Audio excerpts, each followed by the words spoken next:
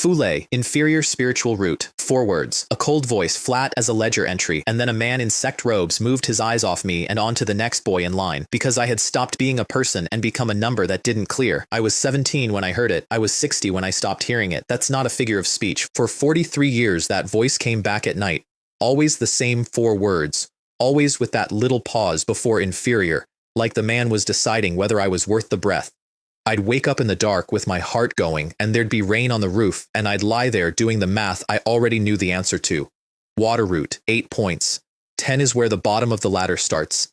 8 is where the ladder looks down at you. Let me put it in plain terms. In this world, spiritual root is the number that decides your whole life before you get a say in it. 10 and up, you can cultivate. 20, a sect might feed you. Mine was 8, which meant the Azure Cloud sect wouldn't take me as a disciple, wouldn't take me as a servant, and, I suspect, wouldn't have taken me as firewood. So I did what people with bad numbers do.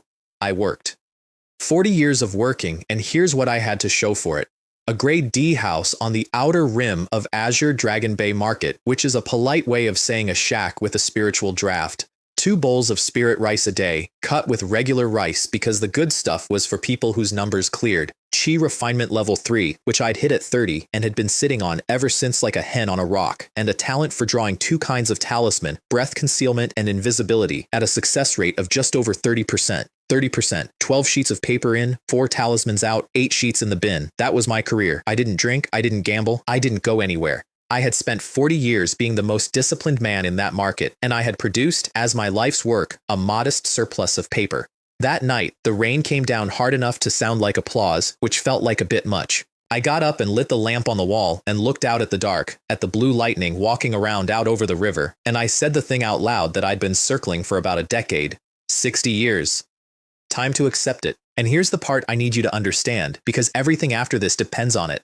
I wasn't being brave. I wasn't gathering myself for one last push. I meant it. I was done. 60 years old, 3 levels of cultivation, and I finally, genuinely put the thing down. I went back to bed and slept like a man with no appointments. The next morning, the sky was clean, and I walked down the main street with a stack of talismans under my arm to go be finished at somebody professionally. Fellow Taoist Fu, early today, shopkeeper Su Hantao, if we're being formal, which we never were. He'd been buying my paper for 40 years and had the specific warmth of a man who has calculated exactly how much warmth you are worth. 10 breath concealment, 10 invisibility, 4 spirit stones. Same as always. That's it? You're not trading for cinnabar and paper? I've got stock. Enough for a while. Ah. Well, he counted out the stones and I put them away, and then he said the sentence that changed my life, and he said it the way you'd mention weather. Wait a moment, fellow Taoist Fu, there's something we should discuss. The back room. Spirit tea I didn't want. And Su Hantao doing the thing where a man arranges his face into sympathy before he bills you. You've lived here 43 years and never once served the corvée. I paid the substitute tax, every time. Every 3 years, the Su family conscripts the loose cultivators in their market for labor, and every 3 years, I had handed over 6 spirit stones instead of going, because the corvée is how people who can't fight find out that they can't fight. 6 stones, 13 times, spread across 4 decades. I could have bought a very nice life with what I paid to avoid one specific kind of death. This time is different. Orders from above, no substitutes, everyone assigned goes. I sat there and felt the floor tilt. I want to be clear about what that sentence meant. It meant a 60-year-old man at Chi 3, with 2 utility talismans and no combat spells, was going to be handed a bag and pointed at the wilderness. It meant the thing I had spent 43 years and roughly 80 spirit stones successfully avoiding was going to happen to me in the spring. Unless, said Su Hantao. Oh, there's an unless. There's always an unless, and it always costs. Fellow Taoist Fu, I'm not criticizing. But you're 60 and you're still at Chi 3. It's time to let go of some things. He turned his cup around. 12 spirit stones isn't an impossible sum for you. 12. That was a year's rent on my house. That was, if you want the honest accounting, a meaningful fraction of everything I had scraped together since the year I gave up on being a cultivator and started being a stationer. For what? Take a woman of the Su family into your household. Family don't serve the corvée. You'd break even in 6 years. And I want to record my exact thought at that moment, because it wasn't romantic and it wasn't noble. It was 6 years, and I'm not going to the wilderness. I counted out 12 spirit stones, and my hands did not enjoy it. Now, I know how that sounds. And I'm going to stop you there, because Su Hantao's next move was to reach for a book, and the book was 100 women with their faces painted in it, and I have to tell you what I did, which was push it back across the table. No. Fellow Taoist Fu, I'm not shopping. Tell whoever's willing that there's a house, there's food, there's my name on the household register, and there's a man in it who is 60 years old and going nowhere. If somebody wants that arrangement, she can come and look at me and decide. I'm not looking at pictures. He gave me a long, puzzled stare, the way you'd look at a man who returned money. That's how I met Su Royu. She came 3 days later, on her own feet, and stood in my shabby front room and looked around it with the frank assessment of somebody pricing a roof. No spiritual root. A great-grandfather who'd been a cultivator, which in that family bought you exactly one generation of manners and nothing else, and a very clear understanding that a mortal woman in a cultivator's market is a person with no floor under her. You're 60, she said. I am. They said you don't drink, don't gamble, and don't leave the house. They said that like it's an achievement. It's mostly a budget. She almost smiled. Almost. Then here's what I want, she said. A name on the register that nobody can push me off, a door that locks, and I'm not a servant. If I keep your house, I keep it as family, and I'll be spoken to like family. Done, I said.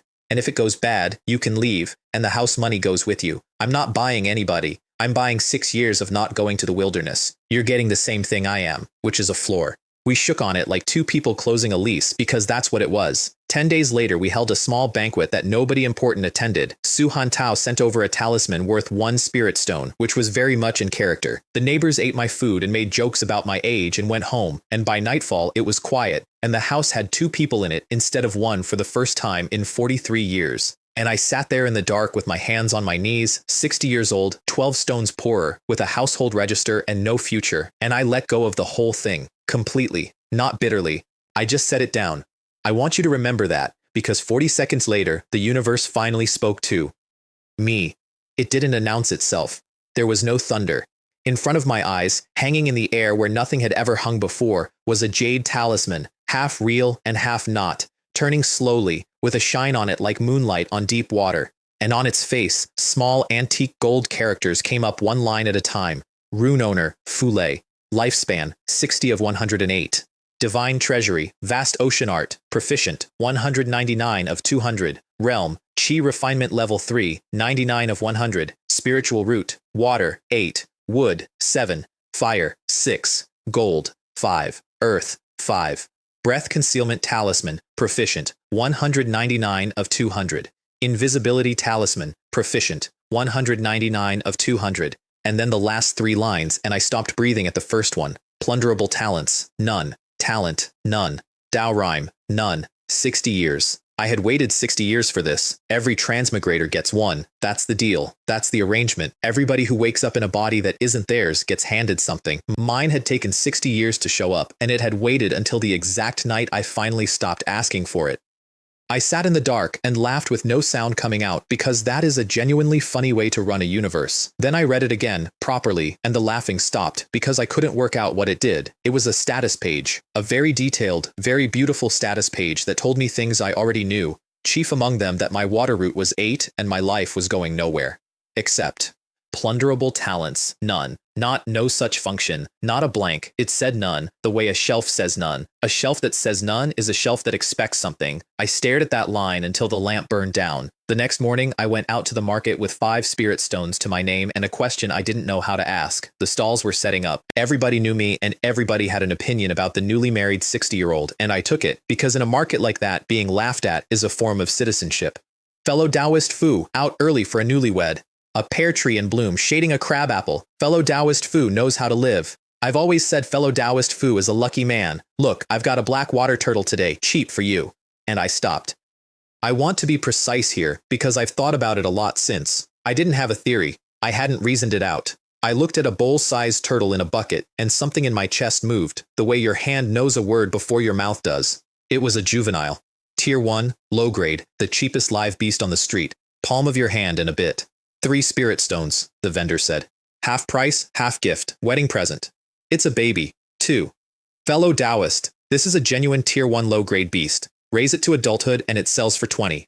The man at the next stall nearly fell over laughing. Who doesn't know black water turtles take 40 years to grow? By then, will fellow Taoist Fu still be of use? Get out of here. You're ruining my business. Fine, fine. 2 stones and 9 pearls. 2 stones. You're killing me. I paid 2 spirit stones for a turtle the size of a rice bowl, which brought me down to 3 stones and change, and I want to note for the record that I then also spent a spirit pearl on a pound of barbarian bull meat because the arrangement included food and I keep terms. I carried the turtle home in a bread bag. In my cultivation room, which is a phrase that flatters a closet, I put the bag on the table and opened it, and a very small turtle put its head out and looked at me with the profound stupidity of something that has never been anywhere. I focused. The jade talisman came up in front of me. I moved my divine thought the way you'd nudge a door you're not sure opens. Spiritual energy went into it. Whoosh! Gold light came off that talisman and wrapped the turtle whole, and the turtle's head went down, and the red in it faded out, and in about 3 heartbeats it dried out and went dark brown, and the demonic key in it was simply gone. Not killed, emptied, and the gold characters changed. Plunderable talents, water control, breath concealment, longevity, talent, none. Dao rhyme, 1. I sat there with my mouth open like the turtle. It worked. It worked. A tier 1 low-grade animal, the cheapest thing on that street, was offering me 3 talents off a menu. And here's where I made the first decision of my new life, and it tells you everything about me. Water control is a combat talent. Longevity is exactly what it says. Breath concealment is a utility talent for hiding.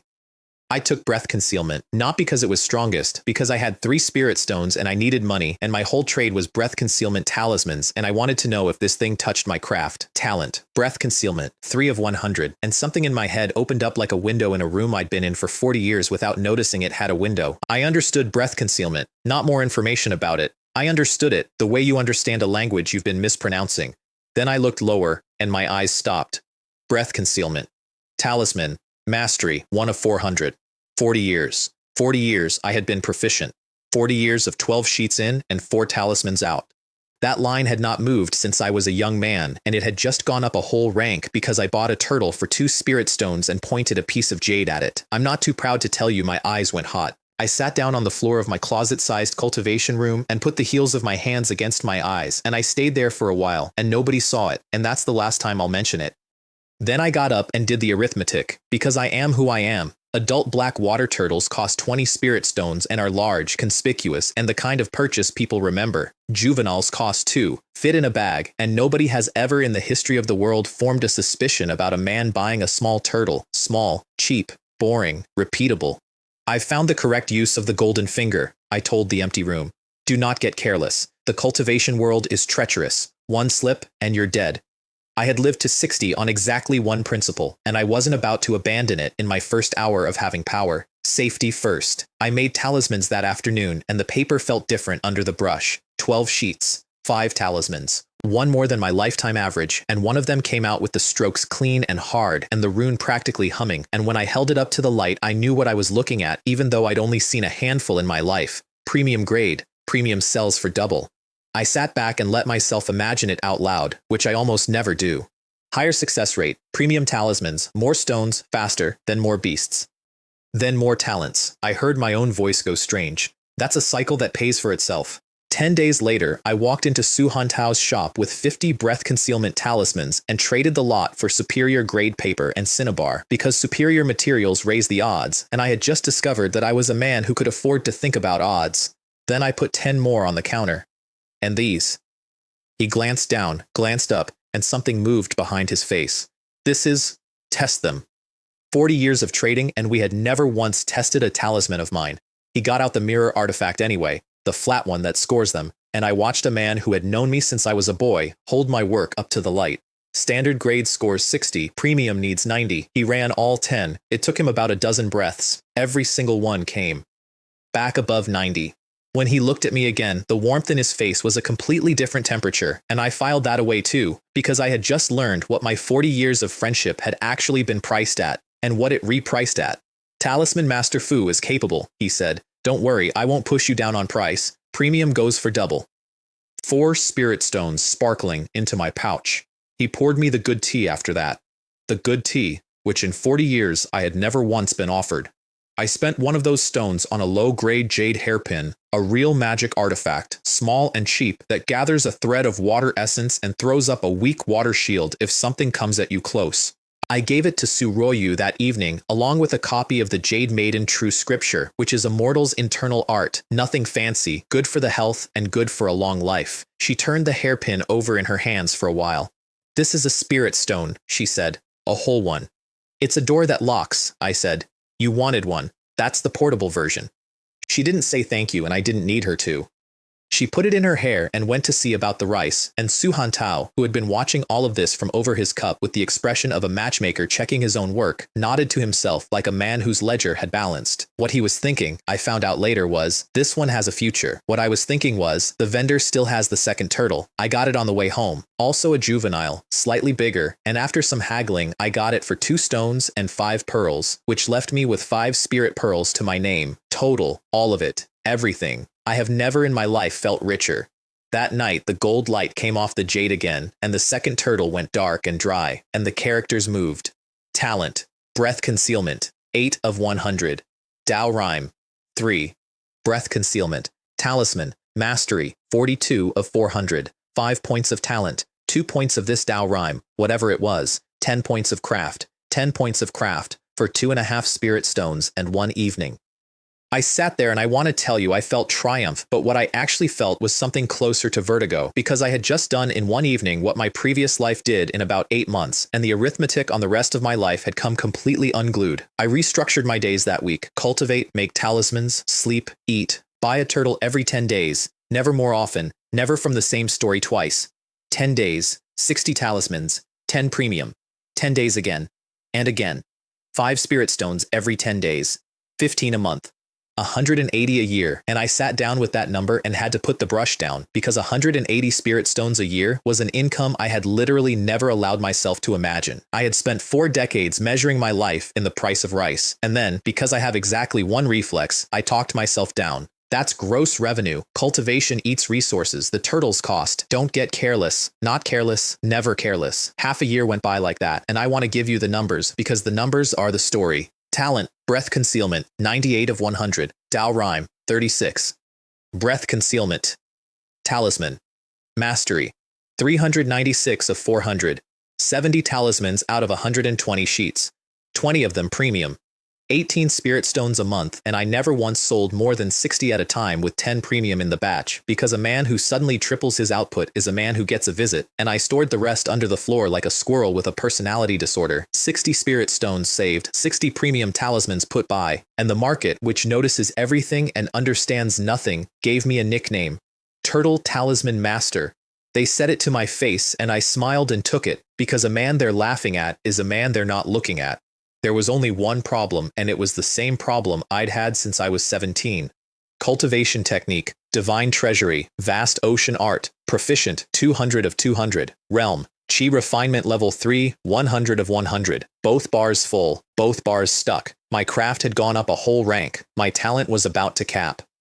And the thing that actually mattered, the number the man in sect robes had read off a slip of paper when I was 17, had not moved by a single point. Water, 8. I could get rich like this. I could get very rich like this. And I would die at 108 years old as the wealthiest chi refinement level 3 cultivator in the history of Azure Dragon Bay, which is a joke with a body count of 1. So on the day the talent bar was about to fill, I did something I hadn't done in 40 years. I took the day off. I slept in. I bathed, changed clothes, burned incense, washed my hands. I had a strange itching certainty about that day, the way you know a storm before the sky does. Then I went into the closet and put the last turtle on the table and pointed the jade at it.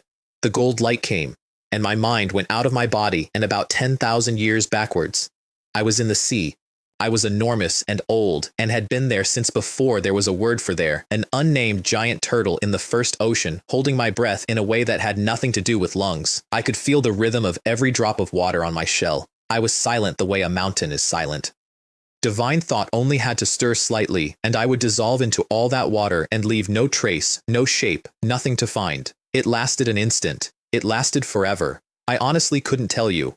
I came back with my brows knit and my hands shaking and a piece of knowledge sitting in my chest like a swallowed coal. The legends say the black water turtle carries a thread of divine beast blood. All those cheap, low-tier animals do if you go far enough back. And if a bloodline like that ever woke all the way up, it would come with abilities out of the old stories. I had just been handed a piece of one for 2 spirit stones. Talent, breath concealment basics, 2 of 100. Dao rhyme, 40. Breath concealment. Talisman, minor achievement, 8 of 800. The talent had capped and reset a whole tier higher. My craft had jumped an entire rank again, and underneath, one line I nearly missed. Spiritual root, water, 9 of 100, 9. I read it about 11 times. 43 years. 43 years of that voice in the dark saying 4 words at me, and I had just moved the number. Not with a heavenly treasure, not with a sect's pill. With a 2-stone turtle out of a bucket on a street where people sell fish. I put my hand over my mouth and sat very still in my closet, and outside the rain started up again, and I let it applaud this time. Then I got up and tested it because feelings are lovely and data is data. Breath concealment as a technique, not a talisman. Costs almost nothing, lasts half an hour, and works better than the premium paper version. And every time I used it, I got a point of proficiency for free. 12 sheets of paper that night. 60% success. 3 of the 7 came out premium. I sat looking at that little pile of paper, and I ran the whole thing forward in my head. 1 more talent, 1 more point, water at 10, and 10 is where the ladder starts, and where the ladder starts is chi refinement level 4, and level 4 is the middle stage, and the middle stage is where a man stops being something people step over. If I can get 1 more, I said out loud, to nobody, in a shack on the outer rim, at 60 years old, with wet hair and ink on my fingers. And then I went and bought another turtle, and it didn't work. The gold light came off the jade and washed over the little thing, and the little thing sat there and looked at me, entirely alive, with an expression I can only describe as polite inquiry. What are you doing? I checked the talisman. I checked the turtle. I checked the talisman again. 1 beast, 1 bloodline, 1 time. That was the rule, and the rule had been there all along, and I'd simply never hit the wall because I'd never repeated myself before. I sat down and thought about it for a long moment. Then I killed it with a water spell, took it into the kitchen, and handed it over. Make a soup. We'll eat well tomorrow. I had bought about 20 of those turtles by then, and it had genuinely never occurred to me to eat one. It turned out to be the most nourishing thing I'd put in my mouth in 40 years. I ate a bowl of it and felt heat go through me from the inside out like someone had lit a lamp behind my ribs. I have to be honest, the thought that went through my head was, this is the most expensive soup in the history of this market, and it was free. But the wall was real, and the wall meant the turtles were finished, and I needed a new animal.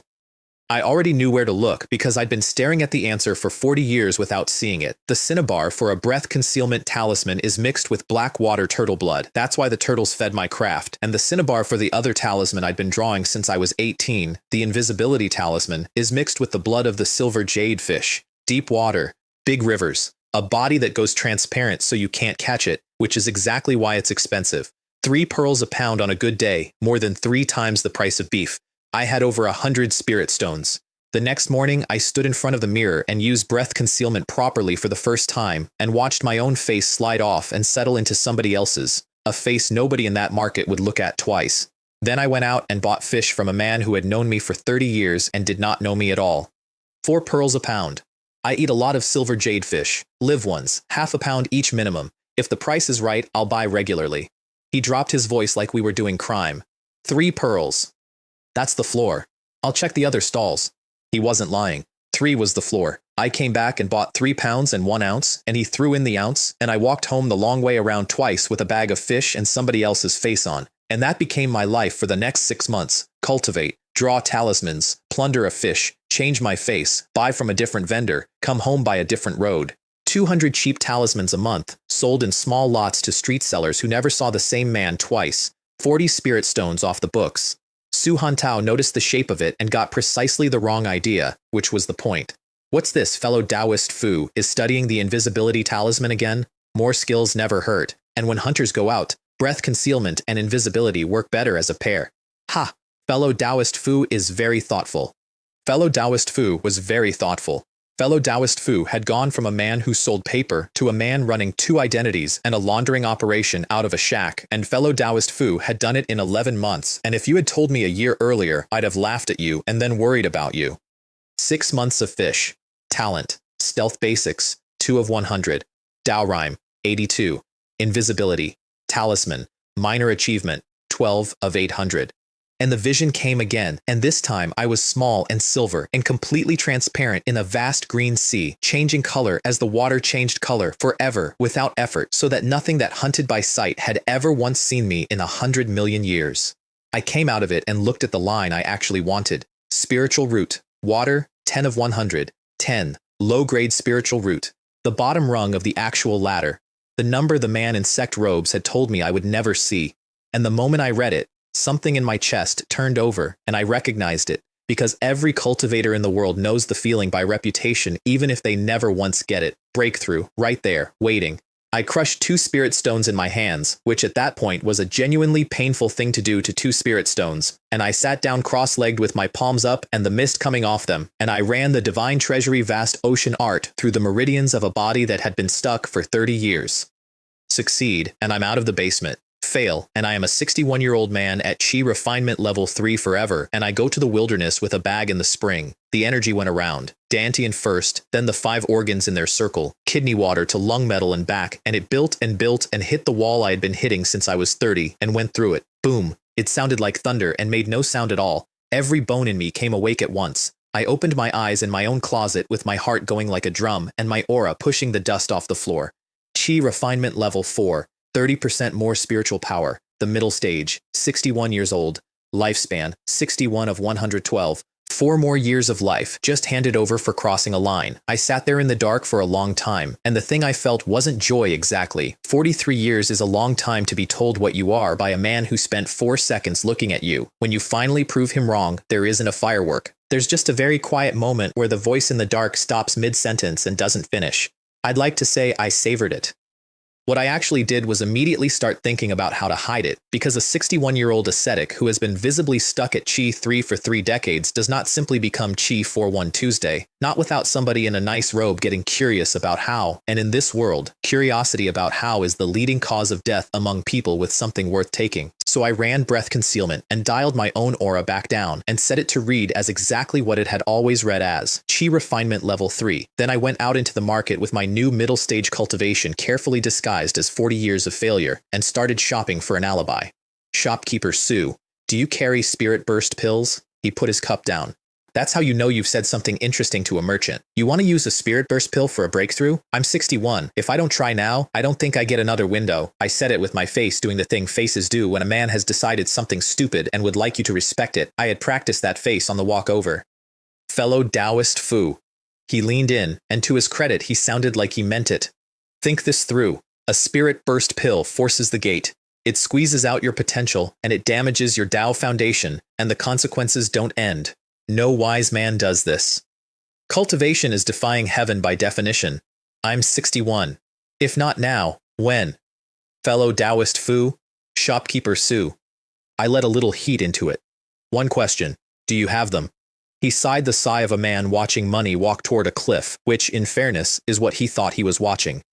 50 spirit stones each. How many does fellow Taoist Fu want? 50? Breakthrough pills are always this expensive. The spirit burst pill is the cheap one. Chi refining pill is 300. Foundation establishment pill is over 10,000. 10,000. I filed that number away in the part of my head that files numbers, and it sat there for the next 24 years like a stone in a shoe. Can you do better? For 40.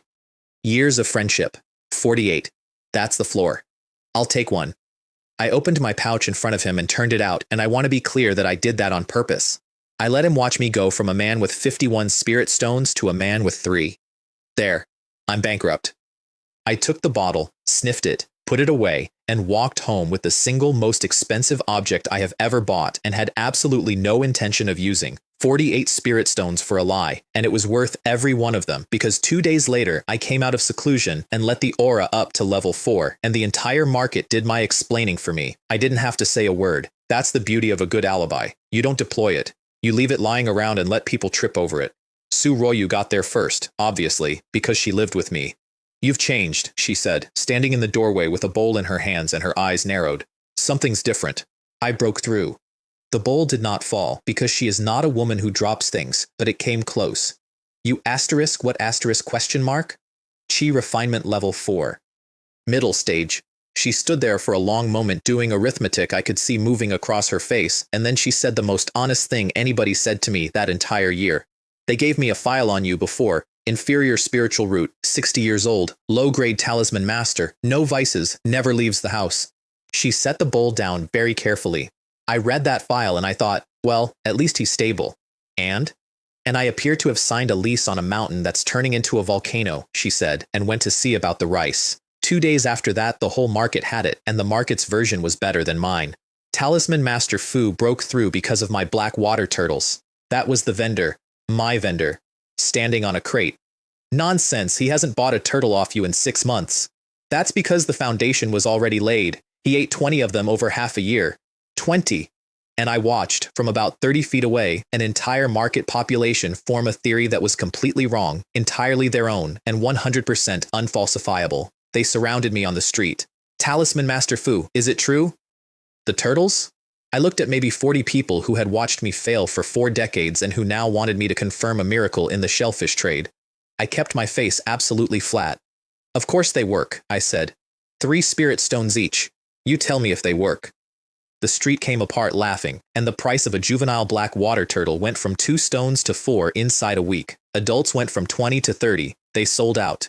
There was briefly a turtle shortage in Azure Dragon Bay, and I wanted on the record that I have never once corrected anybody about it. Suhan Tao heard and spat his tea across his own counter and spent the rest of that day, I'm told, saying a 60-year-old at Chi 3 with 1 pill to anybody who came within range. He turned up at my door with a gift before I could go to him. That's how much the arithmetic on me had changed. Fule, did you really break through to the 4th level? Thanks to your spirit burst pill, I said modestly to a man who had sold me my own cover story at a 48-stone markup. Outside my door, half the neighborhood was watching. Some of them had been in that market longer than I had. They knew exactly what I was, and what I was had just moved, and I could feel the whole street repricing me in real time, and the nickname changed on me inside of a month. It used to be a joke. Turtle Talisman Master. Old man, buys turtles, goes nowhere. Now they said it like a title. Now it meant 61, 40 years in the same shack, never gambled, never drank, never quit, and got there anyway. Loose cultivators in that market told their kids about me. I heard a man at a noodle stall say, even in his 60s, he still broke through to his son in the voice you use for scripture. I had become inspirational. It was the single most uncomfortable thing that had ever happened to me, and underneath all of it, I was doing what I do, which is sit very still and count, because now the neighbors thought I was a heartwarming story, and heartwarming stories don't get investigated, and a man who cannot be investigated can buy whatever he likes, which is when the knock came that actually mattered. 2 people at my door, and their auras hit me before I got it open. Han Jinlong and Zhao Meixiang, married pair, monster hunters, lived 4 doors down for over a decade. He was late-stage chi refinement, she was middle stage, and in 10 years the only thing either of them had ever given me was a nod, and only because we shared a wall. Now they were on my step with a gift. Fellow Taoist Fu, congratulations on the breakthrough. A small thing, nothing at all. Spirit fruit and vegetables, genuinely worth almost nothing. Absolutely enormous as a gesture, because a late-stage hunter does not walk to a talisman maker's house. I got them inside and had tea in their hands inside of a minute, because when the most dangerous man on your street decides to be friendly, you make him comfortable immediately. Han Jinlong got to it over the first cup. I hear fellow Taoist Fu can make premium breath concealment and invisibility talismans. Some. The success rate isn't much. My wife and I are going into the shadow forest in a few days. He turned the cup. Could you sell me some? 200-300 sheets if the price is right. I laughed, which was not a strategy, it was just funny. 300. I got out everything I had put by. A little over 100 premium, 50 of each kind, which represented most of a year of hiding output under my floor. He scanned it with divine sense, and his eyebrows went up about a millimeter, which on that man was a shout. How much? We're neighbors. The 100, call it 36 spirit stones. He blinked. That price was a gift, and we both knew it. 100 premium low-grade talismans in a shop runs about 50. I had just handed a late-stage cultivator a 30% discount for no stated reason. Talisman Master Fu is a straightforward man. He was smiling. I was smiling. I had just bought something, and he didn't know it yet. Fellow Taoist Han. I refilled his cup. Have you ever heard of the azure featherfish? Azure featherfish? Medium-grade spirit fish. Deep in the longs. Fast thing. He frowned slightly. Why? I'm developing a new talisman. Water control talisman. The best cinnabar for it comes from azure feather blood. I let that sit. If fellow Taoist Han ever came across any, I'd buy. Whatever you can get. Ah, Talisman Master Fu wants to make water-controlled talismans. That's exactly it. Here is what I actually wanted. The azure featherfish is the fastest thing in the Longs River, 1,000 li in an hour. It is fast the way a stone is hard, at the level of what it fundamentally is, and I had figured out by then that what I was stealing wasn't skills, it was whatever a creature was best at, distilled. I didn't want a new talisman, I wanted to be fast in water, but I want to develop a new talisman is a boring, plausible, expensive-sounding sentence, and boring, plausible sentences are the cheapest armor in the world. 2 spirit stones a pound, he warned. That's 6 times the silver jade fish. No problem. And fellow Taoist Han, keep this between us, would you? Of course. He actually looked a little offended. I, Han, know the rules. He did too. That's the thing about Han Jinlong. He was a coward, a haggler, and a man who would sell you his own coat with the buttons counted. And in 20 years, he never once opened his mouth about me to anybody. I have known cultivators with mountains and sects behind them who were worth less. That afternoon, I went and bought medium-grade materials for a talisman I did not care about, 30 spirit stones, and a medium-grade water brush, 30 more, and walked out of Su Hantao's shop with an empty pouch and a very expensive prop. Then I spent a month losing money on purpose. Water control talisman, from scratch at 15% success. Passing grade is 30, 120 sheets in. 18 talismans out. 12 spirit stones a month straight into the fire. I want to be precise about how that felt, because I think it's the most useful thing I can tell you about that year. I sat in that room burning money at a rate that would have ended me 18 months earlier, and I was completely calm because I had run the arithmetic, and the arithmetic said the fire was an investment. Normally, a man learns a new talisman over 2 or 3 years and about 300 spirit stones of wasted paper. That's the standard price of the standard road. Then Han Jinlong knocked with a fishing bag, the azure feather fish you asked about. 3 pounds, dorsal fin like a flag, mouth like a sword, and even dead the thing looked like it was going somewhere. How many stones? Call it 6. I gave him 7. He looked at it, looked at me, said nothing, and put it away, and something quietly established itself between us in that moment that lasted 2 decades. Then I took my 7 spirit stone fish into the closet and pointed the jade at it. Plunderable talents, water control, thrust, water control. I took it without thinking twice. Talent, water control, 6 of 100. Water control, talisman, introduction, 16 of 100. Dao rhyme, 92. I sat back and did the comparison, and I laughed out loud in an empty room. 2 months. That fish had just handed me 2 months of grinding paper in one evening for 7 spirit stones. The 300 stone road had been rerouted through a fish market. And then I noticed the other thing, the thing I'd been ignoring for a year because it had no obvious use. Dao rhyme, 92. 92 of what? It had been climbing since the first turtle, and it had never once done anything. I poked at it with divine thought, the way you'd press a bruise. And a menu opened. I could spend it. Points sitting there that went into a talent and made the talent grow. I want you to understand what that means to a man in my position. Cultivation is time. That's all it is, underneath. Everybody in this world is spending the only thing they have, which is years, to buy small increases in numbers. And I had just discovered a currency that buys the increases without spending the years. I put a few into breath concealment. The bar moved. I put a few into invisibility. The bar moved. Then I stopped and put the rest away because I had a better idea about where to spend it, and because I am constitutionally incapable of spending anything on the first day I get it. Half a year of that. Fish arriving every few weeks. Water control climbing. The talisman I didn't care about slowly getting good enough to stop bleeding. Which is when Su Hantao came to my house, in person, with his professional face on, and I knew before he sat down that it was going to cost me something. Yao Yao. He accepted the tea and beamed at her. 2 years in this house now, isn't it? She went still in a way he didn't notice, and I did. Fellow Taoist Fu. He turned back to me. The elders have discussed it. We can arrange another woman of the Su family for your household. There it was. This time, we guarantee it. Spiritual root, aptitude, young. He spread his hands like a man revealing a prize. Your standing has changed. You're going to be a mid-grade talisman master. The family recognizes that. And what he was actually saying, under the courtesy, was, you have become an asset, and we would like a second cable attached to you. I looked over at Su Royu, who had gone the color of paper and was very carefully looking at the teapot. Because here's what that offer meant for her. A woman with no spiritual root in a cultivator's household, whose entire floor was a name on a register and one man's word. Put a cultivator in that house, and the register stops mattering. She knew it before I did. She'd probably known it was coming since the day I broke through. Grandpa Qingtao makes a good point, she said, and her voice was perfectly steady, and every word of it was a lie she was telling against herself.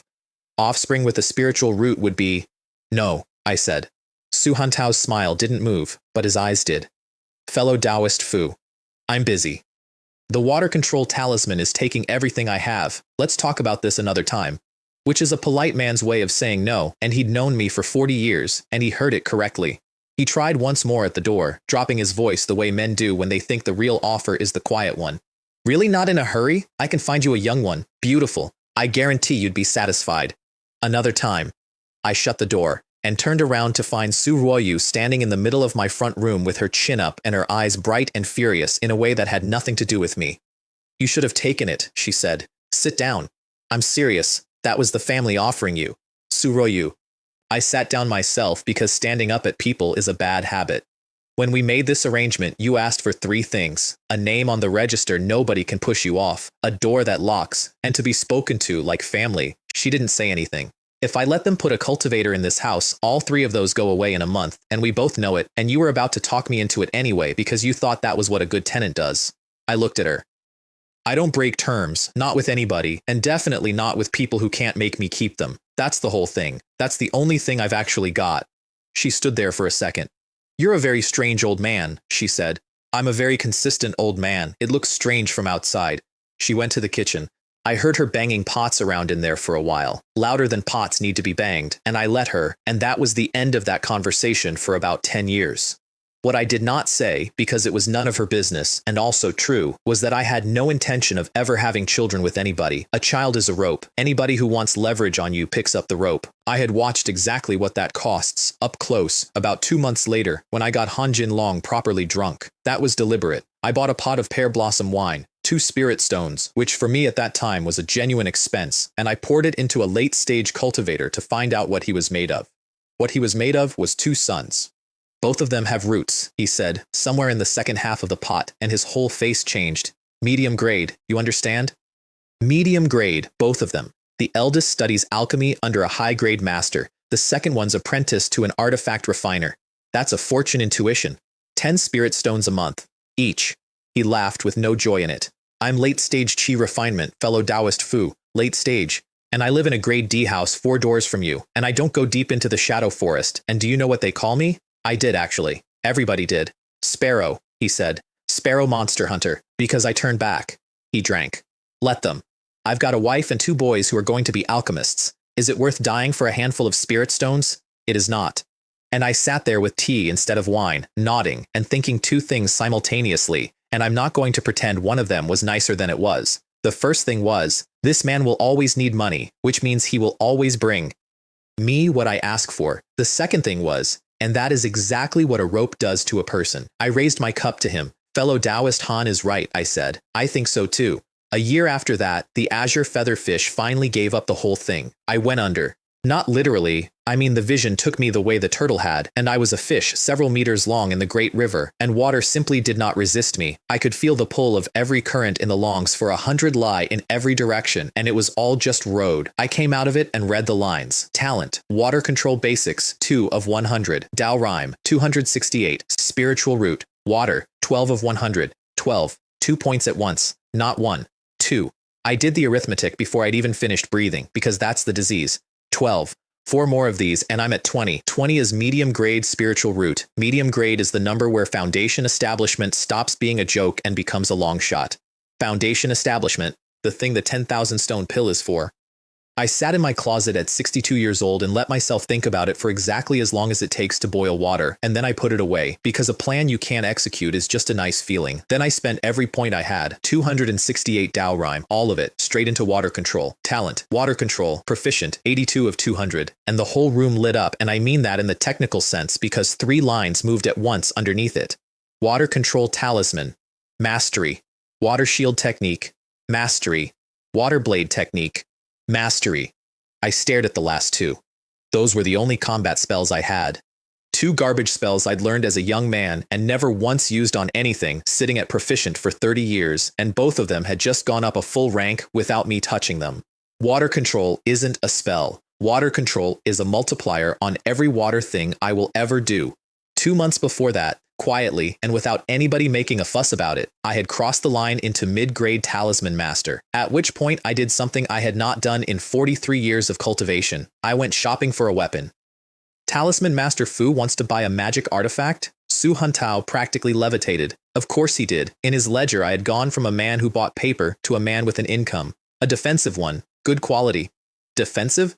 And I want to note that he said it with genuine surprise because in that world, a man who has just come into money buys something that stabs. I've got 1 life, I said. I'd like to keep it in its original packaging. He took me into the back room and brought out the boxes, and I want you to appreciate this moment because I had been a cultivator for 43 years and I had never in my life held a magic artifact. A dragon umbrella, a 9-seal banner, and a water cloud shield made from the shell of a 100-year-old water cloud turtle with the marks of that century still on it, rated to hold a full strike from a late-stage cultivator. How much for the shield? 120. 120 spirit stones. Most of everything I had in one object, and defensive artifacts always cost more than offensive ones because staying alive has never been on sale. I paid it. And I watched Su Hantao watch me pay it, and he got a small private pleasure out of my face while I did it, which he thought I didn't notice. Don't worry, Talisman Master Fu, worth every stone. Full refund in 2 months if you change your mind. No need, it's only a medium-grade artifact, which was the single most arrogant sentence I had ever spoken out loud, and I enjoyed it enormously. Also, I said, do you have any decent water spells? He got very still, in the way of a man who has been waiting for a specific question. Then he brought out a jade slip and set it down like it might go off. Water condensation blade art, from the Azure Water Sect. 50 spirit stones. I nearly threw it at his head. 50? Why don't you just rob me? My divine treasury vast ocean art is a genuine Azure Cloud Sect cultivation technique, and it doesn't go for 30. Talisman Master Fu, he put his hand on his chest, wounded. 40 years, have I ever lied to you? I've run this counter for 50 years, Su Hantao's word is. 40. 45, please. The shop has books. Fine. I handed over 45 spirit stones for a piece of jade the size of my thumb and walked out of that shop with a shield, a spell, and about a dozen stones left of a year's savings, and the sentence going through my head was, roughly, so this is what it feels like to be robbed by a professional. Then I went home and tested it, and I stopped being annoyed about the money in approximately 4 seconds. Here is what the water condensation blade art does on its own. You gather spiritual power, and a crescent of ice forms in your hand, cold enough that the air around it goes still, and you throw it. I threw it at the black iron training dummy in my cultivation room. It went into the dummy like the dummy was tofu, half a foot deep, clean walls to the cut, frost crawling outward from the wound. I stood there looking at it and thought about the fact that I had been a cultivator for 43 years and had never done anything like that, and that this was the baseline. Then I put water control on it. The blade came up over 10 feet long. It made a sound, an actual sound, a low hum like a struck sword, and hanging there in my hands, it did not feel like a spell. It felt like something alive that had agreed to be held. I let it go. It cut the black iron dummy in half. It did not slow down. It went past the dummy and into the stone wall of my cultivation room, which is reinforced with a formation, and left a gouge 3 inches deep. I stood in the wreckage of my own closet with the frost still spreading across the floor and a hole in my wall, and I said, out loud, to nobody, oh, water condensation blade art, proficient. It had skipped a whole rank on first use because water control had already been mastery when I learned it, and I had accidentally discovered the actual shape of my cheat.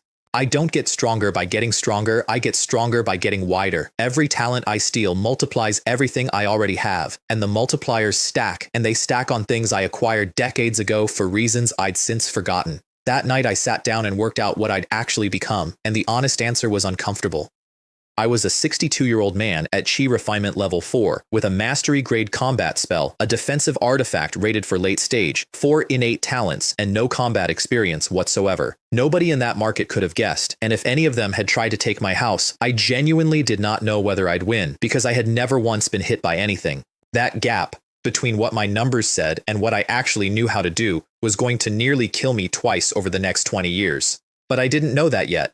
What I knew that night was that my cultivation room was full of ice, and I had a hole in my wall, and I was going to have to explain it to Suroyu in the morning. I told her a talisman went wrong. She looked at the 3-inch gouge in the stone, and then at me, and then she went and got the broom, and she did not ask a single question, then or ever. I've thought about that a lot, actually. She never asked. Not once in 25 years. That's not incuriosity. That's a woman with no spiritual root, no family standing, and no leverage, who worked out very early that the safest thing she owned was a reputation for not knowing anything. Smart. Sad. But smart. The next problem announced itself about a week later, and it was the stupidest possible problem to have. I ran out of air. Not literal air, spiritual chi. I sat down to cultivate one morning and the room was thin, and I sat there breathing in nothing much and realized I had drunk my own house dry. Every residence in that market taps the spiritual vein underneath, and what you get depends on what you pay. Grade D, outer rim, 12 stones a year, enough key for an early stage cultivator. I had been an early stage cultivator for 30 years, and it had been plenty. Now I inhaled and got the spiritual equivalent of a polite cough. 2 options. Move up to a grade C house at 36 stones a year, 3 times the rent, in a nicer district full of people who would immediately start wondering how the turtle man could afford it. or buy a spirit gathering array and stay exactly where I was, among the poor, where nobody looks. I bought the array, 95 spirit stones for a set of formation flags the size of chopsticks. And then, and this is the part that hurt, 1 spirit stone of fuel per day, every day, forever, 365 spirit stones a year to breathe properly. I want to lay that number next to another number for you. When I was 59 years old, my entire annual income was under 20 spirit stones. I now had an air conditioning bill of 365. I set it up that night, stuck a spirit stone in it, and sat down inside a 10-foot circle of water mist so thick it beaded on my eyelashes. 2 hours in that array was worth 4 hours outside it, double, straight double, for a stone a day. I did the arithmetic on my remaining lifespan, and then I did it again with the array running, and then I stopped doing arithmetic and started cultivating, because the second answer had a different shape than the first one, and I didn't entirely trust myself with it yet. Meanwhile, the business had reorganized itself around me without my asking. Han Jinlong had worked out that I made premium talismans faster than I could sell them without attracting attention, and Han Jinlong had a network, and Han Jinlong needed money the way a fire needs wood, so I handed him the premium water control talismans, all of them, at 15% commission. It solved 4 problems at once, which is my favorite kind of solution. He got an income that didn't involve walking into the shadow forest. I got a distribution channel with a late-stage cultivator's face on it instead of mine. Su Hantao stopped seeing my real output, and a man who was already loyal became a man who was loyal and dependent, which is sturdier. His wife started coming round, Zhao Meixiang, middle stage, who had nodded at me for 10 years and now called Su Ruoyu sister, and turned up with vegetables. Su Ruoyu knew exactly what that was worth, and told me so in about 9 words, while chopping something. She's kind to me because of you, not me. Does it matter? No, she said, and kept chopping. I'm just saying I know. That's the thing about a woman with no spiritual root in a cultivator's town. She had no power at all, and she never once mistook a single thing for what it wasn't. I'd take that over most cultivators I've met. The next animal I went after was a fish with no head. I need to explain that. The talisman I wanted next was the Spring Return Talisman, Healing and Spiritual Power Recovery, which is the single most reliably sellable thing in a market full of people who get hurt for money. 2 versions exist.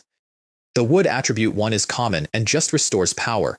The water attribute one restores power and closes wounds, costs more, is harder to make, and nobody local made it. The cinnabar for the water version takes the blood of the headless fish. Deep longs, 3 spirit stones a pound, which is genuinely absurd for a fish. Headless fish? Han Jinlong pulled a face. Talisman Master Fu, that thing's rarer than the azure feather. 3 stones a pound, and that's if you find it. Then find it, you won't be doing it for nothing. And keep it quiet. That's well said. Don't worry, Master Fu. He grinned. I've got no other skills, but I can keep my mouth shut. He found a ditch. That's his word. A ditch. Somewhere out in the wet country where the thing's bred. 6 or 7 pounds a month, every month, for 8 months. 8 months of headless fish cost me over 300 spirit stones. 300. Which I could suddenly afford because the mastery-grade water control talismans had turned my closet into a mint, and I want to point out how ridiculous that is. I was funding a biological research program with the proceeds of a talisman I had only invented as a cover story for buying fish. And on the last day, the fish told me what it was. No head, no heart. Living at the bottom of the river in dead water with nothing to breathe, refusing to die for its entire life. And when something tore it, the tear simply closed. Cut it in half and both halves swim away and rebuild what's missing, slowly, stubbornly, over months, in the dark, alone. I came out of that one shaking and not with excitement. Talent, self-healing basics, Tao rhyme, 102, spiritual root, water, 14 of 100. I tested it the way you'd test a knife. Made an ice blade, laid my forearm open, and watched. The wound closed while I was looking at it. 64 years old. And I had just become extremely difficult to kill, which is a different thing from being strong and, in my professional opinion, a much better thing to be. Then Suroyu asked me for something for the first time in 4 years. I want to go home. I looked up from the talisman table. Songjiang Prefecture, Hongcheng County, it's 800 li. She had clearly rehearsed this. I haven't seen my parents since the day I came here, 4 years. And here's the thing. 4 years, and it had genuinely never once occurred to me. Not because I'd refused, because I had not thought about it. She lived in my house, she kept the terms, and it had simply never crossed my mind that she had a mother, which tells you something about what 40 years alone in a shack does to a person. 2 months, I said. When autumn comes, I'll take you myself. She stared at me. You'll come? Your family on my register. You don't travel 800 li alone through a cultivator's world with a mortal body and a hairpin. I went back to the talisman. Also, I've never been anywhere. I'd like to see something. That was the first true sentence out of me in about a decade. We hired a carriage.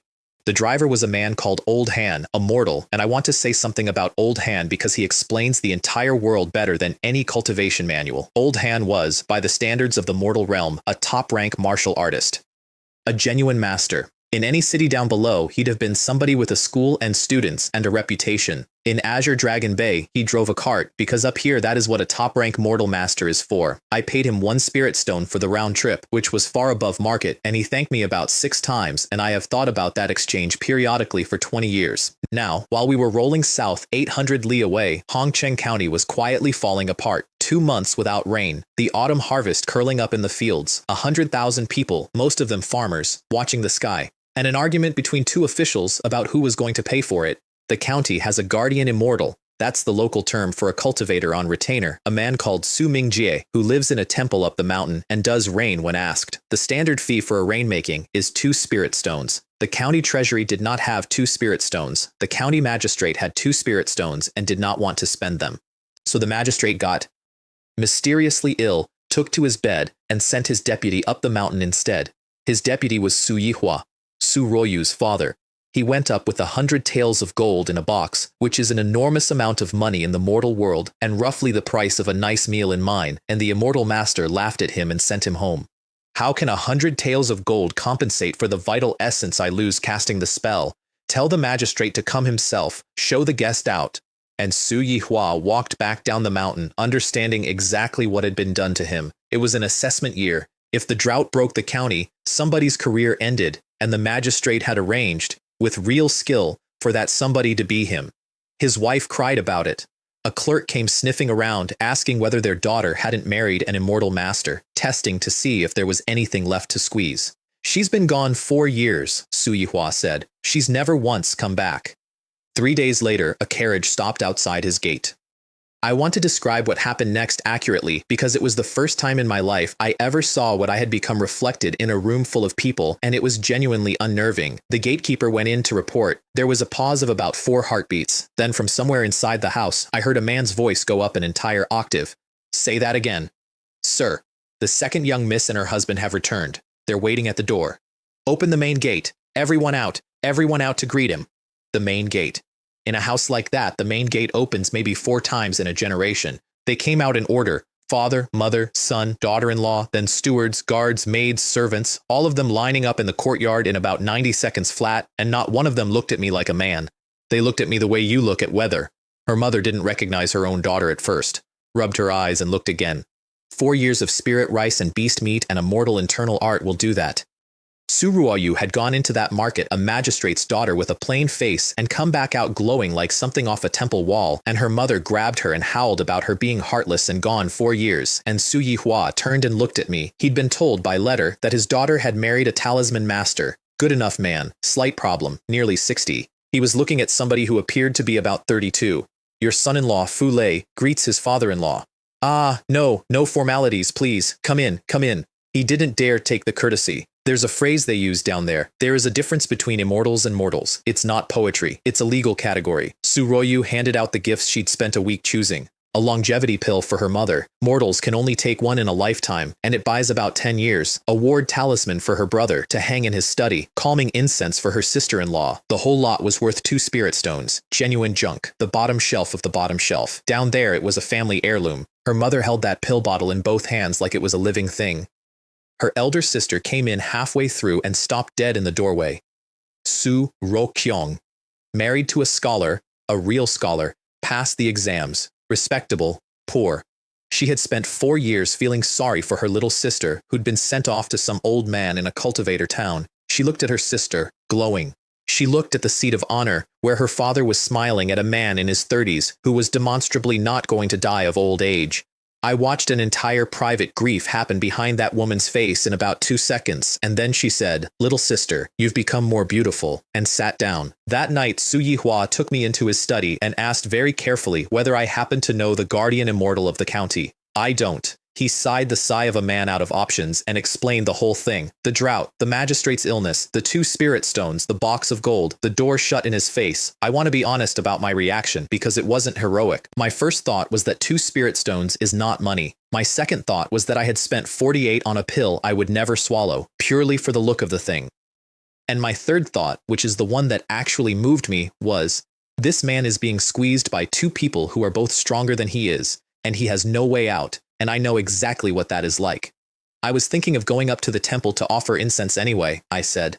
Shall I come with you tomorrow? We went up the mountain in the morning. The immortal master isn't receiving guests, the doorkeeper said, apologetic and immovable, so I let out about a thumbnail of divine sense. I need you to understand that I did not do anything. I did not raise my voice or my hand. I simply stopped holding all of it in, slightly, for about a second. The man's knees hit the ground. He looked up at me with his whole face gone loose, and what he saw, he told somebody later, and it got back to me, was a person standing there glowing faintly, like a mountain that had decided to be a man. Go and tell Master Su, I said, that Fule, talisman master of Azure Dragon Bay, has come to visit. He was gone before he finished getting up. Beside me, Su Yihua had gone very quiet and was looking at his son-in-law in a completely new way. Su Mingji came out himself, at speed, with his robes not quite straight. Talisman Master Fu honors my humble temple. Su Mingji of Hongcheng County greets Talisman Master Fu. I scanned him on the way in. Qi Refinement Level 2. Level 2. The immortal master of an entire county. The terrifying power on the mountain who had turned away a magistrate's deputy and made 100,000 people wait on his mood was a man I could have beaten to death at 59. That is the whole structure of that world in one sentence, and I have never forgotten it. The gap between mortal and cultivator is so absolute that the weakest cultivator alive is a god to a county. He wasn't even a bully, he was just the only one there. Fellow Taoist Su, please don't blame my father-in-law. My wife and I only returned home yesterday. Of course, the mortal world is no place for a talisman master to visit lightly. He had tea brought. He was falling over himself. About the drought, performing a rainmaking is simply our duty as cultivators, which was a lovely thing to say about a service he'd been withholding for a month. But the magistrate of Hongcheng is beneath contempt, 100 taels of gold as a pretext. In 3 days the prefecture sends inspectors for the autumn harvest. I had intended to wait until the magistrate came to me on his knees. He said it like he was confiding. He genuinely thought I'd find it relatable. Now that Talisman Master Fu has come, I'll set up the altar tomorrow. Total price for a month of ruined harvest. 1 visit from somebody higher up the ladder. That's it. That's the whole mechanism. I handed him a premium breath concealment talisman and a premium invisibility talisman, worth about 2 spirit stones. He took them with both hands, and his eyes went wet. The next morning he set up on the mountaintop, and I stood off to the side and watched. He used the cloud and rain technique. I knew it actually. It's the first spell I ever learned 60 years ago, from an old spirit farmer who taught it to me for free out of respect for my teacher. It's a farmer's spell. You use it to water rice. He cast for half an hour, sweating, and pulled down about 5 millimeters of rain, and finished bent over with his hands on his knees, completely spent. Fellow Taoist Su, I said, let me try. He stepped aside fast. Now.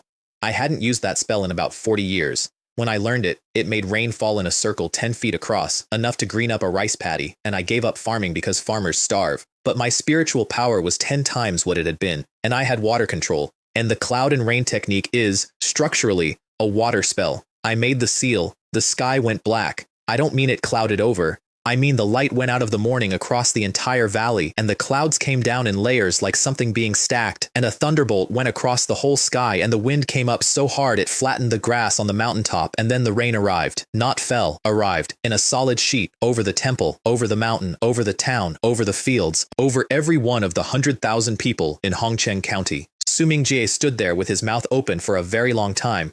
Then he started tugging my sleeve. Talisman Master Fu, that's enough rain. Please stop gathering the clouds. The drought will turn into a flood.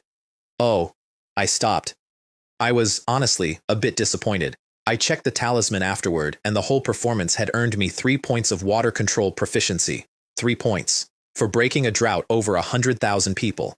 That's the exchange rate on my life, and if you want to know what the cultivation world actually is, it's that. I moved the sky for a county and considered the return on investment poor. It rained for a day and a night, 2 full inches. The county came out into the streets in it, and down in town, the following week, a series of small mechanical events took place. The magistrate made a miraculous recovery from his illness and came personally to Su Yihua's house to apologize. Then the prefect of Songjiang Prefecture came in person to ask after his health. Then a letter of appointment arrived, and Su Yihua stopped being a deputy and became the magistrate of Hongcheng County.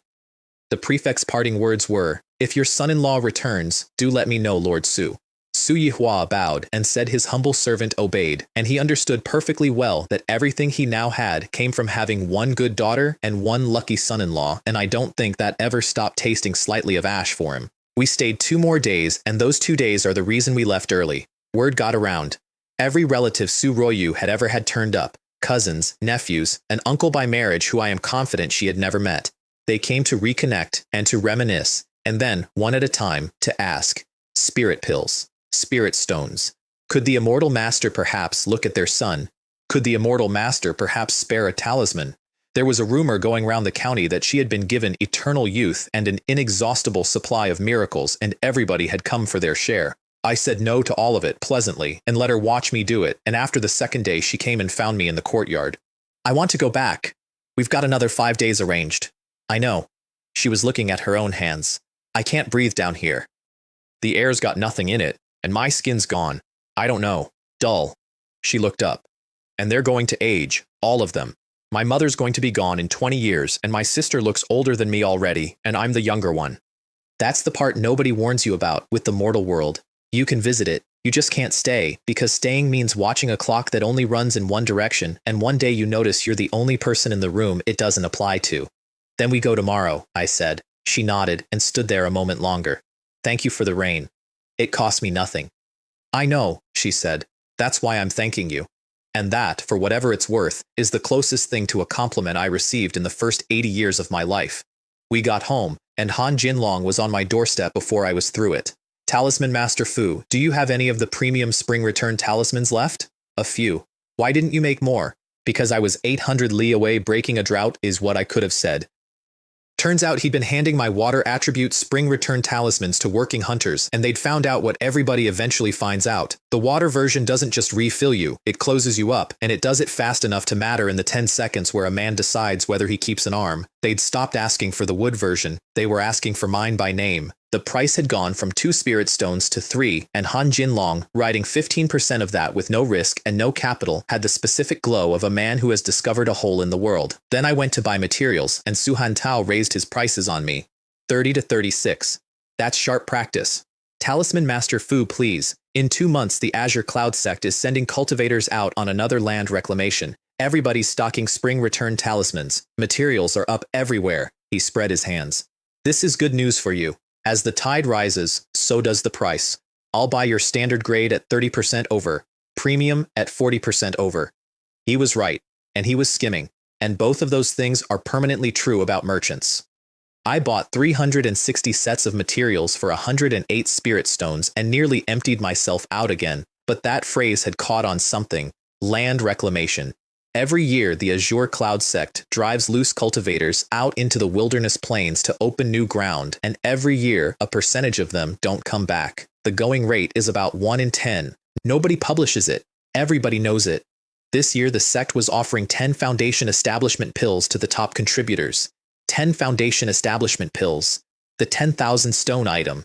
The thing that stands between a man at the top of chi refinement and the actual road. I felt it pull at me. I want to admit that. For about half a day, I genuinely turned it over. Go out, work hard, take the risk everybody takes, come back with the pill. Then I went and asked what they actually wanted us out there for. They'd found a hidden spiritual site in the wilderness plains, a third-order spiritual vein, plus several second-order ones. Third order is a cultivation ground for golden core masters. The kind of asset a sect will spend an entire generation of somebody else's cannon fodder to acquire. The problem being that the ground around it is thick with beasts, the fog blocks divine sense year-round, and there may well be a third-order demon king in residence to whom a chi refinement cultivator is not a threat, or a meal, or anything at all. A bean sprout, not enough to catch in the teeth, so they needed several thousand of us to walk in first and find out where the dangerous parts were, by dying in them. I went home and made talismans. Be careful, I told myself out loud in an empty room, which by then was a habit. Safety first, I have the jade talisman. I don't need to gamble. That's not courage, and I've never once pretended it was. It's just that I had spent 60 years being the piece that gets spent, and I had finally, at 64, acquired the one thing that lets you stop being spent, which is an income that doesn't require you to be standing in a particular place, a month in seclusion, 360 sheets, 130 spring return talismans, 30 of them premium, and the craft line went to mastery. At the market rate that was 210 spirit stones for 1 month of work. I sat and looked at that figure for a while. 100 spirit stones a month clear after the array.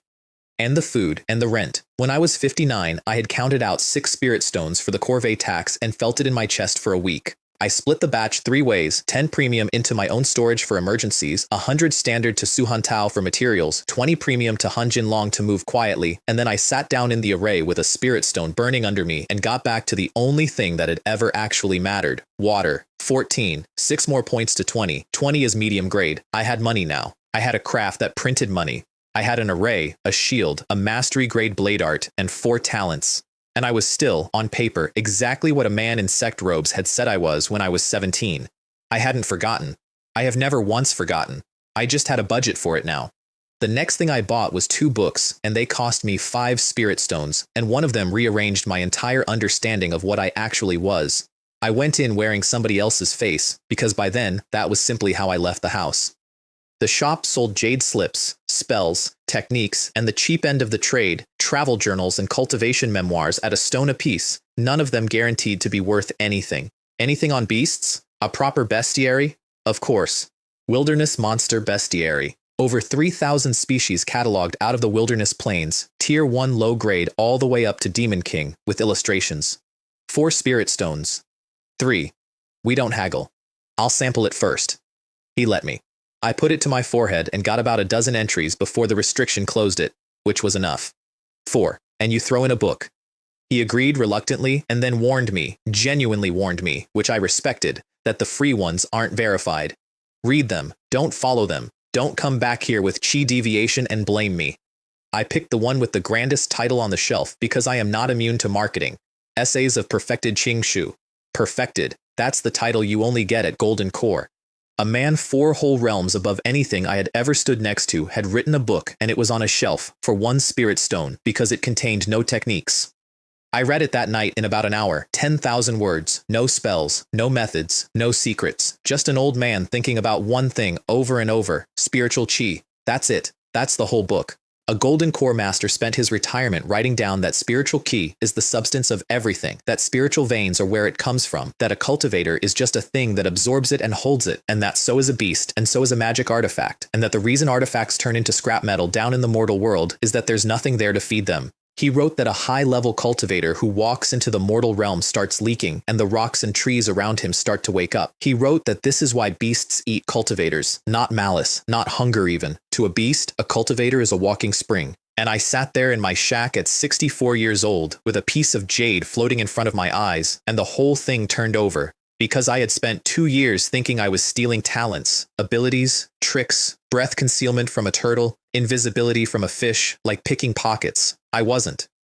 What I was taking was the concentrated spiritual power sitting inside a bloodline, the part that made that animal be that animal, and I was moving it into me, which is exactly what an alchemist does when he refines a demon core into a pill, exactly what a cultivator does when he eats beast meat, exactly what a demonic cultivator does when he takes a person apart for their essence. The whole world runs on the same single verb. Everybody is moving spiritual chi from something that had it into something that wants it. Sects do it to loose cultivators with land reclamation drives. Suhantao does it to me with a 36-stone invoice. I do it to a turtle in a bag. The only thing that separates the people at the top from the people at the bottom is the efficiency of their extraction, and I had just been handed a piece of jade with an extraction rate that nobody in the history of the world had ever had. I didn't feel powerful. I felt located. For the first time, I understood which machine I was standing inside of and which end of it I had accidentally been moved to. Then, because I am who I am, I opened the bestiary and started shopping.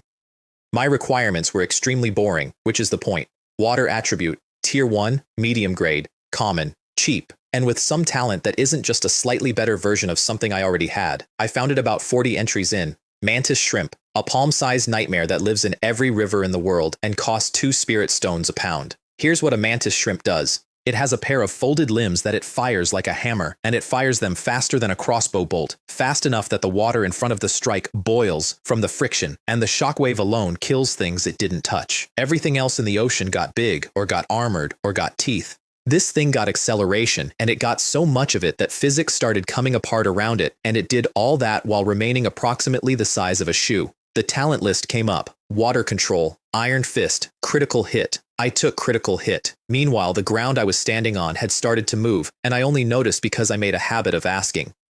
The market had gone strange, prices climbing on everything, pills and talismans and artifacts, faster than the reclamation drive explained. Su Hantao wouldn't tell me anything because Su Hantao's loyalty had a very precise ceiling, so I asked Han Jinlong, who had no loyalty at all and therefore told me everything. Ancestor Su is old, he said, and dropped his voice. Lifespan's running out, and in a family of 200 cultivators there's still no new foundation establishment. Then he stopped talking, which was the most informative part. Let me explain what that sentence meant, because it's the sentence the next 20 years hangs on. The Su family holds Azure Dragon Bay. Azure Dragon Bay has a spiritual vein, a river port, and a tax gate. That's a genuinely valuable asset, and the reason the Su family gets to keep it is one man, Ancestor Su, Foundation Establishment Cultivator, who is old. In that world, a family's strength is not its size. It's the single highest cultivator it can put on the field. 200 Qi refinement cultivators is not an army, it's a staff. How long has he got? Who knows? 20 years, 30. Could be tomorrow. And who moves if he dies? The Han family of Zifeng Mountain, the He family of Wohu Ridge, the Tao family of Wanjilin. He counted them off. All three are Foundation Establishment families. 2 each, minimum. 2 each. Against 0. He must have seen my face because he tried to be comforting, which he was bad at. Don't worry too much, Talisman Master Fu. You're not Su family, you're a mid-grade Talisman Master. Whoever takes Azure Dragon Bay will treat a man like you well.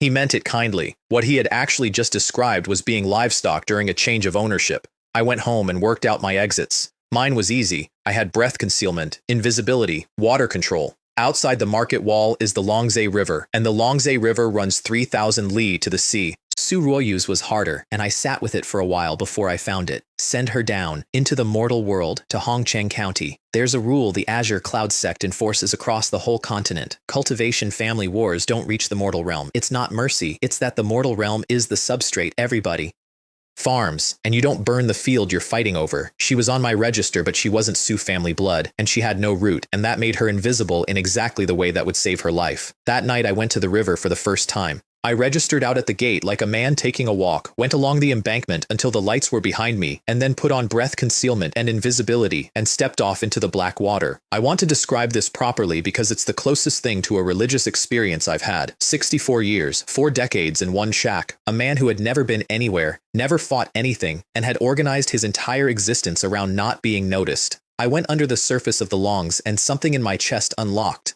The water didn't resist, not the way it resists a swimmer. It didn't resist at all, the way a floor doesn't resist your feet. Within 3 zhang around me, the current went where I wanted it. Divine sense dropped from 30 zhang to 10, but inside those 10, I could feel every living thing moving, all of it at once, like a hand laid flat on a drum. I took a breath I didn't need and ran the divine treasury vast ocean art and moved 40 meters a second. I did the conversion in my head because I couldn't help it. In my first life, in a world with no spiritual qi and no cultivators, the fastest man alive did about 10 meters a second and they gave him things for it. I was doing 4 times that, underwater, at 64 on my first attempt. I ran the ice blade down there and it kept its edge for 3 zhang through solid water, which for reference is roughly the range at which a firearm becomes a very expensive club. And I surfaced half an hour later on the embankment and shook once, and every drop of water came off my clothes and left me dry. I stood there in the dark looking back at the market wall with its lamps and its gate guard and its 43 years of my life inside it. If I ever have to run, I said, I go over the wall and into the river, and nobody in this world can follow me. Not the plundering cultivators, not the 3 families, not a foundation establishment master, not down there, not in my water. That was the first night I stopped being afraid of the future. Not confident, just no longer trapped. There's an enormous difference, and only one of them is worth anything. 6 months of mantis shrimp, 7 or 8 pounds at a time, 60 spirit stones a month straight into the river, and the Su family started squeezing. First it was the corvée, increase the levy, no delays on the substitute tax. Anyone who can't pay and won't serve gets suppressed, which is an administrative word doing a lot of work. Then it came to my door in a nicer form. Talisman Master Fu, Su Han Tao, hands folded. The elders would like 10 more premium spring return talismans a month. I sell you 60. The elders were specific. He didn't look happy, and I believe that part. 1 premium counts as 2. With your ability, that's nothing, and it's not my request. If I go back without them, I've got no explanation. And there it is. I had spent 2 years being very careful not to look valuable, and it hadn't mattered because I had produced a thing they wanted, and that was enough. The clan didn't need to know about the jade. They just needed the output. I looked at the man who'd sold me materials for 40 years and understood, finally and completely, what my position was. My marriage into their family didn't protect me. Of course it didn't. What does a Foundation establishment clan care about one mortal woman on a register? That contract protected her from them, and that was all it had ever done. 10, I said, not 11. He looked relieved. He shouldn't have been. I'd just learned the exact shape of the leash, and a man who knows the length of his leash is measuring the fence. And then the news that actually mattered arrived, and it arrived through Han Jin Long, standing in my doorway looking sick. They've conscripted me. For the reclamation? 40 spirit stones to buy out. He laughed. Awful. Late stage rate. Early stage is 6, middle stage 15, late stage 40. The stronger you are, the more they charge you not to die for them. 40 spirit stones. A man with 2 sons in tuition. This is the last of the shrimp, he said, handing over the bag. After this, you'll have to wait until I get back. I gave him 10 premium spring return talismans and did not charge him, and told him to come back, and he laughed at me and went. Then I turned around and looked at the bag of shrimp and had a feeling in my chest I couldn't name and didn't like. I ran the last plunder that night. Talent, critical hit basics, Dao Rhyme, 72, spiritual root, water, 16 of 100, 16, and underneath it, that pull again, the breakthrough sitting there waiting, the way it had at 10. I'd actually been sitting on it for a while. I'd felt it at 15 and deliberately held it down because a breakthrough now would waste the root points I was still stacking, and I had learned to be patient about exactly one thing in my life, and this was it. 2 spirit stones crushed in my palms. 2 hours. Chi refinement level 5. 20% more divine sense and spiritual power, meridians completely undamaged, and I opened my eyes in my closet at 65 years old, alone, with nobody in the world knowing it had happened. Lifespan, 65 of 115, 1 level in 4 years. For a talented young disciple in a sect, that would be embarrassing. For me, that was the speed of light. Then I went and bought a weapon, which took me 2 months of saving because I had spent everything on shrimp. 100 spirit stones for a pair of water-dividing ime piercers. Medium-grade artifact, mystic ice, about a foot long each with a ring in the middle so they spin on the finger, built for fighting in water and in the dark. I took them down to the bottom of the Longzhe that night to find out what I'd bought. 100 feet down the river is genuinely black, not dim. Black cold, dead silent, with pressure on you like a hand, and I watched a school of some unnamed fanged fish, hundreds of them, hunting in formation, take apart a 2-meter porpoise in about 8 seconds. They swarmed it like ants going over sugar and left a clean skeleton drifting down. Then they noticed me. I stopped hiding. I want to describe what happened next accurately because it was the first time in my life anything had ever been afraid of me. I let the aura up, and the entire school broke apart and fled, screaming in the way fish scream, scattering into the dark in every direction at once because something had entered the water that registered on them as an apex predator. Me, the turtle talisman master. 65 years old, 4 decades of hiding, and a school of river monsters had just correctly identified me as the worst thing down there. I ran the water condensation blade art through the piercers, water control, critical hit, iron bone I didn't have yet, but the 2 I had were enough. 4 ice dragons condensed on the tips. Actual dragons, turquoise, coiled, with the low sound coming off them that a struck bell makes, and I pointed, and they went. The blast radius was 7 or 8 zhang. The school ceased to exist, not killed, ceased. Turned to particulate and drifted, and I hung there in the black water at the bottom of the river, having just annihilated about a dozen spirit stones worth of harvestable material, and what I actually said out loud into the water was, I could have sold those. That's who I am. That's the whole man. Cosmic power. First thought is inventory shrinkage. I trained down there for 3 months after that, always late at night. Register out, walk the embankment, double back. Twice. Go under invisible, half an hour of work, back before dawn, register in like a man who couldn't sleep. Critical hit went to mastery, the strike radius went to 10 zhang. The 4 dragons started living on the piercers permanently, coiled and humming, dropping the water temperature around me, ready to go in half a second at 15 zhang, which is when I finally sat down and did the honest assessment. Any normal late-stage cultivator, without a high-grade artifact, does not survive that opening. My own shield, A medium-grade artifact rated for late stage, the thing I'd spent 120 stones on, could barely hold one of my own strikes, and only from 10 feet. I had become, at 65 in complete secrecy, in a grade D shack, a genuinely dangerous man, and I had still never been in a fight. That distinction was about to stop being funny, because the bodies started turning up. Xianxia brought it, sitting in my front room with her hands around a cup she wasn't drinking from. 4 cultivators. In the woods, 10 li out, stripped, unrecognizable. She looked at Suroyu and then at me. Plundering cultivators. They've picked Azure Dragon Bay. Suroyu had gone very still. Don't leave the market, I said. Either of you. Days later, more bodies. Then more. All from the shanty town outside the wall, where the loose cultivators who can't afford the 12-stone rent live at 2 stones a year, packed in, with nothing worth taking except themselves. And Zhao Meiqiang, whose husband was out in the wilderness plains being cannon fodder, said the thing that was actually on everybody's mind. They wouldn't be this bold if there wasn't something wrong with the Su family. Fellow Taoist Zhao. I said it quickly. Don't say that where anyone can hear it. She was quiet a moment. Then, I want to move in with you. Keep Royu company. I want to note what that request actually was. A middle-stage cultivator asking a mid-grade talisman master for shelter. On paper, she was the stronger party by a wide margin, and both of us were supposed to believe that. What? She caught my hesitation and misread it beautifully. I'm a level 5 monster hunter and you're not happy to team up with me? No, of course, please. And I handed her a dozen premium talismans, all 4 kinds, right there. She stared at them. No wonder my husband works for you, she said. You're generous. I wasn't being generous. Han Jinlong was out in a poisoned forest earning 40 spirit stones worth of not dying, and his wife was in my front room, and there are debts you settle before anybody asks. I stopped going to the river, 3 months of night training, over, just like that. I sat in my shack and made spring return talismans and did not leave because the one thing I would not risk was being out on the embankment on the night somebody came through my door. It resolved the way these things resolve. More bodies. The Su family increased patrols. People in the shantytown who could scrape together the rent moved inside the wall. People who couldn't moved out into the wild, where it was worse. Most of them just stayed, because most of them had nowhere in the world to go and had known that for years. Then a senior Su family cultivator came down, took a group of plundering cultivators alive, and hanged them at the market gate after a public trial. The market loved it, genuinely. People cheered.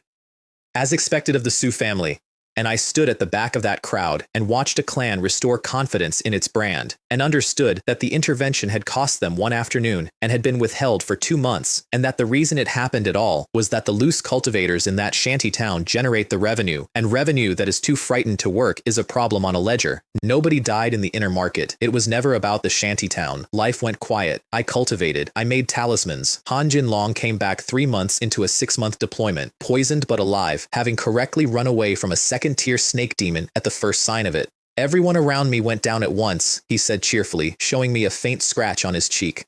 I got a bit of the mist. I'll suppress it with spiritual power and heal slow. Good excuse to stay home. Why not just buy a detox pill? Medium grade ones are the only kind that work. 20 spirit stones. 20 spirit stones. To not have a second-tier demon's venom sitting in his meridians eroding his Tao foundation for the next year. He wouldn't spend it. 2 sons' intuition. I gave him 2 premium spring return talismans and said nothing, because there's a specific kind of poverty that isn't about money anymore. It's about a decision somebody made a long time ago about who they're for. And then, about a year later, a letter came from 3,000 li away. I knew what it was before I opened it. Letters didn't come to me. Nothing came to me. I'd lived in that shack for 45 years and received in total perhaps 4 pieces of correspondence. It was from Longmen Market, up by Qingyun Mountain, in the shadow of the Azure Cloud sect. Master Lei was dead. He was 123. I sat down on the step with the letter in my hand. Here's who that man was. He was a wandering cultivator with a low-grade root and no future who spent his life going through the mortal world looking for children with spiritual roots. And he found 7 of us, and he taught us for 3 years for nothing. He walked me into the Azure Cloud sect examination himself. He stood there while a man in sect robes looked at a slip of paper and said 4 words about me. And then, and this is the part that matters, he did not drop me. He gave me the Divine Treasury Vast Ocean Art, a genuine Azure Cloud sect superior technique, the kind that does not leak out of a sect, worth 30 spirit stones on a market I would not be able to afford to shop in for another 40 years. He gave it to a boy with an 8-point root who had just been told, publicly, that he was worthless, and he wrote a letter of introduction to an old friend so I'd have somewhere to go. I had cultivated that technique every day for 48 years. It was the only thing I had that was worth anything. Everything I had built, every talent I'd stolen, every point of root, ran through a gift from a man who got nothing for giving it and never once asked me for anything. 49 years since I'd seen him. I never wrote, not once. I was ashamed at first, and then I was busy being poor, and then I was 50, and it had been too long, and then I was 60, and there was no version of the letter that wasn't an apology. I paid Old Hand to drive day and night, 3,000 li in 3 days on Akalteke horses, and I sat in that carriage the whole way with the letter in my sleeve. There was a fat man waving at me from the door. Fule! Get over here! Round as a barrel and dressed in morning white, and it took me a full 3 seconds to find the boy inside him. Guanrong. He put me in hemp and tied the white cloth around my head himself, moving fast and competent, the way you do when you've dressed 4 people already that day. You've come at the right time. Vigil tonight, funeral tomorrow. I went in. There was a portrait on the wall of the mourning hall, and it was a bad portrait, the kind a county painter does from memory, and it had his mouth wrong. I got about 2 steps in before it went through me. I stood there in front of a badly painted old man with 100 people's worth of incense smoke in the air, and I cried like something had broken loose, in public, in front of strangers, at 66 years old. Then I lit 3 sticks, knelt, and put my forehead on the floor of that hall 4 times, and got up and put the incense in the burner with my hands not quite steady, and that was that. I didn't do it again. He had no children. The 2 people kneeling as family were the last 2 immortal sprouts he'd found, boys of maybe 14, and they didn't know who I was. Guanrong and I took the night watch together, and that's when I found out what had happened to all of us, 7 of us, once. Wu Zhenhua died 27 years ago, cultivation family war. In my head, Wu Zhenhua is 16 forever. Black clothes, jaw set, the best fighter of any of us, real martial arts, a proper Zhanghu family behind him, and an inferior root, same as me. He'd have gone into somebody's clan as a blade. That's what an inferior root with good hands gets to be. Hu Changming's all right, married into the Gao family, same as me, children, grandchildren. He said married into without any edge on it, because it isn't an insult, it's just the only doormen like us get. 9-point root. Good for farming, so they use him for farming. Han Sujuan? Married well. Master Lei arranged it himself right after the examination. Both her sons have roots. And you? Zhao family. Foundation Establishment Clan. He patted his stomach. Low-grade root, level 6, and level 6 is where I stop. I run their shop. I'm good at it. No self-pity at all, which I respected enormously. I sell things to people who are going to live 400 years, and I take a cut. Then he lowered his voice. You know about the young Marquis and the princess. Only that they got into the sect. Princess Lingshuan built her Dao Foundation 7 years ago. He glanced at the door. Quality foundation too. Not a low-grade one. I sat with that. 7 of us. 2 medium-grade roots who went into the Azure Cloud sect, 5 who didn't. 1 of the 5 was dead. 3 of us had spent our lives as somebody's son-in-law or somebody's stationer. And 1 of the 2 had crossed the line into Foundation Establishment and become a different category of being. When the young Marquis gets here, Guanrong added, don't mention Foundation Establishment. Why? Because he hasn't got one, brother. He's 60-something, chi perfection, and his blood's going. He shrugged. He'll be here. He'll be here because she'll be here. Around midnight, a carriage came fast and stopped outside, and Han Sujuan came in. She lit incense, knelt, changed into hemp, and knelt again beside us without a word, and cried quietly for an hour with her hands in her lap. She'd been a girl with a low-grade root who Master Lei had personally found a husband for, and she'd come 3 days on the road to kneel on a stone floor for him. Then Ho Changming arrived at a dead run, covered in field mud to the knee, and dropped straight down without changing. Fule, Guanrong, Han Sujuan, I'm late. You're not late, Guanrong said. Go and change and sit with us. And that was 4 of the 7, on our knees, in the dark, for a man who found us in the mortal world when we were children and got nothing out of any of it. Then from outside, a sound like a blade being drawn across the sky. Somebody was sword flying inside Longmen Market, which is illegal. There are rules in every market. No duels, no flying. Of course there are exceptions. That's what the rules are for. Zhou Zhengyu came in wearing the purple robe of an Azure Cloud sect inner disciple, put his sword away, lit incense with 2 fingers, and nodded at the 4 of us on the floor. You've arrived. He did not change into mourning clothes. He stood there in good silk in a room full of people in hemp and turned to Guanrong and asked the only question he'd come to ask. Has word been sent to the princess? It has. He sat down against the wall to wait and closed his eyes, and I watched him and understood him completely and felt something close to pity. Master Lei, to him, was a hired tutor his father engaged, a convenience. With a medium-grade route, he'd have got onto the road with or without the old man, and he knew it. But Su Linghan was going to come, and Zhou Zhengyu was over 60 with his blood beginning to fail, and if he was ever going to build a Dao foundation, he needed a foundation establishment elder to sponsor him, so he'd flown 3,000 Li to kneel for a man he didn't care about in front of a woman who might. He was there for the same reason I'd once bought a pill I never swallowed. At dawn, she came in. Fellow students, Su Linghan is late. I apologize. I had last seen her when she was 15. She came across the floor of that hall with her feet not quite touching it, on a thread of spiritual light, in white, and her voice was the sound a small bell makes, and the whole room's air pressure changed. 12 when I met her. I was 17 and she was 12, and Master Lei put me in charge of the youngest, so I explained the Dao Jing to her and taught her how to draw qi into her body, because that was my job. Then she got older, and I got careful, and I put distance between us on purpose. She was a princess of the Song Kingdom.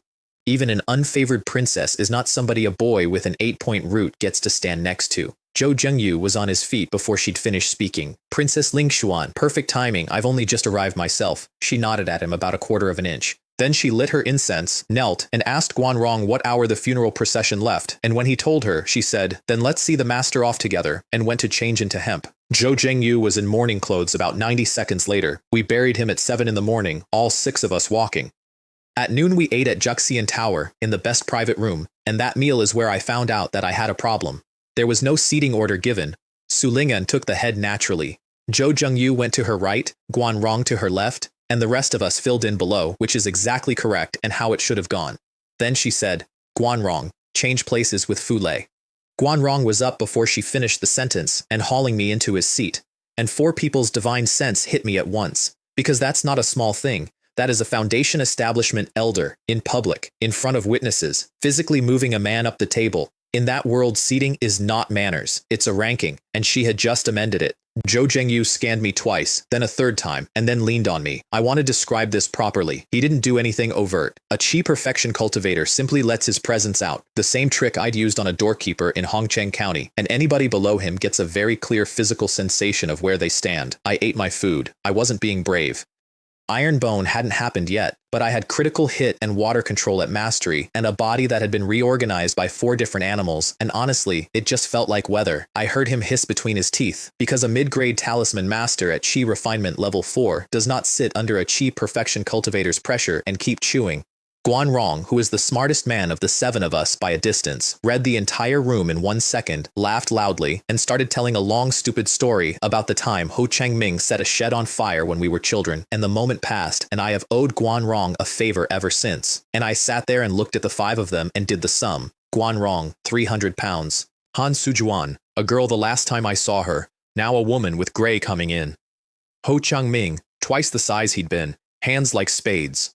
Zhou Zhengyu, still handsome in the face and going white at the temples with the lines cut deep around his eyes. And me, looking about 32. Nobody said anything about it. Everybody noticed. Then Su Linghan took out a letter. Master wrote to me, not long ago. She had Zhou Zhengyu read it aloud, which was gracious of her, and he did. I am 123 this year. I am old. He wrote that the achievement he was proudest of was 7 children he found in the mortal world and walked onto the road. He wrote about Wu Zhenhua, 27 years dead, and it was clear he'd never stopped carrying it. And he wrote to ask her, because she was the only one of us who could do anything for anybody, to look after her fellow students. The room went quiet for a while after that. We studied together 3 years, Su Linghan said at last. We're all cultivators now. If any of you meet difficulty, don't hesitate to ask. If I can help, I will. Zhou Zhengyu jumped on it immediately, loudly, offering to run errands on her behalf. And Guanrong proposed we meet here every 10 years, and everybody looked at her, and she said yes, and 5 people at that table were quietly delighted, because the face of an Azure Cloud Sect Foundation establishment elder, as Guanrong put it later, would fetch a few spirit stones at a pawn shop. That's not cynicism. That's just what a connection is, in a world where the difference between people is measured in centuries. Afterward, she asked me to stay, 10 li outside the market, on a green hill, with wind coming over it hard enough to move her sleeves. 7 years ago, I went for foundation establishment, she said, looking at the clouds. Body, spiritual power, divine soul. I passed all 3. She turned around. Then I met the heart demon. And she looked at me, and something moved behind her face that I understood immediately and completely, and my stomach dropped through the floor of the world. I am not a naive young man. I was 66 years old. I knew exactly what that look was. I killed it, she said, and her eyes cleared. And only then did the foundation succeed. Fairy Su will surely have good fortune, I said, which is a nothing sentence, and I said it because I could not think of one single other thing that was safe. Here's what I was doing in that silence.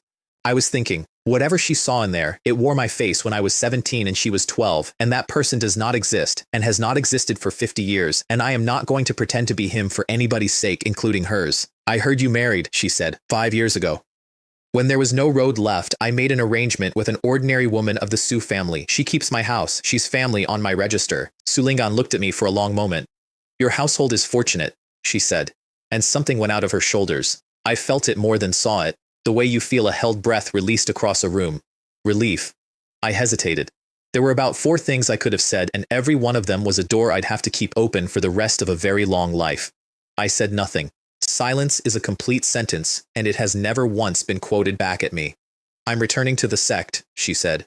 Write, if you need anything. I will. She called a cloud handkerchief out of the air, stepped onto it, and went. And I stood on that hill for a while and then walked down it wearing an expression I'm glad nobody photographed. Zhou Zhengyu was waiting at the bottom, of course. You came down alone. Where's Elder Su? Gone back. His eyes crawled over me. So what is your cultivation level? Qi refinement level 5. Which was true, and which he did not believe, and which he could not disprove. Do you need spirit stones? I can lend you some. Thank you, fellow Taoist Zhou. I'm managing. I was not going to owe that man a copper. A debt to Zhou Zhengyu is not money. It's a hook, and he'd have set it and played me for 30 years. You've married then? He asked on the way back to the gate. Ever thought about a proper Tao companion? Someone with a spiritual root? Never. Really? I can't afford one, I said cheerfully. A mortal woman doesn't cost much. He laughed, and I laughed, and both of us walked away from that conversation entirely satisfied that we'd learned something about the other. I went home by carriage, slow, 7 days, and spent most of it with my eyes shut, working out what had actually happened. What had happened was that a foundation establishment elder had, in front of witnesses, publicly attached herself to 5 nobodies. That's an umbrella. It doesn't stop rain exactly. It stops a particular kind of casual weather, the kind where a clan decides a mid-grade talisman master would be more useful with a leash on. Every one of those 5 people had just become slightly more expensive to bully. I was grateful. I was also, and I'm going to be honest about this, immediately calculating how to use it. Both of those were true at once. I've stopped pretending they cancel out. I got home to find Zhao Meiqiang had moved back to her own house because Han Jinlong had returned early and poisoned, and I've told you how that went. And about 6 weeks later, somebody knocked on my door who had absolutely no business being there. An old servant in blue robes, late-stage Qi refinement, standing aside for a young man in his 20s with the specific unhurried gloss of somebody who has never once queued for anything. Fu Lei, this is young master Su Yijin. I got my face right in about a quarter of a second. The legitimate son of the head of the Su family, their foundation establishment seed, the single person that entire clan's future was resting on. Qi perfection, or near enough that I couldn't tell the difference. Young Master Su, my humble house is honored. Please, come in. And every alarm I own went off at once, because a man like that does not visit a talisman maker. There is no version of the world where that happens for a good reason. I ran through it while I was pouring tea. Had I overreached? I'd bought a water condensation blade art, a water cloud shield, a pair of Ime piercers. Any one of those was fine. All 3, from a man who'd bought nothing but paper for 40 years, was a pattern. And the Su family has clerks. Were they here to audit me? Then Su Yijin gestured, and the old servant produced a porcelain bottle and handed it to Han Jinlong, who happened to be sitting in my front room and had gone the color of a fish. A medium-grade detoxification pill, Su Yijin said without looking at it. Fellow Taoist Han might want to try it. 20 spirit stones, handed to a man he had never met in another man's house, as a throwaway. Han Jinlong nearly took the floorboards up bowing and got himself and his wife out of there fast because a man who takes the gift and then lingers is a man who hasn't understood the gift. And I sat there thinking, that was not an audit, that was a courtship. Then Su Royu was called in and given a wedding present 5 years late, a 3-jang soft whip, black bull hide wound with snow ox sinew, close enough to a low-grade artifact that the difference was academic, suited to her exactly. Somebody had done research. She looked at me. I nodded. She took it with both hands, and then, because she is who she is, she took 2 steps back and put a crack in the air with it that made the old servant blink. Talisman Master Fu's residence is rather shabby, Su Yizhen observed pleasantly to the room in general. I said nothing, because when a man that far above you starts describing your house, the next sentence is the transaction. Uncle Wu, I believe there are still B-grade residences available in the market. Choose one for Talisman Master Fu. He turned his cup. 72 spirit stones a year. B-grade. Inner city. Detached, spiritual key 10 times what I was breathing. First order high-grade cultivation chamber. The standard housing of a late-stage cultivator. Real market rate, well over 100. He'd taken 30% off it in the middle of a sentence.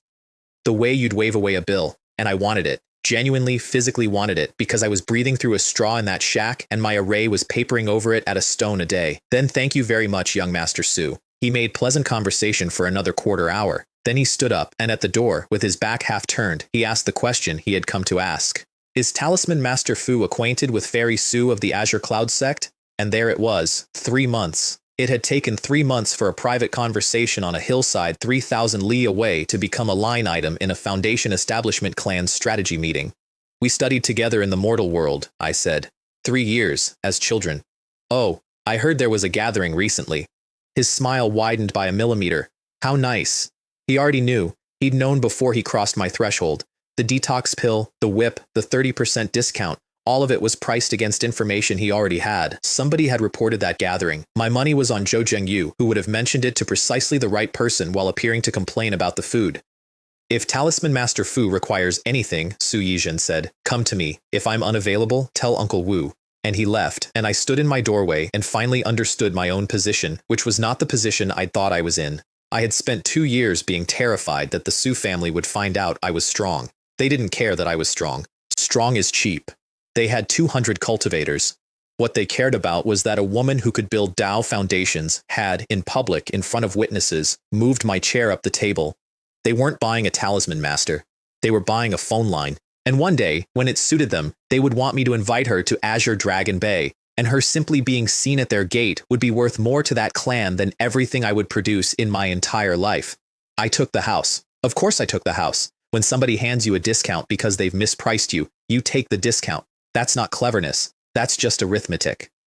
But I went in with my eyes open, and I want that on the record, because everything that happened over the next 8 years happened because I understood exactly what I'd accepted and let them think I hadn't. Then I went next door and offered to split it. B grade? Han Jinlong said. 72 spirit stones? Half each. 36. He stood in his own doorway with his mouth open. I want to explain why I did that, because it wasn't kindness, or not only. Look at the 2 households. On his side, a late-stage cultivator at level 7, his wife at level 5, and 2 sons with medium-grade roots who'd be moving in the moment there was room. 4 cultivators, all of whom would breathe that B-grade chi every hour of every day. On mine, 1 talisman master who publicly reads as level 4, and 1 mortal woman who cannot use spiritual chi at all, 1 to 4. In terms of who actually got value out of that house, I was donating. But a B-grade residence rented by a late-stage monster hunter is a completely normal thing that happens all the time, and a B-grade residence rented by a mid-grade talisman master who was living in a grade D shack last month is a question. I wasn't buying a house. I was buying a man to stand in front of it. This isn't right, he said. He actually said that. He rubbed his hands together and looked genuinely ashamed, which is the only time in 20 years I saw that expression on him. Let's go and look at it first. Uncle Wu walked us through 5 of them. 5 detached compounds, each a couple of li from the next, each with a first-order high-grade cultivation chamber and a defensive formation that a Foundation Establishment cultivator's divine sense couldn't see through. The instant we stepped into that district, all 3 cultivators in our party stopped talking at once. You could taste it. The qi came into you on its own, without being pulled, 10 times what the outer rim gave up under pressure. I felt the ocean in my dantian move like something waking up. We took number 36, close to the A-grade core. 3 floors, 4 bedrooms and 2 halls per floor, 2 cultivation chambers, a spiritual plant garden, and a spirit pond. About an acre, black-green, planted with lotus, sitting quietly in a walled courtyard at the back. An excellent eye, said Uncle Wu. A secluded courtyard with a spirit pond, perfect for a water method cultivator. He had no idea. I paid 72 spirit stones up front for the year, and had Uncle Wu write Han Jinlong's name on the deed as householder, which made the old man hesitate for the first time all afternoon. The householder, sir? Fellow Taoist Han. He's late stage. It's his district. Han Jinlong did not understand what had just been done for him, and never did. Then he asked, with enormous difficulty, dragging it out of himself, whether his sons could come too. They were in apprentice dormitories, and a family living in a B-grade residence while their children slept in a workshop bunkhouse was a specific kind of shame I hadn't considered. Then let them move in. He got tearful. I found it unbearable, and said so. Fellow Taoist Han, stop that. I can't stand you like this. And then, because I am a small man in certain very specific ways, I turned around at the gate and set the one term I actually cared about. Let's be clear about one thing. The spirit pond is mine. Don't touch it. The plant garden's yours. Everyone agreed instantly. Of course they did. It was a decorative pond with some lotus in it. We moved the next morning. Su Royu had packed the entire house overnight, which took about 20 minutes because between us we owned almost nothing that mattered. Everything of value was in my storage pouch, and what was left was bedding and pots. I watched her carry a bundle out of a grade D shack she'd lived in for 6 years, and thought about the fact that she'd walked into it with a hairpin and a book, and then I caught myself enjoying it, and cut that off hard. Wake up, Fule. This is not your strength. This is Su Linghan's face, rented to you at 30% off, by people who intend to bill you for it. Later, Han Jinlong's family were already installed when we arrived, because of course they were. 2 boys of about 14 and 15 were cleaning under their mother's direction and were marched over and bowed at me. Han Dongsheng, Han Erlang. The elder was tall and thin, and had the careful stillness of somebody who watches a room before entering it. Medium-grade fire root, alchemy apprentice. The younger was built like a door and vibrated slightly. Medium-grade soil root, artifact refining apprentice. 2 sons. Both with medium-grade roots. Both apprenticed to real trades.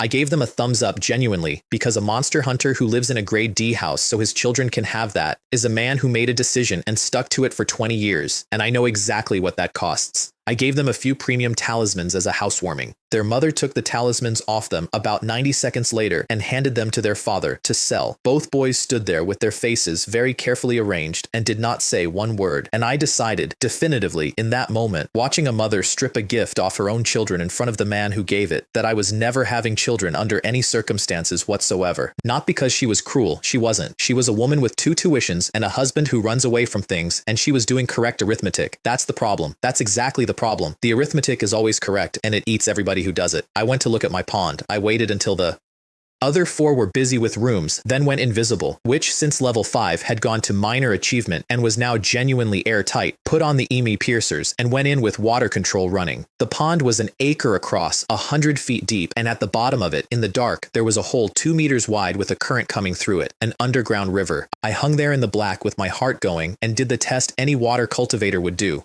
Pushed against the flow to see if it had anywhere to go. It did. It wasn't stagnant. There was an outlet.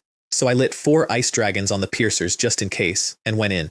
It was black and dead and choked with weed, and it narrowed in places to half a meter across, which is to say that no water cultivator without mastery-level water control could physically have made the passage. An hour later, I came out into open water and surfaced and looked around and started laughing. The Longs River. My spirit pond in my walled courtyard, inside the inner city, behind a first-order high-grade defensive formation, had a private backdoor to 3,000 li of open river. 15 minutes at 50 meters a second, and I was home. I had spent an hour a night for months registering out at the gate like a man with insomnia, walking the embankment, doubling back twice, going under, coming back before dawn, and signing in again. All of that was over. From that night, I could leave my bedroom on the 3rd floor, go down through the pond, and be at the bottom of the Longs in a quarter of an hour, with no gate, no registration, no witness, and no record. I want to be honest about something. Su Yizhen gave me that house to buy a phone line to a Foundation establishment elder. What he actually gave me was an unmonitored exit from his family's market. 8 years later, that hole in the bottom of a decorative pond is the reason I'm alive. That night, I lay in a bedroom 4 times the size of my old house with the key so thick it beaded on the windows, and did not sleep, and eventually got up and went and sat by the pond in the dark, and thought about the fact that I was 66 years old, and had just, for the first time in my life, acquired something nobody knew I had. A few days later, Su Hantao came to my old shack with a young woman. I got this secondhand, much later, from a neighbor who found it hilarious. He'd brought her to introduce. Level 2 cultivator, tall, from a family with enough standing to be owed a favor. Her father had apparently paid for the privilege. Talisman Master Fu is a mid-grade talisman master with deep connections in the Azure Cloud sect. He'd been telling her the whole way. If you can join that household, you'll be the recognized wife of a talisman master. This is a chance most girls never get. She'd been sulking about it by all accounts. 60-something years old. Level 4. Some hermit with paper and ink. They knocked on the door of my old grade D shack, and a stranger opened it. Fule? He moved out. Moved where? B grade. Detached. There was, apparently, a silence, and the young woman's face, I'm told, went through a series of expressions ending in something close to grief. Su Hantao just sighed. Forget it, he said. He's not what he was. He wouldn't look at an inferior root like you now. Find somebody else. And they walked back down the hill. I have thought about that story more than it deserves. Because the thing is, he was wrong. Not about my standing, about me. If she'd walked up to my door on her own 2 feet and said, here's what I want and here's what I'm offering, the way Suroyu did, I'd have listened. That's the only door into my house, and it has always been open, and almost nobody has ever tried it. What Su Hantao heard was a price change. What actually happened was that I'd stopped being purchasable, and he genuinely could not tell the difference between those 2 things, and he never could in 50 years. Life settled into a shape after that, and I'd like to describe the shape because it was the best stretch of my first century. Every night, after the house went quiet, I went out through the pond into the longs and worked. I wrote 5 letters to Su Linghan, Zhou Zhengyu, Guanrong, Han Sujuan, Ho Changming with my new address and sent them through the Su family's own courier, which is to say I made absolutely certain the clan watched me correspond with 2 Foundation establishment elders. That was the whole point. The letters said nothing. The envelope said everything. Iron Bone went to mastery. And Han Jinlong, who had cleared the snake venom with the free detox pill and then breathed B-grade air for a year, broke through to level 8 and threw a party about it. He got drunk, obviously, and told the truth, which is what he does. My fire root's 28 points, he said, waving a cup. 28. Breaking through doesn't even matter much for me. If I just endure long enough, I'll get to 9, and that's my lot. He leaned in. Talisman Master Fu, let me tell you why monster hunters never have any spirit stones. Go on? Because they're on the edge of dying every single day, and when they finally land one big catch, they go straight to the wine and the gambling and they burn all of it, every stone, because they're numbing themselves. He put the cup down hard. So being a monster hunter is a dead end. It's a dead end by design. Zhao Meiqiang was giving me a pleading look from across the table. They call me the Sparrow, he went on, louder. Behind my back, because I don't go deep into the shadow forest. Coward, they say. He looked around at all of us. They know nothing. There is nothing in this world more important than staying alive. I'm not like them. I have a wife. I have 2 boys who are going to be an alchemist and an artifact refiner. Is it worth risking my life for a handful of spirit stones? His jaw set. It is not. And I raised my teacup, I don't drink, and clinked it against his. Fellow Taoist Han is right, I said. I think so too. I meant it entirely. That is the single closest thing to a shared philosophy I have ever had with another human being. The difference between us, and it took me years to see it clearly, is that his caution was a wall he'd built around 4 people and would never move again, and mine was a road. Then the reclamation ended and the market corrected and my income halved overnight. Spring return talismans went from a shortage to a glut. Su Hantao's buying price dropped to 11 sheets for 10 spirit stones. A full month of work now came out to materials plus about a dozen stones. I sat down and looked at the array eating 30 spirit stones a month and thought seriously about switching it off. The B-grade cultivation chamber was first order high grade on its own. I'd survive without it. No, I said out loud. Time doesn't wait. With the array, 3 years to level 6. Without it, 6. 3 years of a man's life for 360 spirit stones a year. When I was 59, I'd have called that arithmetic insane. At 66, I understood the only exchange rate that actually matters.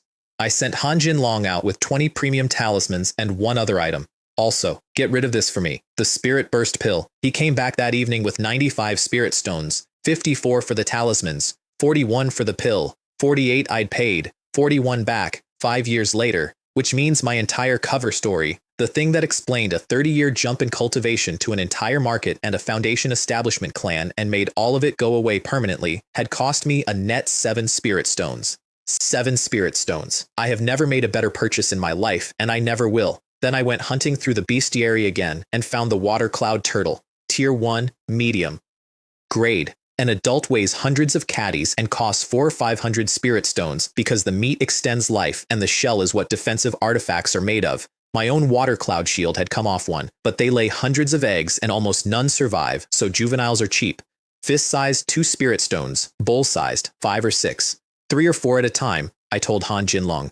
Not more, not often. And I learned something new about the jade that night, which was the first real rule I'd found in years. The talent list came up. Longevity, fangs, water arrow, no water control, no breath concealment. A tier 1 medium-grade water turtle absolutely has both of those. The low-grade black water turtle had offered me both, years ago, for 2 spirit stones. It wasn't offering them now, because mine were higher. The jade will not sell you something you already have more of. Once your version of a thing outgrows the source, that source simply stops carrying it, which meant the well I'd been drinking from had a bottom and I could see it from where I was standing.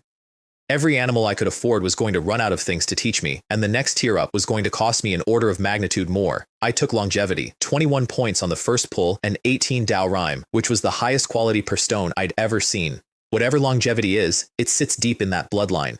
And while I was working on that, my reputation did something I hadn't planned and couldn't stop. The water attribute spring return talisman had gone from a thing hunters liked to a thing hunters asked for by name, and the reason turned out to be a use case I knew nothing about. I found out when a woman walked into my house. Xianxia met me at the door with her eyebrows up. "You have a guest." Sitting in my reception hall was a female cultivator who looked about 35 and wasn't in expensive clothes, with an aura that read late stage and a stillness that read considerably worse. Su Ningshui, inner sect disciple of the Blissful Union sect, Pavilion Master of Tianxiang Pavilion, Azure Dragon Bay. I got upright fast. The Blissful Union sect spans several countries. Tianxiang Pavilion is their house in that market, and it does two businesses, the one everybody knows about, and information, which is the one that actually makes money. She wanted a contract, 20 premium spring return talismans a month, fixed at 50 spirit stones, spirit contracted for a year, price locked regardless of what the market did. I signed. A fixed floor under 20% of my output in a market that had just halved on me from a counterparty nobody in that town would cross. At the door, she handed me a jade pendant. VIP token for Tianxiang Pavilion, 30% off everything in any of our houses. I tried to give it back. "Keep it, Talisman Master Fu." She had a small, amused, entirely unreadable smile. "It may be useful later." I put it away, and I want to record for the sake of accuracy that I used that token exactly once in the following 8 years, and not for anything she was implying, and I'll get to that. After she left, Han Jinlong was practically hopping. "That's a Class A token, number 108. Can I borrow it? It's numbered, it's not transferable." "Ah," he deflated, then curious. "Do you know why she came herself? For a talisman order?" "No. Because your water attribute spring return talisman does something to their work that the wood one doesn't." He shrugged. "Everybody in that trade's been asking. You didn't know?" "I did not know. I have never used one. I have self-healing at mastery. A talisman would be a downgrade. So the single most in-demand product I have ever invented, the thing that put a sect house on my doorstep with a locked contract, has a primary application that I discovered by accident, secondhand, 4 years after I started selling it, from a man who sells fish. That is the cultivation world. Nobody has any idea what they're actually holding. 2 months later, 3 juvenile water cloud turtles, and the jade finished the job. Talent. Longevity basics. Dao Rhyme, 96. Spiritual root. Water, 20 of 100. 20. Medium grade, spiritual root. I sat in a cultivation chamber that 10 times outclassed anything I'd had in my life at 66 years old and read that line about 11 times. 8 when I was 17. 8 for 43 years, and now 20. The number that man in sect robes read off a slip of paper had been doubled and a half by a 66-year-old talisman maker using turtles and fish bought off street vendors with money made from paper, and then, underneath it, lifespan, 66 of 125. I ran the longevity technique for the first time, and my whole metabolism slowed down like a lamp being turned low, breath stretching out long and even. Something in the back of my mind going quiet in a way it had not been quiet since I was 17 years old. Like a very old turtle floating in a warm sea, not going anywhere, in no hurry at all, with nothing left to prove. Medium-grade root means, in theory, a man can cultivate to late-stage qi refinement. Medium-grade root means, in theory, foundation establishment is not laughable, not likely, not even probable. Just no longer a joke. I put my hands flat on my knees and sat there breathing very slowly in a room full of mist. 19 years to go. The best age to build a Tao foundation is before 60. After 80, it's essentially over. I was 66 with a medium-grade root, which put my window somewhere in the next 30-odd years, and I did the schedule on a sheet of talisman paper like a man planning a siege. 4 hours a day cultivating, 4 hours making talismans, 4 hours on theory, reading, reviewing, working out what I'd done wrong. That left half an hour of unstructured time in a day, which I mostly spent eating. I looked at that sheet for a while and thought about the fact that I had been, for 40 years, the most disciplined man in Azure Dragon Bay, and that I had been disciplined about nothing, and that the difference between then and now was not effort. It was that effort had somewhere to go. Then Han Jinlong invited me on a hunt. "You'd stay in the back," he said. "Just hand out spring return talismans when someone gets hit." I considered it for about 4 seconds, which was 3.5 more than it deserved. No, too dangerous, and I can't fight. It's safe, my team's careful. I don't need that money. That's all it was. He was offering me a share of a risk I had no reason to take, and I had finally, at 66, arrived at the only genuinely rich position there is, which is not needing a particular pile of money badly enough to stand somewhere unpleasant for it. What I did instead was go to an auction and get frightened. The Su family runs closed auctions. Su Hantao had a jade token for me, specifically reserved, he said, in his new voice, the careful one he'd used since word went round the clan that I corresponded with a female Foundation establishment elder. They handed me a mask at the door. Sect made, blocks divine sense, and about 200 people in that hall were wearing one. The handful who weren't were all late stage or better and were making a point. I found a corner and watched, and I had gone with no intention of buying anything at all. I went to look at prices. I want to explain why that mattered, because it's the most useful afternoon I spent that decade. I had 100 spirit stones in my pouch, and I felt wealthy. I had a medium-grade defensive artifact and a medium-grade pair of piercers, and I felt equipped. Then they brought out a small bottle of essence blood from a second-tier Firebird, starting price 300. Bids went up in tens. It sold for 680. I sat very still and made a note because the important thing wasn't the number. It was that nobody in that room found it remarkable. Beast blood is a normal commodity. People buy it constantly, for alchemy, for artifact refining, for talismans. My great secret operation, buying blood off vendors under a false face, was the most ordinary transaction in that hall. I'd been sneaking around for 5 years for no reason at all, and I didn't need the animal. I only ever needed the blood. Then the last lot came up. A tier 1 high-grade flying sword. 1,300 spirit stones. I sat in my mask in the dark and did the sum. Everything I owned, the shield, the piercers, the array, every talisman under my floor, every stone in my pouch, did not add up to that one sword, and I'd walked in there feeling like a rich man. I went home and sat in the dark for a long time, and the thing that had hold of me wasn't envy. It was something much more useful. I had gotten comfortable. Somewhere in the last 2 years, I'd stopped being the man who counted the rent on a grade D house and started being a man who accepted discounts from Foundation establishment heirs and thought he was a player. And the Su family's warmth toward me had nothing to do with my talismans. It was a phone line to a woman 3,000 li away who had said one kind sentence in a morning hall. If it ever came to anything real, that sentence would not stop a single blade. Focus on cultivation and talismans. Extreme caution. Safety first. I said it out loud, in an empty room, at 66, having just been badly frightened by a price list. That evening, I went out to the back courtyard and taught Su Royu the whip. Su Yijin had included a manual in the box with it. Spirit Snake Whip Technique, a genuinely high-level mortal world martial art, and she'd been working through it alone for months with the jade made in true scripture behind it, which meant she had real internal energy running into a near artifact weapon. She was already, by the standards of the world she came from, dangerous. The thing about a soft whip, I said, is that it has to be soft and hard at the same time and switch between them. Wrap, swing, sweep, hang, throw, strike, lash, bind, hook. Break it down and that's all there is. Everything else is just arrangement. You know whip technique? I know systems. I've spent 48 years learning that most skills are 9 motions and a lot of arranging. I took her wrist, put a thread of spiritual energy down the leather, and the whip came alive and moved like something with an opinion. Her whole face lit up. I want to note that I did that for entirely practical reasons. A mortal woman in a cultivator's household, in a market with a succession crisis coming, needs to be able to hurt somebody long enough for help to arrive. But I'd be lying if I said I didn't enjoy it. Nobody had ever looked at me like that. 48 years, and no living person had ever watched me do something and been impressed by it. Then Han Jinlong came back from a bad autumn with a lead and a problem. There's an adult water cloud turtle at the bottom of the Longze, might be tier 1 high grade. His eyes were bright and awful. 800 spirit stones. The shell alone's the same again. Tuition was 10 spirit stones a month per son. It had been a thin season. Come with us, he said. No. Talisman Master Fu. In a scrum, a healer at level 5 is the first thing anybody kills, which was the reason I gave and which was also true. Get me the blood. I'll pay properly. He came back a month later covered in wounds with a bucket. 3 teams had gone in. 7 or 8 more had sat off in the dark waiting to see who won and then take it off them. A man on his team had his arm nearly severed and kept it, specifically, and only because he had one of my premium spring return talismans on him. They'd got a quarter of the animal and run, and when they left, the other teams were still fighting each other over the shell. How much do you think the blood's worth? He asked, hopeful, exhausted, still bleeding. I took a basin of it into the cultivation chamber and pointed the jade at it, and it worked. Talent, longevity, proficient. Dao rhyme, plus 28. Lifespan, 67 of 132. 8 years. 8 years of life. from a quarter bucket of blood taken off an animal somebody else killed.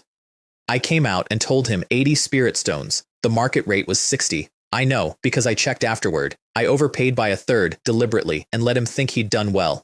80! Old Wu laughed at me for taking the blood instead of the meat. Don't go back there. He went quiet. It's too dangerous. And listen, my cultivation doesn't actually require this.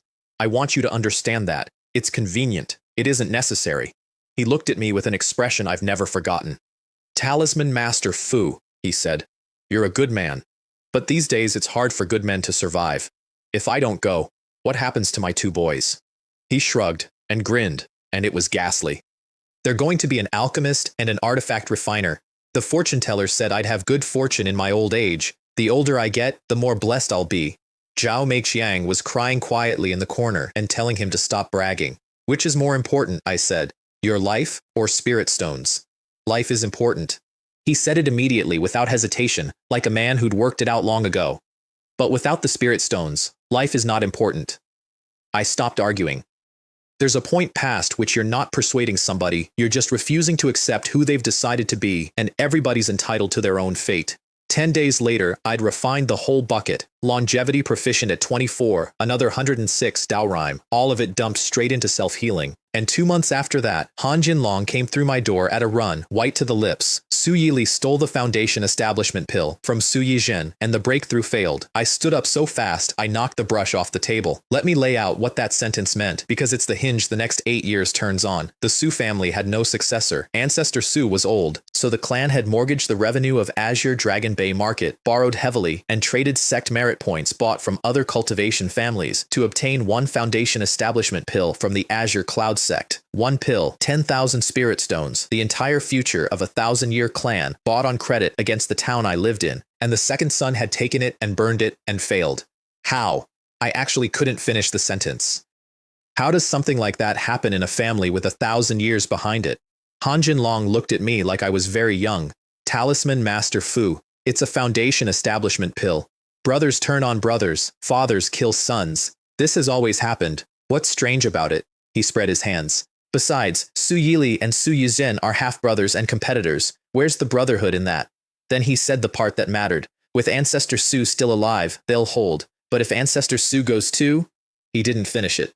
I sat in my cultivation chamber that night and could not settle my mind, and there was a weight sitting on my chest, and I want to be exact about what the weight was. It was not fear for myself. I could go. I'd built the exit, pond, underground river, Longza, gone, and nothing in that market could follow me into water. It was that I could not go and take her with me. A mortal woman cannot swim 100 feet down an underground river. She cannot outrun a cultivator on foot. In a sacking, she is not a person, she's furniture, and I found, examining it honestly at 2 in the morning, that abandoning her was not something I was going to do, not out of nobility, but because I had made an arrangement in a front room with a handshake, and I had spent my entire life being the sort of man who keeps terms precisely because nobody could ever make me. If I broke that one, there'd be nothing underneath it. So the next morning I told her, if it gets bad, Old Han takes you to Hongcheng County. She went still with a bowl in her hands. By Azure Cloud sect rule, cultivators can't move against mortals, and cultivation family wars don't come down into the mortal world. You'd be safe there, genuinely safe. It's the one place in the world where having no spiritual root is armor.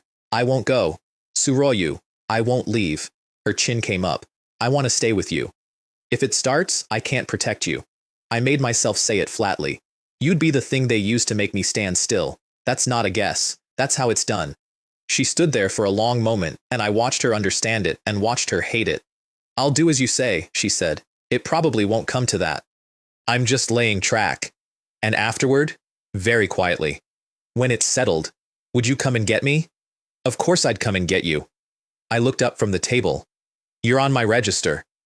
She laughed with her eyes wet, which is a thing I have seen exactly twice, both times from her. Then I went and bought intelligence, which is a thing I had never done in my life and should have started decades earlier. Tianxiang Pavilion, 7th floor, and I used that VIP token for the only thing I ever used it for. What information does this fellow Taoist want to buy? I was wearing a face that wasn't mine, and a body language that wasn't either. An old country cultivator, slightly overwhelmed by the furniture. How much lifespan does Ancestor Su have left? And the true status of Su Yizhen and Su Yili? Su Ningshui did not blink. Considering our cooperation, 30 spirit stones. I paid and got a jade slip and read a document that cost me a month's profit and was worth 10 years of guessing. Every significant member of that clan, cultivation level, primary technique, artifacts they favored, family background, the factions. Who hated whom and why, actual reasons sourced, going back generations, and the line I'd come for. Ancestor Su had 10 years, the theft was true, the pill was burned. But the clan had gone back out, mortgaged the market's revenue again, borrowed against everything, and bought a second pill from the Azure Cloud sect. Talisman Master Fu need not worry, she said as I left, using the name I hadn't given her, without any particular emphasis. As long as Ancestor Su is here, Azure Dragon Bay will not descend into chaos. 10 years. That was my clock, and I'd bought it for 30 spirit stones, and I have never once regretted the price. The clan's public version arrived a few days later. Family head Su hosted a dinner at Xianxia Tower for relatives and friends, and Ancestor Su appeared in person, rosy, upright, radiating vitality, looking like a man with 2 centuries in hand. The head of the family announced that the rumors of a stolen pill were a malicious fabrication by hostile forces, and that from today, Su Yizhen would enter seclusion to attempt foundation establishment. The market exhaled. Seeing is believing. I sat at the back, knowing the entire thing was staged, having paid 37 spirit stones total to know it, and watched 200 people be comforted by a healthy-looking old man. Then I went home and told Han Jinlong to stay in the house and stop hunting until further notice. For once, he agreed instantly. 10 days later, Su Yizhen came out of seclusion with a medium-grade Dao foundation, and the Su family had 2 foundation establishment cultivators, and the whole market went off like a festival. They sent me a VIP invitation to the celebration. Han Jinlong got a standard one and was deeply sour about it. Want to trade? I offered. Absolutely not. He recoiled. In the VIP section, they read your gift out loud. I'm not spending 40 spirit stones on face. I'll go and eat at the back and come out ahead. Which was, as usual, the correct analysis. I brought 10 premium spring return talismans as a gift, which was expensive and correct. And the head of the Su family greeted me at the door of Xianxia Tower personally. I felt the entire street reprice me again. A middle-stage Qi refinement cultivator being met at the door by a foundation establishment clan head is not a thing that happens. Then a young man in brocade, Su Yixuan, 7th brother of that generation, walked me up to the VIP room himself, and I stepped through the door and felt an aura I recognized before I'd fully seen her. Princess, I said, and caught it, and it was already out. What brings you here?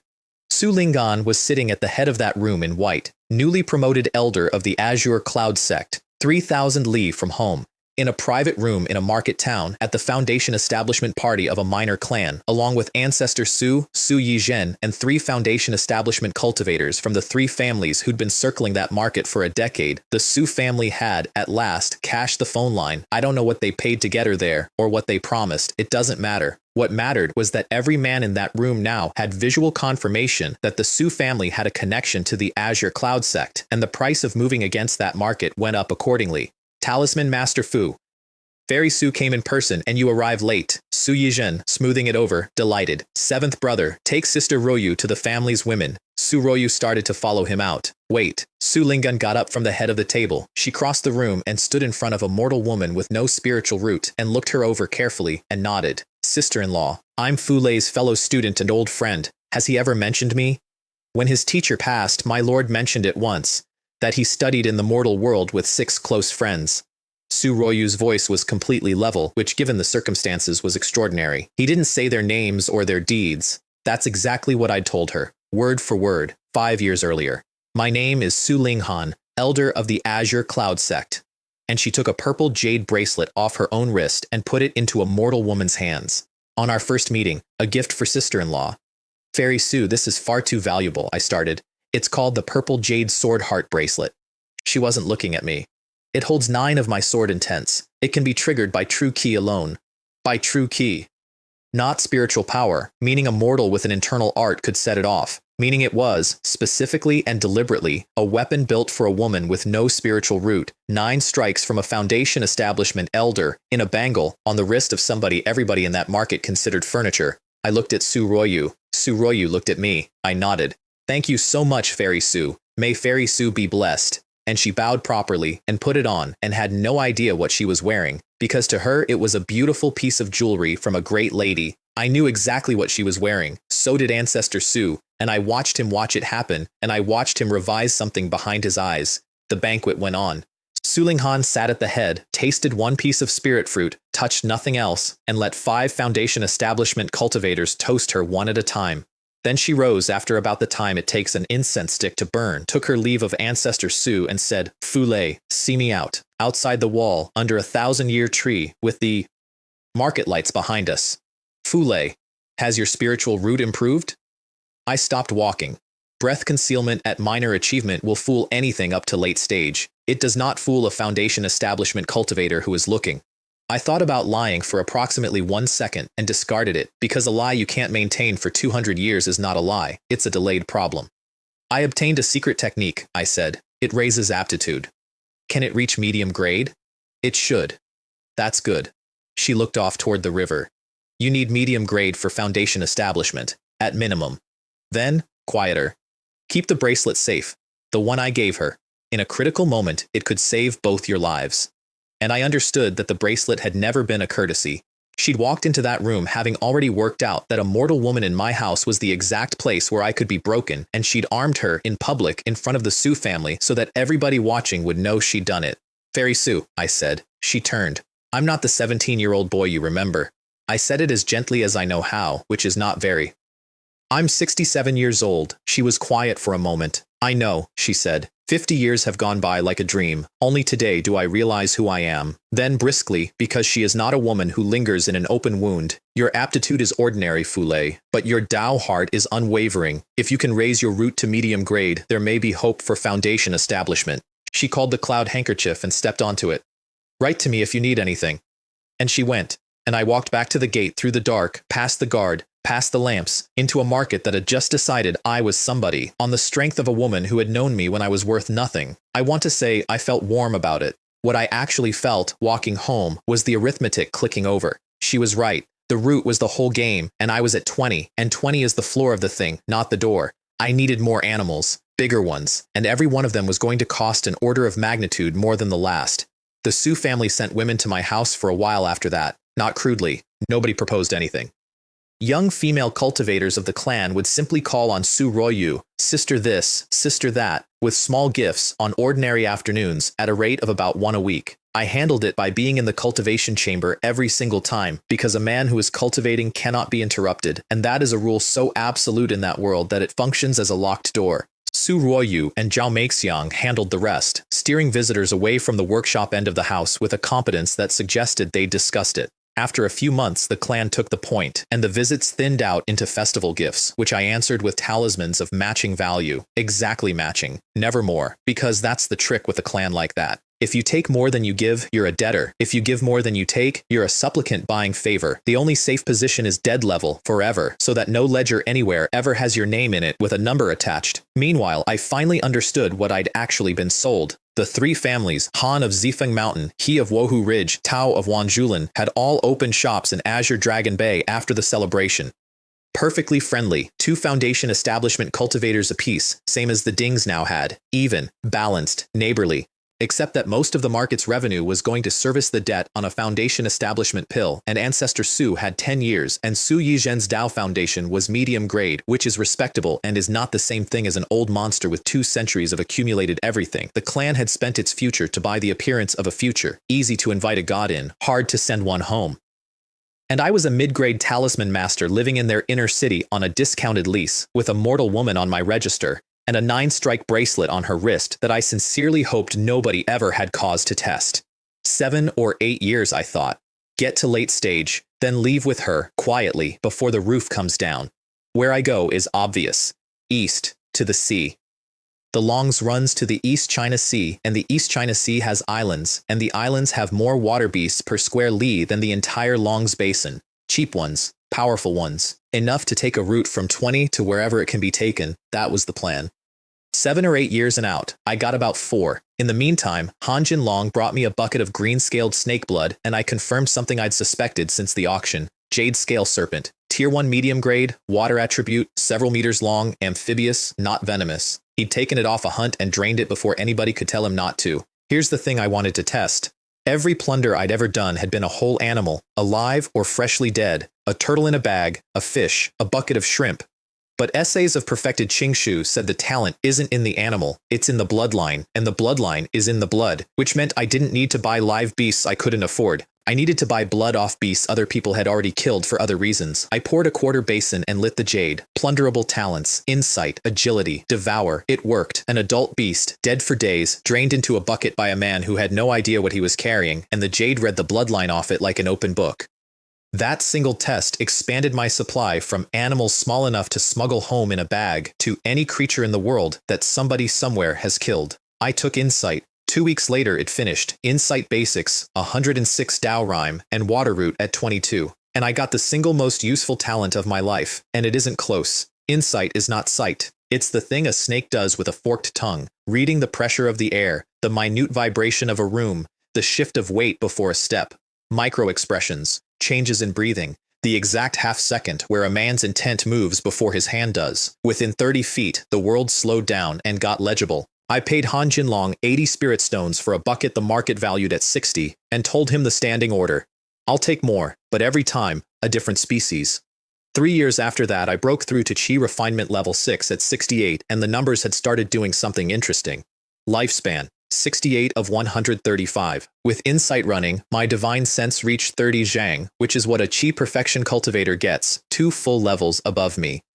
Inside that radius, the world went into slow motion. Rain on the window 1 drop at a time, dust in the air, insects in the walls, a stain on a sleeve at 40 paces. By the books I'd read, I should have been able to fight a level 9. In water, something close to perfection. And I had still, at 68 years old, never once been in a fight. That gap had stopped being funny. A man whose numbers say one thing and whose experience says nothing is a man who is going to find out the difference at the worst possible moment, and I knew it, and it had begun to genuinely worry me. So I did the most out-of-character thing of my entire life, and asked to go hunting. You're sure? Han Jinlong could not stop grinning.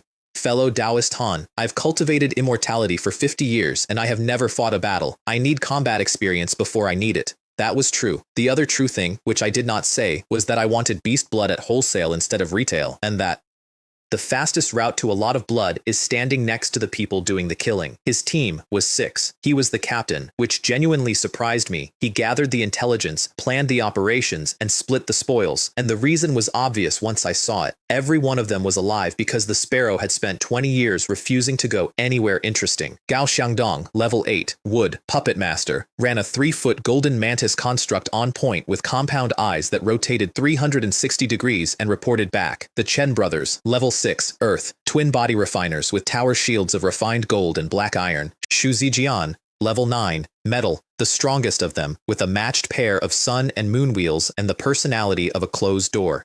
And Su Muqing, level 6, water, round-faced, slightly plump, pleasant, and the only one who spoke to me on the walk out. Talisman Master Fu, when the beast appears, stand behind me, she said kindly. You've just joined, and you don't have experience. She meant it, completely sincerely, and she was a full level below me and would have died instantly, and I said thank you. Then the air filled with a sound like a boiling kettle the size of a hill, yellow-striped poison bees, tier 1 low grade, and there were enough of them to darken the sky, and they came in from all sides at once. The Chen brothers had their shields up before I'd finished turning. Shu Zijian's wheels were in his hands and glowing. Su Muqing put herself in front of me.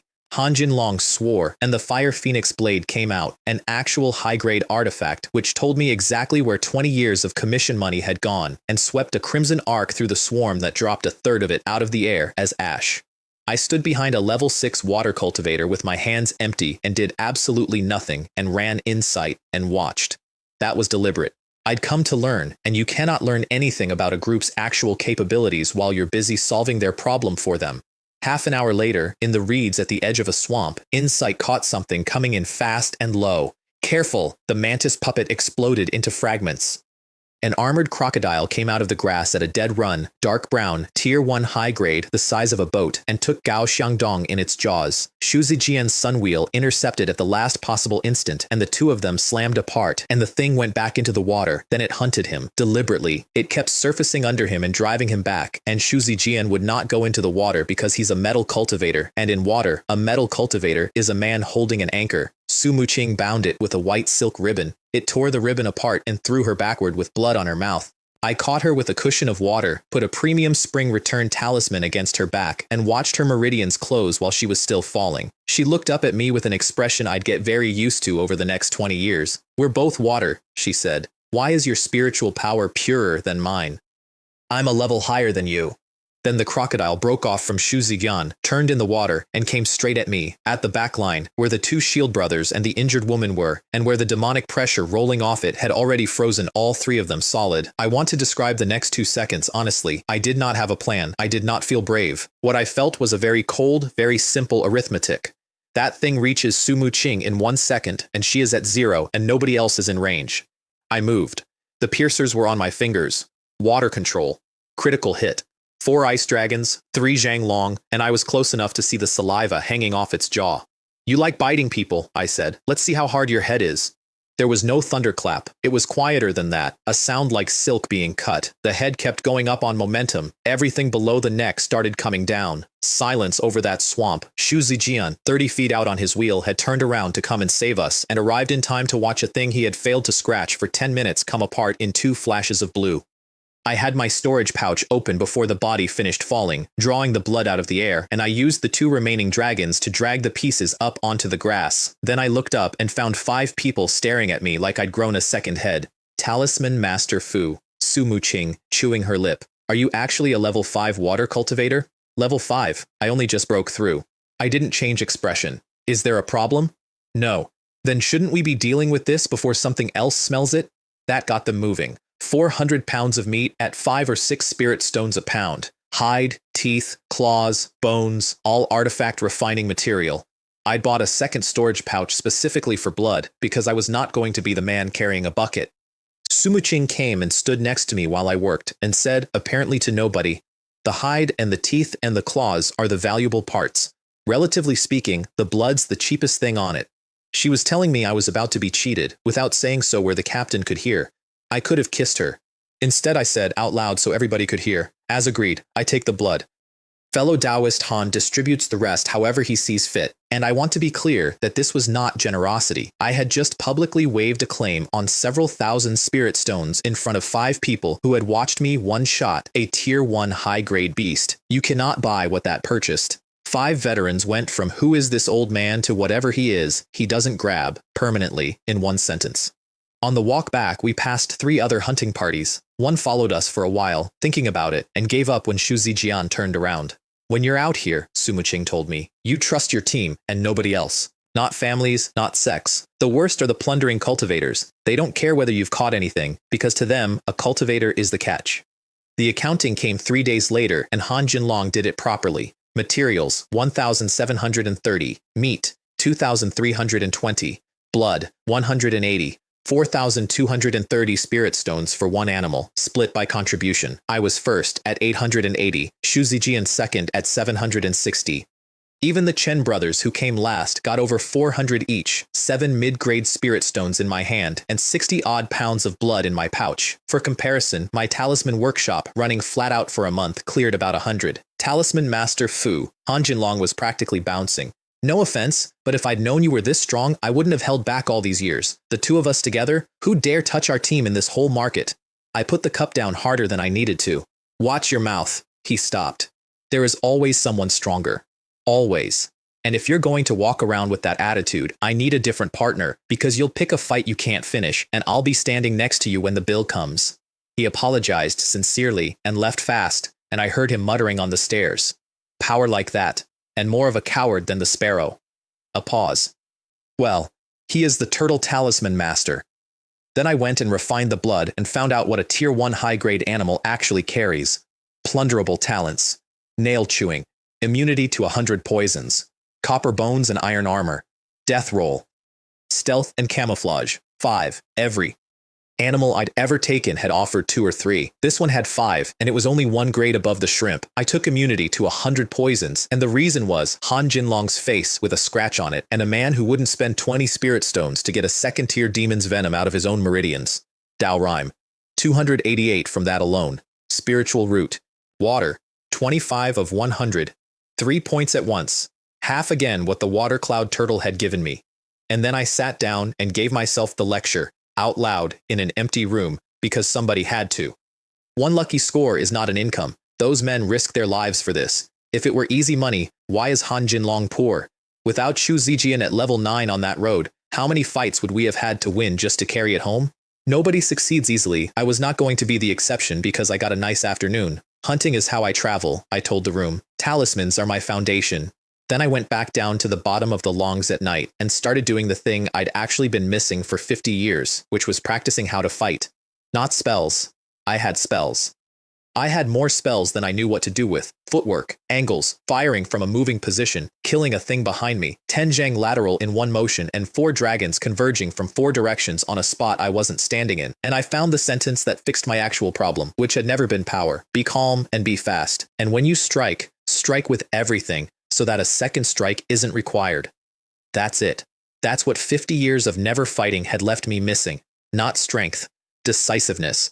The willingness to spend the whole magazine on the first shot instead of testing the water. One force overcomes 10 techniques. I practiced that for 3 months in the dark at the bottom of a river, alone, at 68 years old. And then I went back to making talismans, because the hunting was a school, and the school had given me what I came for. 6 months of hunts after that produced nothing at all. 3 outings, 3 failures, beaten to the prey, or too many rival teams circling to move, which was itself the lesson. One armored crocodile is not a career.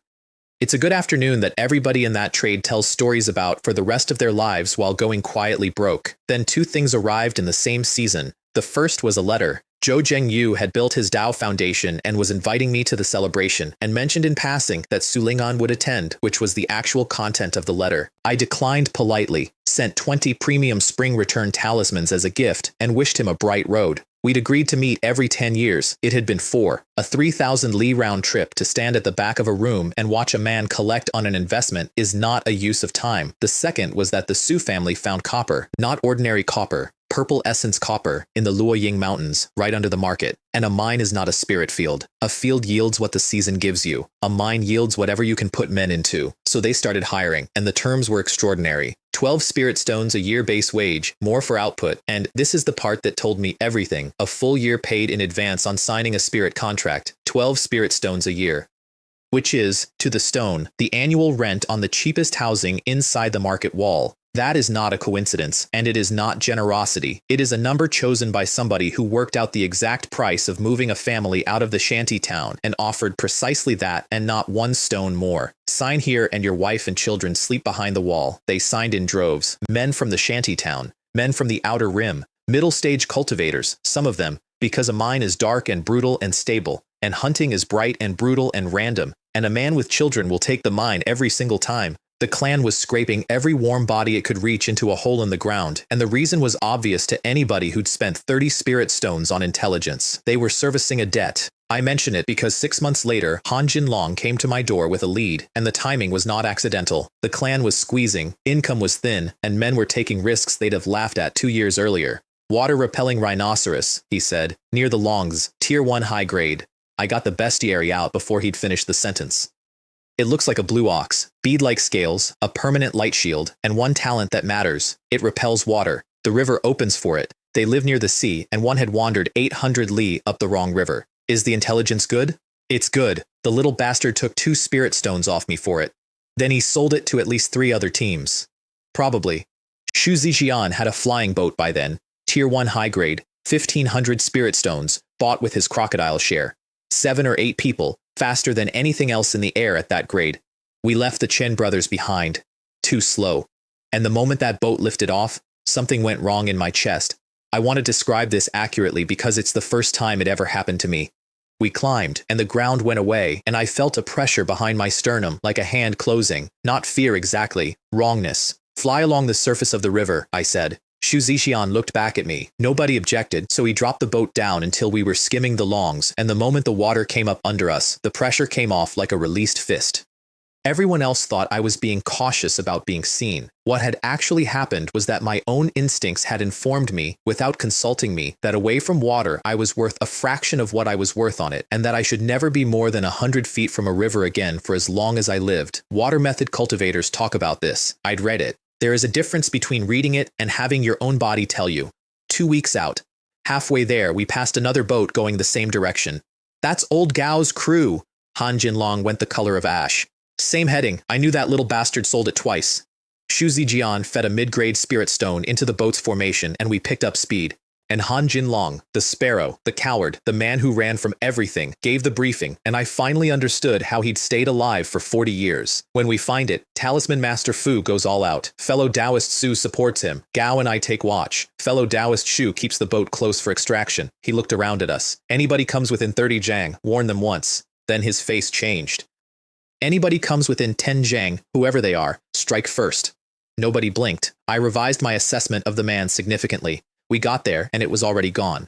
7 monster hunters had the rhinoceros surrounded in a clearing by the water, 4 of them late stage, working its neck and throat in shifts, while 3 middle stage cultivators cycled talismans to keep it off balance and keep the front line topped up. Baldy Ho's crew. Han Jinlong said the name like a man identifying a rash. The rhinoceros was losing. It was strong. It bellowed like an old ox and fired water arrows that punched holes in the trees. But 7 coordinated cultivators grind anything down eventually, and it had been at this a while. If it breaks out and we finish it, Han Jinlong said slowly, then by Hunter's law the kill is ours. Everyone looked at me. Talisman Master Fu, can you make it stronger, temporarily? And I want to record that I laughed out loud. Because I had just realized what I was about to do. Do I need to show myself? Better if you don't. I went invisible. Breath concealment and invisibility both at minor achievement, which meant a chi stage cultivator wouldn't find me at 10 zhang, and flew up into an old tree and made a hand seal. And here's the joke. I have a mastery grade blade art that cuts stone. I have 4 ice dragons that turn schools of fish into particulate. I have critical hit, iron bone, water control. What I used was the cloud and rain technique. The farmer's spell. The first thing I ever learned, 60 years ago, from a poor old man who taught it for free and which I abandoned because farmers starve. I never imagined the most pathetic spell I know would turn out to be the decisive one.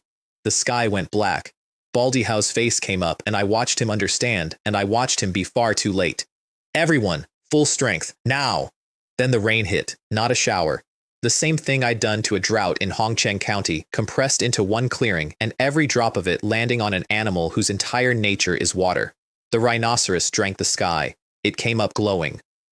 Every raindrop within 100 paces condensed and turned toward it, and the light shield around it went from flickering to solid, and it threw its head back and made a sound that was somewhere between a bull and a dragon. Then it fired. Dozens of water arrows at once, hissing as they went, actually hissing, the sound of something moving fast enough to tear air, and they were noticeably sharper than the ones from 2 minutes earlier. The 3 middle-stage cultivators on the far side got picked up and thrown 30 feet, and the rhinoceros put its head down and went through the gap in the encirclement like a landslide, and ran for the longs. Chase, Baldy Hao, horse with 3 men down, and Shu Zijian, Han Jinlong, and Gao Xiangdong stepped politely out of the trees and blocked the path. I have to give Han Jinlong credit, his performance was flawless. Fellow Taoist Han, what is the meaning of this? Hunting the rhinoceros, Han Jinlong, radiating frustration. It just ran past us. We came all this way for it, and we couldn't stop the thing. Then, brightening with the joy of sudden realization, fellow Taoist who? Is this rhinoceros yours? And they stood aside courteously, at exactly the speed of a man being helpful, which is to say slowly. By then it was in the river. I went after it. The longzay split open in front of that animal, an actual dry corridor 100 feet down, water standing in walls on both sides, and it ran along the riverbed like it was crossing a field. I let it. That was the whole point. I'd driven it into the water on purpose because a water-repelling beast is not a water-dwelling beast, and because down there nobody could see what I did. I followed at a stroll for a while, reading it with insight. 15 jang of perfect clarity in absolute darkness, and then I stopped enjoying myself and got on with it. Water control, iron bone, critical hit. I went past it. That's the part I want you to have. The fastest thing on that riverbed, in its own element, using the divine ability that defines its species, and I overtook it, because a water control talent stolen off an azure feather fish is simply better at rivers than a rhinoceros is. Its weak point was the throat. The bestiary said so, and Baldy Howe's crew had confirmed it by spending an hour hitting exactly there. It saw me, and the horn rippled, and every drop of water within 3 zhang of me vanished, and I dropped into empty air. 2 dragons went out ahead of me and met a wall of water arrows and cut through it. The shield held, dimmed, held. Then the last 2, at 4 feet. The piercers went into the throat, and the ice went out from them, and the meridian structure inside that animal turned to powder in about a quarter of a second. And I immediately jammed my finger into the wound to stop the bleeding, because that was tier 1 high-grade water attribute blood, and I was not losing a drop of it. I floated it up on a current, surfaced, and shouted for the boat. The moment it came aboard, the flying boat sank almost to the waterline, and Shu Zijian went white and started throwing seals to keep us up, and there was about a second where 2,000 pounds of dead rhinoceros nearly took a 1,500 stone artifact to the bottom of the longs. I got the blood into the pouch in a red fountain and then said the thing nobody wanted to hear. Someone's coming. 3 flying boats converging, boxing us in. Old Gao on one side, Old Song on the other, and Baldy Hao coming up behind with his 3 wounded. You Sparrow, Old Song opened with, you stole our prey. Fellow Taoist Song, what exactly are you accusing us of, or are you simply robbing us? And then Old Gao, who was the dangerous one because he was polite, looked past all of it at the unfamiliar face on our deck. This fellow Taoist looks new. May I ask who he is? I glanced at Han Jinlong. This was his table. He played the only card we had, and he played it beautifully. So all fellow Taoists may know. He gestured at me like a man unveiling furniture. This is Fu Lei, Talisman Master Fu, brother-in-law to Su Yizhen of the Su Family Foundation establishment, and a friend of 60 years to Elder Su Ling Han and Elder Zhou Zhengyu of the Azure Cloud sect. Silence over the water. Then he leaned into it. You wouldn't be planning to take our catch here and kill us all to keep it quiet, would you? Because if so, can any of you guarantee there's no informer among the 3 of your crews? Old Gao started laughing within half a second. Fellow Taoist Han, you joke. We're all monster hunters here. How could we behave like plundering cultivators? He clasped his hands at me. Talisman Master Fu, I've long admired your name. When we're back in the market, I'll host a banquet and apologize for the misunderstanding. Old Song was still spluttering about an agreement when his own second put a hand over his mouth. Baldy Hao would not let go. They cast a spell. That rain wasn't natural. They helped it break out. Did you see who cast it? Old Gao asked. A pause. No. Any evidence it was somebody on fellow Taoist Han's side? No, but they were the only ones nearby, and they blocked our path while we were chasing it. We came here for that rhinoceros, Han Jinlong said pleasantly. It's entirely normal that we'd hunt it when we saw it. From beginning to end, we never laid a hand on any of you. We even stepped aside for you. Old Gao sighed and made his ruling, which was the only ruling available. Fellow Taoist Hao, let it go. Baldy Hao looked like a man swallowing a stone. And as we left, I put on a small demonstration, which was not necessary, and which I did entirely on purpose. I flicked my sleeve, and the Longzhe rose behind us into a standing wave, and our boat went out of there at 20% over its rated speed on the front of it, and nothing they had could follow. I heard Old Gao's voice come across the water at Baldy Hao as we went. Don't be ungrateful, I just saved your life. If that had gone to a fight, your entire crew wouldn't have been a match for Talisman Master Fu. A pause. Do you not have a brain? How do you think they killed the rhinoceros? We ran 10 days down the longs, and I sat at the bow the whole way, and the team started talking around me the way people do about somebody they've decided isn't listening. Then, at dusk on the 10th day, 3 black boats came out of the mist with a flag flying, plundering cultivators, and not a small crew. Mole, Sumuching said, and her voice went thin. That's the silent ink. 20-odd men, 10 of them late stage. Mole himself is Chi Perfection, metal, sword cultivator. Han Jinlong looked at me, and I watched him decide not to be brave. Can the shield hold a Chi Perfection sword cultivator? We'll hold. I was already standing. Keep going. Don't turn. Because turning was death. If there were 3 in front, there were more behind, and we were carrying 10,000 spirit stones of meat. Fellow Taoist Shu, rest. I'll drive the boat. I put the river under us, and we went at them. Mole had been sitting there waiting, and I found out afterward exactly why. Baldy Hao had sent word, fat catch, mediocre crew, coming down the Longzhe, because he had been working with the silent ink for years and could not swallow losing that animal. They opened up with everything at once, artifacts, spells, talismans, a curtain of colored light coming down on us like weather. And here is where an entire lifetime of being a coward paid out in one moment. I did not put up one big water shield, which is what the water shield technique is for, and what everybody does. I put up 106 of them. Water control at mastery over a river at flood, 100 small shields layered at different depths and angles across the whole approach, and the water cloud shield swollen out over the bow on top of that. Every single thing they threw hit something before it hit us. Mole's voice came across the water, and it was not a negotiating voice anymore. You bald bastard, you lied to me. Because he just worked out he wasn't looking at a mediocre crew. He was looking at a water method cultivator running something that looked like major achievement, and his intelligence had been catastrophically wrong. Then he came off the deck himself and threw his flying sword. A golden line went through 7 of my shields like they were paper and buried itself in the water cloud shield, and my boat lurched and started to slow, and I felt the chi in that shield beginning to dissolve. Ultimately, I said out loud, mostly to myself, it's only a medium-grade artifact. And then I looked at the sword stuck in it, glowing, and had a completely different thought, which I want to report honestly. That's at minimum a tier 1 high-grade flying sword. That would go for thousands at auction. That is what was in my head in the middle of an ambush. I have made my peace with it. Water control, critical hit, iron bone, water condensation blade art. The Longzhe came up around me in a column, and the piercers on my hands went dark, and 4 ice dragons condensed on the tips, and then 4 more a few breaths later, and 4 more after that, because unlike a normal blade art, mine doesn't produce one and stop. It produces them as fast as I can feed it, and I was standing on 3,000 li of river. Everything inside 100 feet was in range. I put more than a dozen dragons into those 3 boats in about 10 breaths. The protective auras flickered for maybe 2 seconds, and then the hulls came apart, and all 3 went down into the longs with 20-odd plundering cultivators swimming for the bank. 7 or 8 went at Mole. I want to note that I deliberately sent fewer at him than I could have, out of a completely genuine respect for a chi perfection sword cultivator, which turned out to be more courtesy than the situation required. He got a golden ring up, a real high-grade defensive artifact, and it ate 2 dragons and went dark. Then he turned into black smoke and ran straight up, and he left both the sword and the ring behind, which is how you know a man has correctly assessed a situation. I collected them out of the air, and I did not chase. I want to be clear that I could have caught him on the water.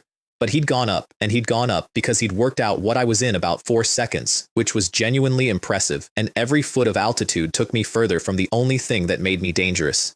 Safety first, I said, and put his sword in my pouch. When I turned around, Su Muqing was standing there with her mouth open and had been for some time. Talisman Master Fu.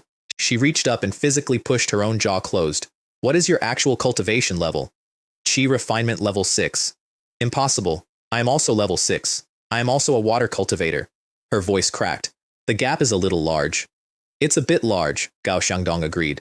It's enormous, said Shu Zijian, who had said nothing in 10 days. I gave them the story I'd prepared years earlier and never needed until that moment.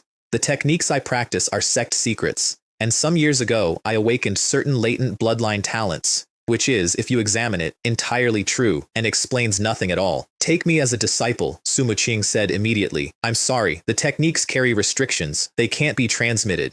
We got home 5 days later, and the market saw us come through the gate with the beast bags bulging, and by nightfall, the whole town had it. The full accounting was 10,800 spirit stones. My share, after I'd deducted the horn and the blood myself, came to 2,700, plus 2 high-grade artifacts belonging to the most feared bandit on that stretch of river. But the thing I'd actually bought that week wasn't the money. Within about 10 days, the version circulating in every tavern in Azure Dragon Bay was, the Turtle Talisman Master killed a water-repelling rhinoceros in 1 strike, and then Mole of the Silent Ink ambushed him with 3 boats and ran away without his sword. People started bowing to me in the street. Some I knew, most I didn't. And I let all of it happen, because I had put on that display on purpose. Here's the reasoning, and I'd read it in a book in my previous life long before I ever needed it. When you're weak, people spend their time thinking about how to take what you have. Once you've demonstrated enough, they stop, because it stops being free. I did not want to fight anybody. I wanted to never fight anybody again. The cheapest way to buy that is one very loud afternoon. I gave myself 75 out of 100 for the operation, and the 25 I docked was entirely for letting Mole leave alive. Because you do not leave a man like that walking around with a personal reason. I was right about that, incidentally. It cost me later, not as much as it cost him. I traded both his artifacts to a weaponsmith called Gao Jihua and came away with a sea-suppressing bell and a heavy water seal, a bell of 10,000-year copper rated to hold a full strike from an early Foundation establishment cultivator, and a black seal that starts at 1,000 caddies and drinks water until it weighs 10,900 spirit stones on top. I didn't haggle, because the man told me to my face that he'd rework them and sell them back to Mole, and a man who tells you how he's going to profit off you is a man worth knowing. I tested them at the bottom of the longs that night. The bell took 4 of my own ice dragons at full power and dimmed for about a second. The seal I could barely lift, even with iron bone, and I was standing in a river at the time. On land, away from water, I said to nobody. I couldn't move this thing at all, which was the note I'd been avoiding for 2 years. Everything I had was contingent on standing near water, and one day somebody was going to work that out. Water root at 28, 1,200 spirit stones in the pouch, and a market that had started saying my name in taverns. The tallest tree in the forest is the one the wind breaks. So I bought one more thing and then went quiet for 4 years. It was a beauty-preserving pill, and I bought it at a Sioux family auction, and I want to explain the purchase because it's the only frivolous thing I did in 25 years. It's a warm-up lot. Medium grade, slows the aging of the face, usually goes for around 60. I sat through 11 of those auctions. Watching it come up and go for the same money every time. I bid 62, then 65, and nobody followed, and I walked out with it. Su Royu was 26 by then, 10 years in my house. She'd lived in B-grade spiritual chi for years and worked the Jade Maiden True Scripture to a real standard, and she was still visibly, measurably aging, at the rate mortals age, next to a man who looked younger every decade. She turned the bottle over and read the name off the base and stopped breathing. This is... Yes. These are what the Su family cultivators dream about. She wasn't looking at me. I don't have a spiritual root. What have I done to deserve? You've kept the terms for 10 years. She stood there in the middle of my reception hall with a porcelain bottle in both hands and cried silently, which I was not prepared for and handled badly. Do you want it or not? I said, because it costs 65 spirit stones and I'm not taking it back. Of course I want it. I'll tell you what that pill actually was, since I've had 80 years to think about it. It wasn't a gift. It was a receipt. A mortal woman in a cultivator's house has exactly one asset, which is that somebody powerful currently finds her worth keeping, and she has no way of knowing when that stops being true. She had been quietly doing that arithmetic for a decade. I know, because Zhao Meixiang told me years later that she'd asked, more than once, what happens to a woman like her when the man she keeps house for enters Foundation establishment. 65 spirit stones is what it cost me to answer that question in a way she'd believe. Then I put my head down for 4 years. Chi refinement level 7 at 71, late stage, 50% more power in a single level, which is the maximum the Chi realm allows, and when I came out of it, I could feel the difference in the way the air moved around my hands. Lifespan, 71 of 138, water root, 28, and stuck. Tier 1 blood had stopped doing anything at all. I bought samples from 4 different low-grade species that year and got nothing. No root points, barely any Dao rhyme. The well I'd been drinking from for 11 years had run dry, exactly as I'd predicted, and the next tier up was going to cost more than I had. And meanwhile, I was going broke. I want to put that plainly, because it sounds absurd. A high-grade talisman master making 200 spirit stones a month, and I was running a deficit. The array had doubled its consumption when I hit level 760 spirit stones a month. Food was a stone a day because my body had changed, and I ate accordingly. Rent, materials, blood. 26 mid-grade spirit stones down to 11 in 18 months. I sent for Han Jinlong and told him to put a team together for one more big hunt, and after that, I was leaving. Take her east to the sea and start again where the animals were. That was the plan. 3 days later, he came through my door without knocking. Talisman Master Fu, something's wrong. What? Master Liang Dan and the ancient artifact master left, both of them, last night with their personal disciples. He was gray. Both my boys got sent home from their workshops. I put the brush down. Those 2 men were the only high-grade alchemist and the only high-grade artifact refiner in Azure Dragon Bay. They are the entire commercial reason a market exists. They do not leave. Ancestor Su? Seen in public 3 days ago. Alive. Then go and find out what happened. Spend whatever you need. He was back that night, and he was almost cheerful about it, which tells you everything about how badly he'd misread it. They found Tianyan copper in the purple essence mine. He grinned. High-grade artifact refining material. The Su family's rich. Talisman Master Fu. Dig anywhere and it's tens of thousands of spirit stones. Is it a byproduct or a vein? They say several miners have struck it. Probably a vein. And I watched his face change as he heard his own sentence. A vein, he said. The Su family has 2 Foundation establishment cultivators, I said. One is at the end of his lifespan. The other built his Dao Foundation 4 years ago. How long do you think they hold a high-grade material vein? He sat down on my floor without being invited. Talisman Master Fu, I can run. My wife and my 2 boys can't. I went and found Su Royu in the back courtyard and told her to pack the valuables. What's happened? Don't ask. Do it. She didn't ask. Here's what I understood that night, sitting alone in a cultivation chamber I'd paid 72 spirit stones a year for. 2 high-grade craftsmen fled inside 24 hours of the strike being confirmed. They didn't flee the mine, they fled the war, and they knew to run before anybody told them, because men at that level have contacts and can read a calendar. Nobody told me, because I was a mid-grade talisman master with a mortal woman on his register, and nobody was certain which way I'd jump, and warning me was a risk with no upside. I was not inside. I had never been inside. I'd been adjacent for 8 years and mistaken it for the same thing. We needed a flying boat. Xu Ziqian had one and had left the market a year earlier. New ones ran 2,000 spirit stones and there wasn't time. Han Jinlong knew a man who sold used ones. Shu Bowling, level 9, with 2 brothers at level 8, living in an isolated C-grade compound in a quiet district where the previous household had reportedly all died at once of nothing in particular. He's difficult, Han Jinlong warned. Terrible reputation. Rips people off. We went that evening. I ran insight from 100 paces out. 5 auras in that house, not 3. There are 2 extra people in there, I told him. Take 500 spirit stones off me and go in. I'll be beside you. Then I went invisible, and he watched me disappear from 4 feet away and made a small noise. The guests were Baldy Hao and one of his men. Shu Bowling took 20 mid-grade spirit stones for the boat, counted them, and then didn't produce a boat. Han Jinlong, I heard you were clever. Where'd it go? He leaned back. Throw your storage pouch and your artifacts over here and get out. The Su family can't save themselves right now, let alone you. Baldy Hao was laughing. You finally met your match, you rabbit. Han Jinlong got the Fire Phoenix blade up, which took real courage from a man who runs from everything. 5 against 1? I don't have 5, Shu Bowling said. You don't have 1. No, Han Jinlong agreed. But my brother does.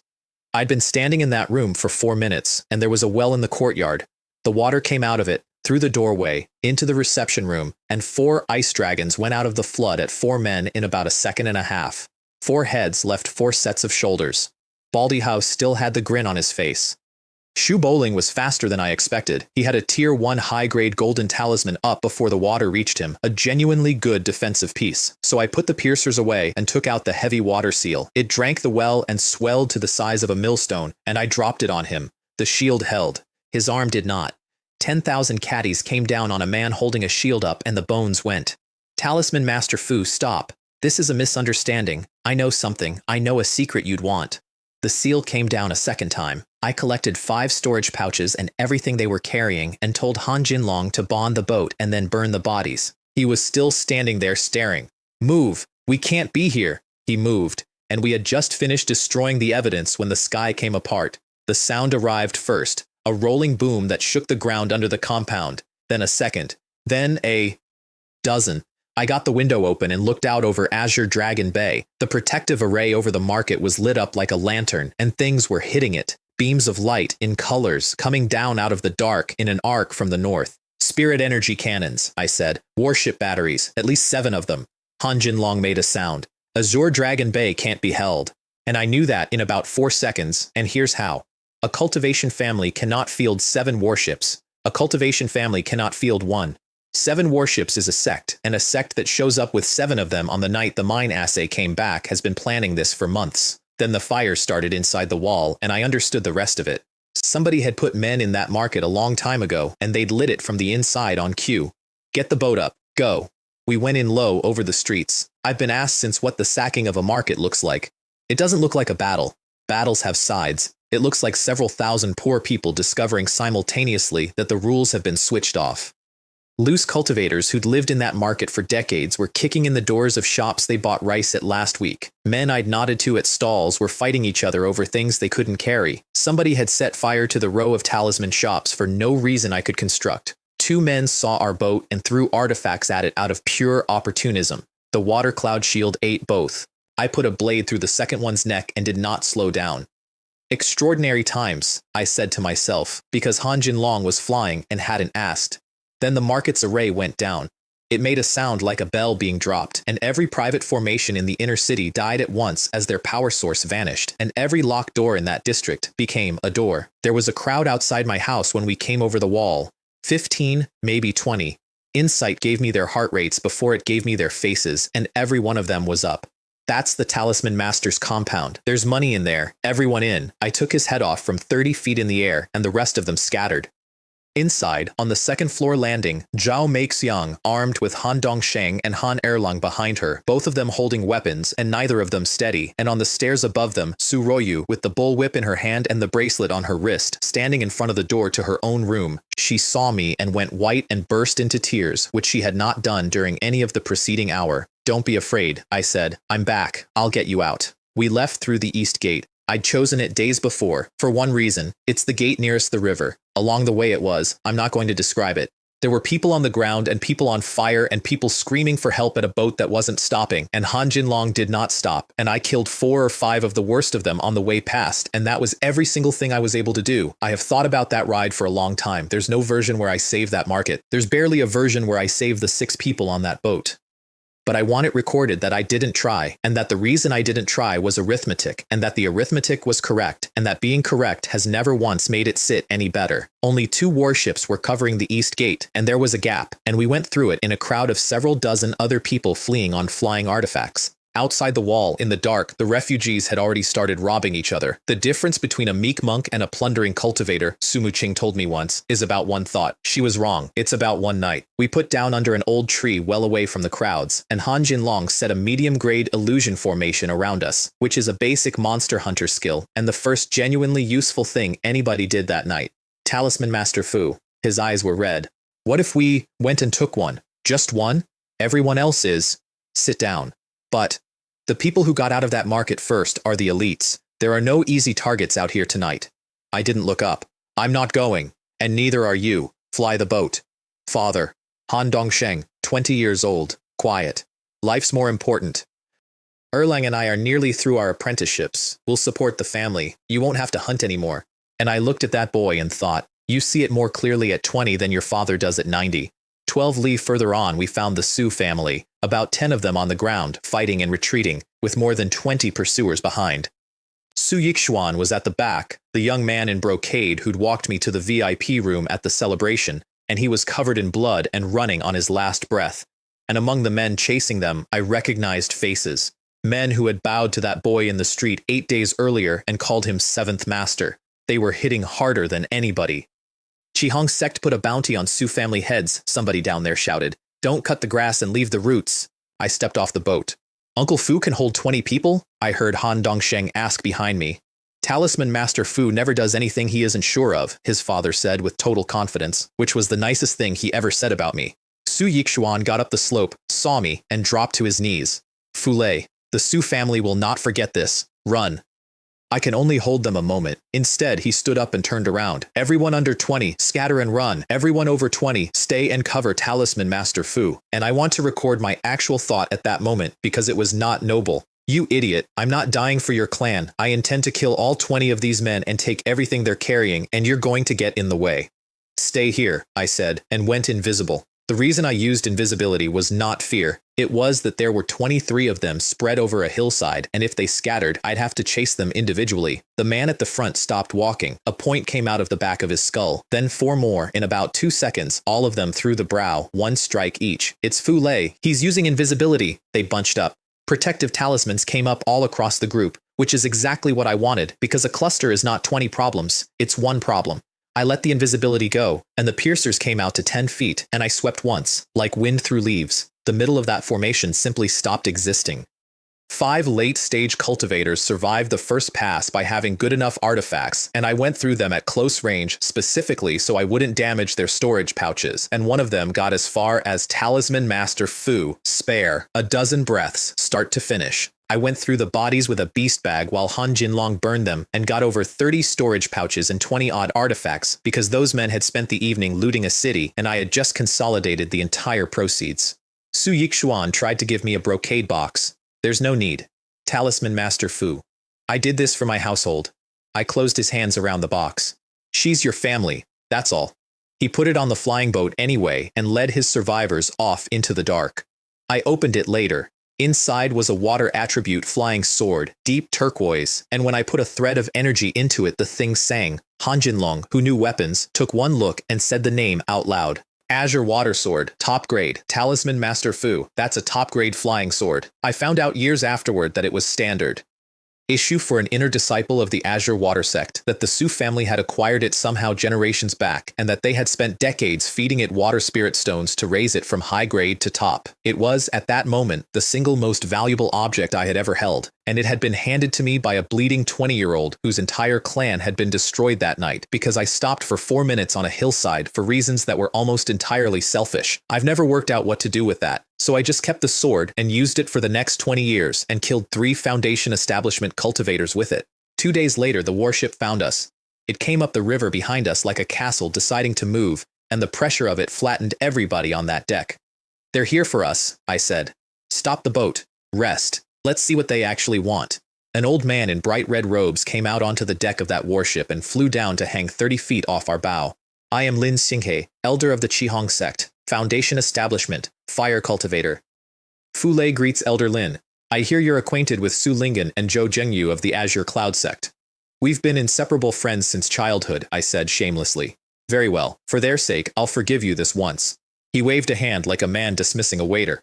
"All of you come back to Azure Dragon Bay with me and await the sect's decision." And there it was. Not a threat. An instruction. In his world, I was a resource that had wandered off the property during an acquisition, and he had come to collect me. "Please forgive this junior's rudeness. I have urgent matters. I'll return to receive your guidance when I have time." His face changed. "How dare you? A Qi cultivator, an ant, defying a decree of the Qihong sect." Then he said the thing that ended the conversation. "That woman is the mortal from the Su family. Kill her first." Behind me, I heard Su Ruoyu make a sound. I didn't turn around. "Senior Lin," I said. "Are you married?" "I have 3 wives and 5 concubines. Do you mock me?" "Not at all. I wanted to ask whether you remember the words from the ceremony." He stared at me. "Because I remember mine," I said. "One bow, one heart and one mind, deep affection, and to grow old together. 2 bows, by mutual consent, to lasting happiness. 3 bows, may the 3 stars shine on us, and may we be joined always." I let the last of it settle. I am not a virtuous man, Elder Lin, but what I say, I do, so the paperwork on her death is something you'll be filing yourself. The Longzhe came up behind me in a wall. The boat went out on the front of it with Han Jinlong flying and 4 ice dragons going the other way at Lin Xinghe's face, and I stayed where I was, standing on the water, alone, watching a Foundation Establishment elder decide what to do about me. He threw a fire spirit hand the size of a house. I let it take me. I want to explain that because it looked insane, and it was the most calculated thing I did all week. Insight told me the power in it before it arrived. It was a probe. He wasn't trying to kill me. He'd been ordered to bring me in alive, and water beats fire, and my 9 layers of gathered spirit light were rated well above it. The hand closed and stopped 3 feet off my skin and could not close any further. I stood inside a giant burning fist with my arms folded and let him work at it for as long as he was willing to, because every second he spent was another 200 feet of river between that warship and my household. His face went through several things. What a brat. Then he stopped playing and drew the Crimson Flame Sword, and the air between us turned to steam, and I finally drew the Azure Water Sword, and we went at each other properly. The Crimson Flame Sword was a genuine Foundation Establishment magic treasure, and it was better than anything I owned. But he was standing over a river, and I was standing in one, and every exchange I made drew straight from the Longs, while every exchange he made came out of his own Dantian. He couldn't finish it, and I watched him realize it, and I watched his eyes change from irritation to something much worse. Greed. "This person has an opportunity," I heard him mutter, 400 feet away, and insight caught every word. "Perhaps this person is my opportunity." Then his lips moved, transmitting to the ship, and I saw the warship turn, very slightly, and the black mouth of a spirit energy cannon come around toward the water. That old scoundrel. I dropped. Water repelling opened the river under me, and water control closed it over my head, and I went down 100 feet in under a second, and the cannon shot went into the Longs about where my chest had been. The concussion of it moved the entire river. At 100 feet down, doing 50 meters a second, it felt like a hand pushing my back. Then I was gone east at full speed, and there was nothing in that sect's fleet that could follow me underwater. I heard later, from a merchant who'd been on the bank, what that looked like from above. A Qi refinement cultivator traded blows with a sect Foundation Establishment elder to a standstill on open water, and then took a warship's main gun, and simply wasn't there. Nobody on that deck would go in after me. 300 lead downriver I surfaced, put 2 spring return talismans on myself, ran self-healing, and got about 80% back inside an hour. Then I caught up with my own flying boat, and I did something I'm not proud of, and would do again. I didn't hail them. I went invisible, and came up under the boat, and hung there in the dark listening. "Sister Meixiang, will he be all right?" "He's a lucky man. Heaven protects him." "Should we wait here?" "No need. Han Jinlong, absolutely certain." "On the Longzhe, he's water method major achievement. He won't take a straight fight. He'll go to the bottom, and a warship isn't a submarine. We go to Yunyuan Immortal City as planned, and we wait for him there. But if the warship fires, there's no if." He actually shouted at his own wife. "Talisman Master Fu will be fine. And Han Erlong, 19 years old. Mum, Uncle Fu can do anything." I hung under that boat in the dark and let out a breath I'd been holding for 2 days. Human nature does not survive being tested. I've seen it fail in a market of 4,000 people in under an hour. Those 5 had every reason to run, and a boat, and my household aboard it as a liability, and they were arguing about how long to wait for me. I surfaced about 4 miles back so it wouldn't look like I'd been listening, and came in across the water at 50 meters a second with the spray going up behind me, because if you're going to make an entrance, you may as well commit.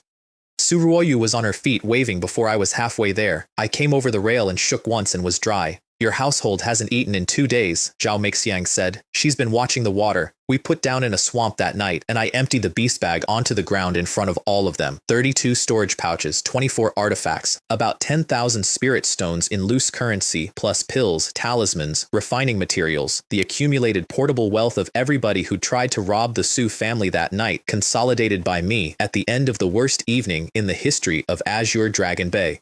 Pick a pouch each, I said, then an artifact each. Han Jinlong picked a big one immediately. His wife and sons each took a small one and stopped, which I noted. Then he spotted Shu Bowling's yellow spirit shield, the one that had held under the heavy water seal, and got to it about a half second before anybody could think about it. Fellow Taoist Han, I said, you have an excellent eye. You've taken the best artifact on the ground. Heh heh, it's my livelihood skill. Please forgive my poor performance. 10,000 spirit stones, split 30-70 in my favor, which he accepted so fast I suspect he'd have taken 20. Then the boat. Call it 1,000, half each, you owe me 500. He'd paid 2,000 for it 4 days earlier with 500 of my stones. He worked that out somewhere around the second sentence and looked at me with an expression I still enjoy. That night, Su Ruoyu sat next to me by the fire with a blanket around her and said, out of nowhere, I thought you weren't coming back. I said I would. Everybody says that. She was watching the fire. Husband and wife are like birds in the same forest. When the disaster comes, they fly off separately. That's the saying. And I'm not even, she stopped. I'm a woman on your register. That's all I am. I thought about that for a while. When I was 17, I said, a man looked at a slip of paper for 4 seconds and told me what I was worth, and everybody in the room agreed with him, including me. It took me 43 years to work out he was wrong. She looked over.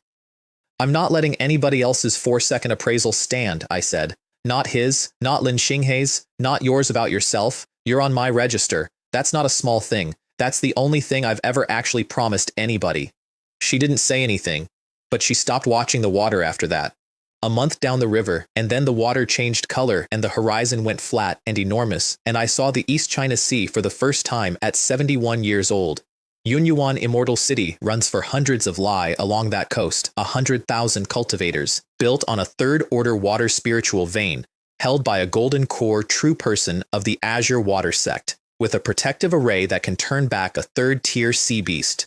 We split at the gate. Han Jinlong's family went in one way and I went in another, and from that day we did not know each other in public. I registered under my own name. That surprised him. But every man with a grudge against me was dead, Shu Bowling in a burning compound, Baldy Hao on his floor, the Su family scattered, and Chi Hong sect's writ did not run in Azure Water sect territory. Meanwhile, my actual asset was 2 Foundation establishment elders 3,000 li away who could only reach me if I used the name they knew. Fu Lei, Chi Refinement Level 7, mid-grade talisman master. Then I stood in a queue at a property agency for 2 hours, which is how a man who had killed 20 people the previous week spent his first morning in the Immortal City, and somebody shouted my name across the hall. Guanrong. 300 pounds of him, and still level 6 after 7 years, and delighted. He took me to a restaurant, put 50 spirit stones in a jade box, slid it to a yellow-robed sect deacon, and my housing problem was solved before the tea came. B-grade residence with a private courtyard and a 3-acre lake. 360 spirit stones a year, 5 times what Azure Dragon Bay had cost me. I swam the lake that first night and came out disappointed. Stone bed, no underground river, water fed through a half-foot pipe. The Azure Water sect ran their city considerably tighter than the Su family had run their market. No back doors. Han Jinlong took a cheaper place with no water at all and announced he was finished with hunting. I'm a fire cultivator in a sea city. I'd be the least useful man on any boat out there. He rubbed his hands. I want to open a shop. We capitalized it at 10,000 spirit stones. 5 from him, 3 from me, 2 from Guanrong, who came in for a share and a favor. A boy called Ho Zhenxiu, the youngest son of Ho Changming, inferior root, 25 years old, level 2, who needed a position. I said yes because Ho Changming had knelt on a stone floor next to me for 3 days. That's how a talisman master, a rabbit, and a fat man opened a cultivation goods shop in the biggest immortal city on that coast, staffed by the son of a classmate none of us had seen in years. Then I got back to work, and the work had changed. In a city like that, the product is the water escape talisman. The 5 elements escape arts are the rarest skills in cultivation. Most foundation establishment cultivators can't perform one, which makes the talismans hard to produce and permanently expensive. 5 spirit stones for a standard, 10 for premium, and in a city built next to an ocean full of things that eat people, they never sit on a shelf. The blood you need is sea swordfish.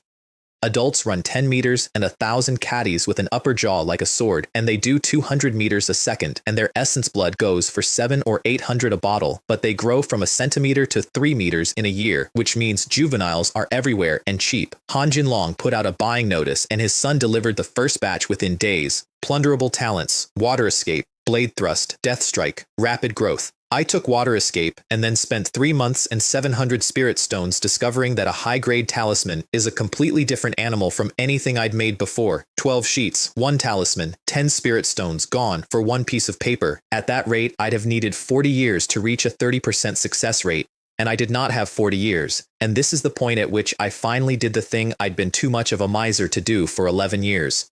I spent the savings. 1,266 Dao rhyme, accumulated over a decade of turtles and fish and shrimp and crocodile, sitting in that jade like coins in a jar.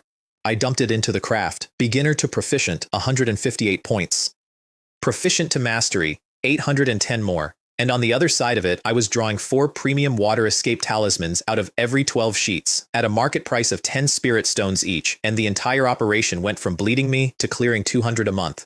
I had been hoarding a currency for 11 years, like a man saving matches in a house with no fire. The lesson, which took me to 72 to learn, stockpiling is not the same as being careful. Sometimes the cautious move is to spend everything at once. I brought 300 of them into Han Jinlong's shop, and he nearly fell over the counter. 300? Talisman Master Fu, have you made high grade? Not quite. Soon. Take the commission off. You own a third of this place. Even close brothers keep clean accounts. 15%. I put the premiums on the counter separately. These are for regulars only, and fellow Taoist Han, my name stays off all of it. That shop made him rich over the following years, and the water escape talisman is why, and he never once let my name attach to it. Then, I went to buy a defensive spell from the Azure Water Sect's own store and made a serious mistake. I mentioned in passing that I already had the water condensation blade art. The shopgirl put her head back and shouted across the entire floor, "Senior Marshal Uncle, there's a loose cultivator here who's mastered our water condensation blade art." Out came a yellow-robed deacon at speed. Wu sighting. Chi perfection. And interested. You've mastered it? I wouldn't say mastered. Barely proficient. Could you demonstrate? And here's the trap I walked into, which I did not see for another 6 years. He took me to a practice yard, put a black iron dummy in front of me, and asked me to use only my own spiritual power. No artifacts. No talents. So I did. No water control, no critical hit, no iron bone, just the raw spell. A 3-foot crescent formed and went out and past the dummy, and frost spread across it, and woo. Sighting touched it with 1 finger and it fell apart into ice. How long have you practiced this? 10 years. 10 years, and nearly major achievement. He was genuinely thrilled for me, which is why I didn't see it coming. Fule, that's wonderful. I'll recommend you for the Azure Water Sect entrance test. With ability like that, you'd impress the elders. Is there an age limit? Rest assured, ours goes by realm, not age. Late-stage chi refinement, under 50, no problem at all. I looked at him. I'm 73. The silence went on for a while. 73? I'm sorry to have wasted your time. He recovered, gave me 20% off the spell, handed me a stack of transmission talismans, and became, genuinely, a friend over the following years. We compared notes on water techniques. He was working toward foundation establishment himself and short of everything, but I had just performed a mastery-grade sect signature technique in front of a sect deacon in a sect shop, and a report went upstairs about it, and 6 years later, a man in a boat in the rain tried to kill me for it. That's the cost of 1 careless sentence. I bought the spell. Water Spirit Essence Gathering Art, 100 Spirit Stones, the Azure Water Sect's premier defensive method, and it turned out to be the second half of my entire combat style. You condense a small dark fish out of the ocean in your dantian, and it leaps out and becomes a layer of protective light, and then you do it again, and they stack. I got to 9 layers on the first night. Then, I asked the obvious question, which apparently nobody at that sect had ever bothered to ask, because they teach these 2 spells to entirely different students. What happens if I run the blade art through the gathering art? The fish came out solid and black and sharp, and where it passed the air froze, and it went through an ancient bronze dummy and kept going and made my cultivation chamber's formation ring like a struck gong. Dark spirit fish, 9 of them, defensive or offensive, at will. I took them down to my lake to test at full power with talents stacked and got as far as raising all 9 before I stopped. This is a rented house, I said out loud, and put them away. I can't afford the repairs. That is genuinely why I stopped. 90 years old and worried about a security deposit. A year of that. 74. 200 spirit stones a month. 5 or 6 times what a cultivator at my level normally earns. And the array ate 700 a year, and food ate more, and I still couldn't save 1,000. I was a high-grade talisman master running the most profitable one-man workshop in that district, and I was treading water, and my route had not moved off 28 for 4 years, and I was 74 years old, which is when Han Jinlong brought me the eels. Ink jade electric eels, a shoal of them close in. I had him repeat it twice. 2 zhang long at adulthood, black as jade, and they carry lightning in the tail. They generate an electric field tens of feet across, and they do it in packs. And the standard advice for a water method foundation establishment cultivator meeting a shoal is to leave. Their flesh and blood carry lightning spiritual power, which is the base material for thunder talismans, and the sect was buying at any price and could not get any. They live hundreds of meters down. They had come to the shallows for a reason nobody knew. And I looked at that problem and saw the answer immediately, because I'd been carrying it for years without a use for it. Water repelling. Electricity needs a medium. Clear the water around you and there is nothing to conduct through. I left before dawn, went invisible on a beach, and went out alone into the East China Sea. Deep water is black. Not dark, black, with pressure like a hand on your whole body, and the only lights are lures on things that hunt. Insight gave me 30 feet of perfect clarity, and I used it to go around 4 separate things that would have eaten me. Then, ahead, the feeling of lightning, 7 of them. The moment the azure water sword lit, they turned and fired, and a silver-white field bloomed across 30 feet of ocean and came at me like a wall. Water repelling. The sea opened 3 zhang around me, and the lightning arrived at the edge of that gap and had nowhere to go, and crawled around the outside of a hole in the ocean with me standing in the middle of it. That is a serious voltage, I said to nobody, in a vacuum, at the bottom of the sea. They tried again, harder, same result. And then, and I swear this happened, 7 eels made a very human expression of surprise and turned to run. 9 dark spirit fish, water condensation blade art through the azure water sword, 7 heads. I bled every one of them into storage pouches, put the carcasses in a beast bag, and left the area at 300 feet a jump with water escape. And by the time another team of water cultivators arrived to find the blood in the water, I was 4 li away, 2 intact bodies, 5 drained ones, and enough blood for the talent. Then came the fun part, which was selling 7 deep-sea eels in a city where everybody knew nobody could catch them. I went to the sect shop where the buying notice hung and found Wu Sighting frantic about a quota he couldn't fill, and I told him the following story with an entirely straight face. Yesterday, I went out to look at the sea and clear my head. There was fighting, several groups, thunder cultivators, quite spectacular. I'm no good in a fight, so I moved off and found a quiet spot to keep looking at the sea. He was watching me with growing suspicion, and a strange fish floated past me. No, I picked it up and took it home. I came to ask you to identify it. I put a storage pouch on the table. His hand shook so badly he nearly dropped it. 918 spirit stones for the first one. Then, actually, I found more than one. 876 for the second. Then, delicately, if a beast's corpse has lost most of its essence blood, is it still worth anything? He looked up very slowly. What exactly are you telling me, Brother Fu? Half an hour later, I walked out of that shop with over 5,000 spirit stones, and Wu Sighting stood behind me looking at 7 neck wounds that all had the same signature on them and doing arithmetic he did not like. He worked it out, actually. He told me years later. The wounds were water condensation blade art, and to take 7 ink jade eels at once, you'd need major achievement, and in the entire Azure Water sect, there were maybe a handful of people at Chief Perfection who'd managed minor. He decided I must be a water method prodigy who'd started far too late. He was closer than anybody else ever got. The eels gave me sea-covering thunder and lightning, a field attack 10 times natural lightning, stackable onto both my water arts, useless for killing an equal but very good at making one freeze for 1/10 of a second, which does not sound like much. 2 years later, 1/10 of a second is the entire reason I'm alive. Water root, 33. Then Chi refinement level 8 at 75, which cost me 4 years and 3,000 spirit stones of array fuel, the price of 3 high-grade artifacts, spent entirely on breathing faster. Lifespan, 75 of 140. 2 years. A whole realm breakthrough bought me 2 years, and I sat with that number for a long time because it was the first hard evidence that the thing I was actually racing was not other cultivators. It was arithmetic. And then it was time for the 10-year reunion, and I went, and I went for 3 specific reasons, and sentiment was not among them. I needed Zhou Zhengyu to launder 13 high-grade artifacts. I needed to know where Foundation Establishment pills came from, and I needed the Foundation Establishment chapter of my own cultivation technique, which Master Lei had given me 50 years earlier in the Qi chapter only. I traveled the whole way underwater, a month, 40 meters a second, insight at 50 feet, avoiding everything.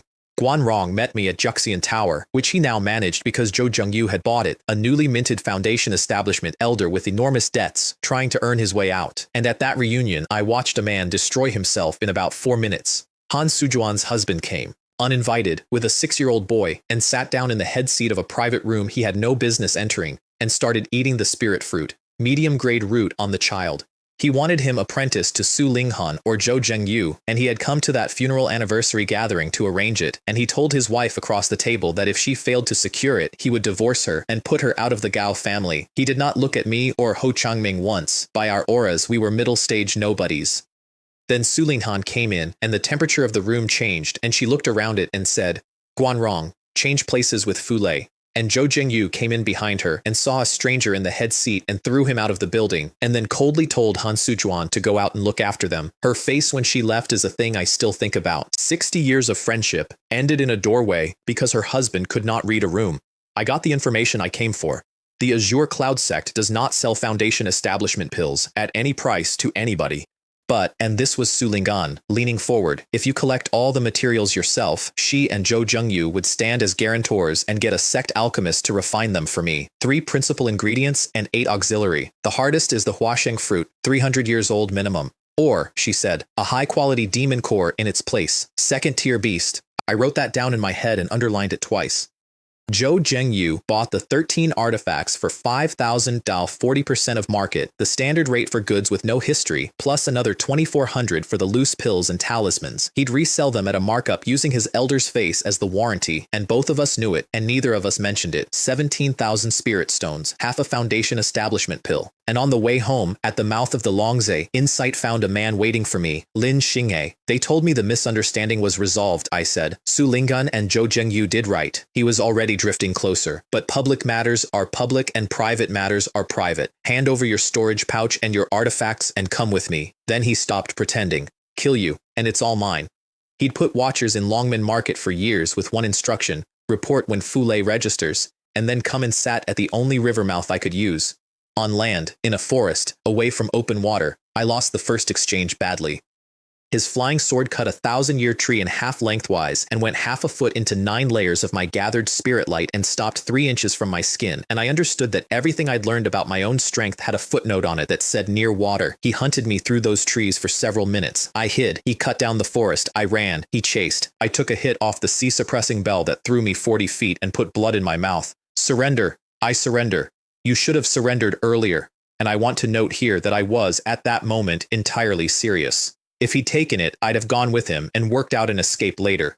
I have never once been too proud to lose. He wasn't interested.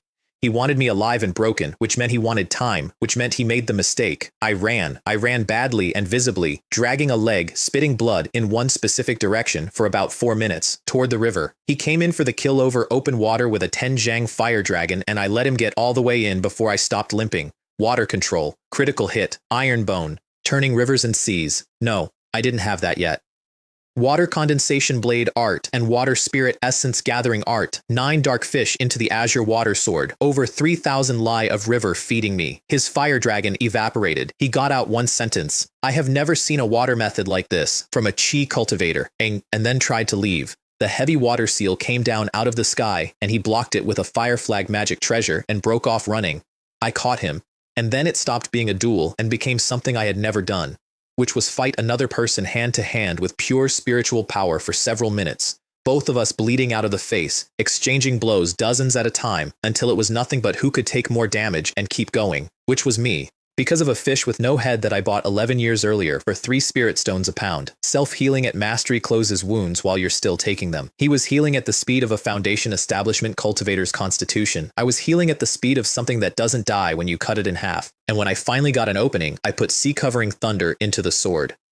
His movement stuttered, a tenth of a second, maybe less, and his protective light went dim for exactly that long. An ice dragon went through his chest and left a hole the size of a fist. He was still trying to negotiate when the second one took his throat. I want to be honest about what I did next because I did not feel triumphant. I felt like a man cleaning up. I took his storage pouch, his crimson flame sword, his fire flag. I destroyed the body completely and swept every fragment into the longs, and the river's fish and shrimp had it inside an hour, because to them, a foundation establishment cultivator is the richest meal in the world. I burned the ground. I swept the site with the wind talisman. I walked the whole area twice with insight. Then I carried his magic treasures a full month downriver and buried them in an undersea cave 100 feet down, and did not touch them for 6 months, because a chi refinement loose cultivator does not kill a sect foundation establishment elder. It is not a thing that happens. Tell anybody and they'll laugh at you. No witnesses, no body, no evidence. Therefore, no event. 2 months later, Han Jinlong brought me the news from the market. Lin Xinghe's soul tablet in the Qihong sect had shattered. He was confirmed dead. The sect suspected the Tianqiao sect because the two were at war over Azure Dragon Bay, and the prime suspect was Su Yizhen, who had a blood feud with Lin Xinghe, whose clan Lin Xinghe had helped destroy, and who had just joined the Tianqiao sect as an elder. Su Yizhen did not deny it. I sat with that for a while. The boy whose family I'd failed to save had taken credit for a killing I'd done on his behalf without either of us arranging it, and it had made his reputation, and it had settled the Su family's blood debt, and neither of us would ever discuss it. If I ever get the chance, I said out loud, I'll pay that back properly. Then I went and dug up the treasures and found out what an elder of a sect carries. 1 high-grade spirit stone, 10 times the size of a mid-grade, and 17 mid-grade. 11,700 spirit stones in currency alone. 4 bottles of second-tier pills, 17 second-tier talismans. A jade slip, the Taiyan corpse refining technique, core method of a demonic sect in the Liang kingdom. Worthless to me, extremely sellable to the right buyer, and in a brocade box, wrapped carefully, a purple spirit flower about 500 years old, one of the 3 principal ingredients of a foundation establishment pill. I sat in a cave under the sea with that flower in my hands and started laughing, because the man had been collecting them. He'd had foundation establishment for decades. He didn't need pill ingredients. He'd been assembling a set to bait somebody with, most likely me, and I had just inherited his tackle box. 2 magic treasures, 30,000 spirit stones, a 500-year principal ingredient. Murder and arson do, in fact, bring wealth, which is why I have always made sure to only do it to people who started it. So, I told the empty cave, either don't act at all, or when you do, leave nothing standing.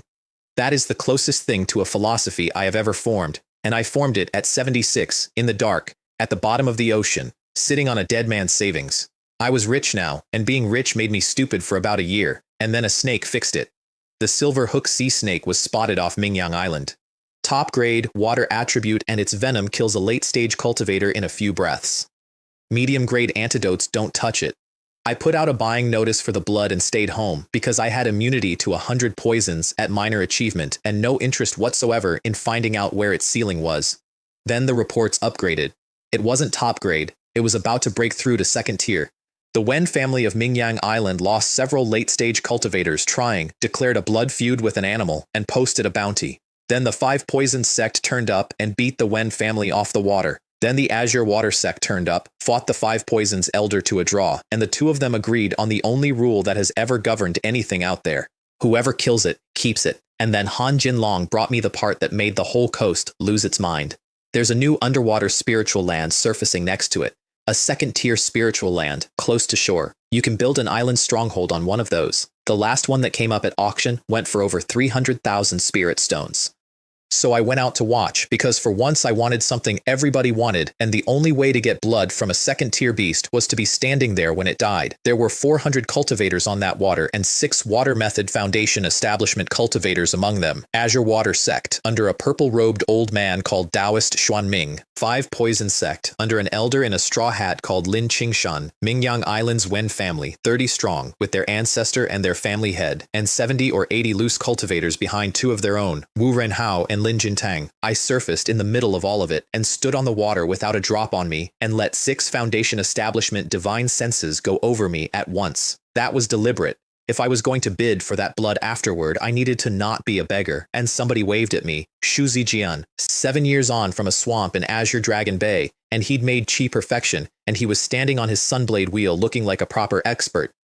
He introduced me to Wu Renhao, Foundation Establishment, leader of every loose cultivator on that coast, and told him I was a friend, and I asked for one thing. I need the snake's essence blood. Leave it to me, Wu Renhao said, in the tone of a man buying goodwill cheaply. Then Taoist Xuanming pointed one finger at the sea and opened a whirlpool a mile across to show everybody where the spiritual land was, and I noted quietly that his water repelling was major achievement, and that no sect foundation establishment cultivator should ever be assumed to be a decoration. They all went down. I stayed on the surface because 6 water method foundation establishment cultivators in one cave is not an opportunity, it's a mass grave with paperwork. Half an hour later, bodies started floating up. Then the sea exploded, and a snake came out of it, over 10 zhang of it, iridescent, with a mouth like a silver hook, and sprayed venom fog across a square li of ocean. Insight told me instantly that the intelligence was wrong. It wasn't about to break through. It already had. Second tier.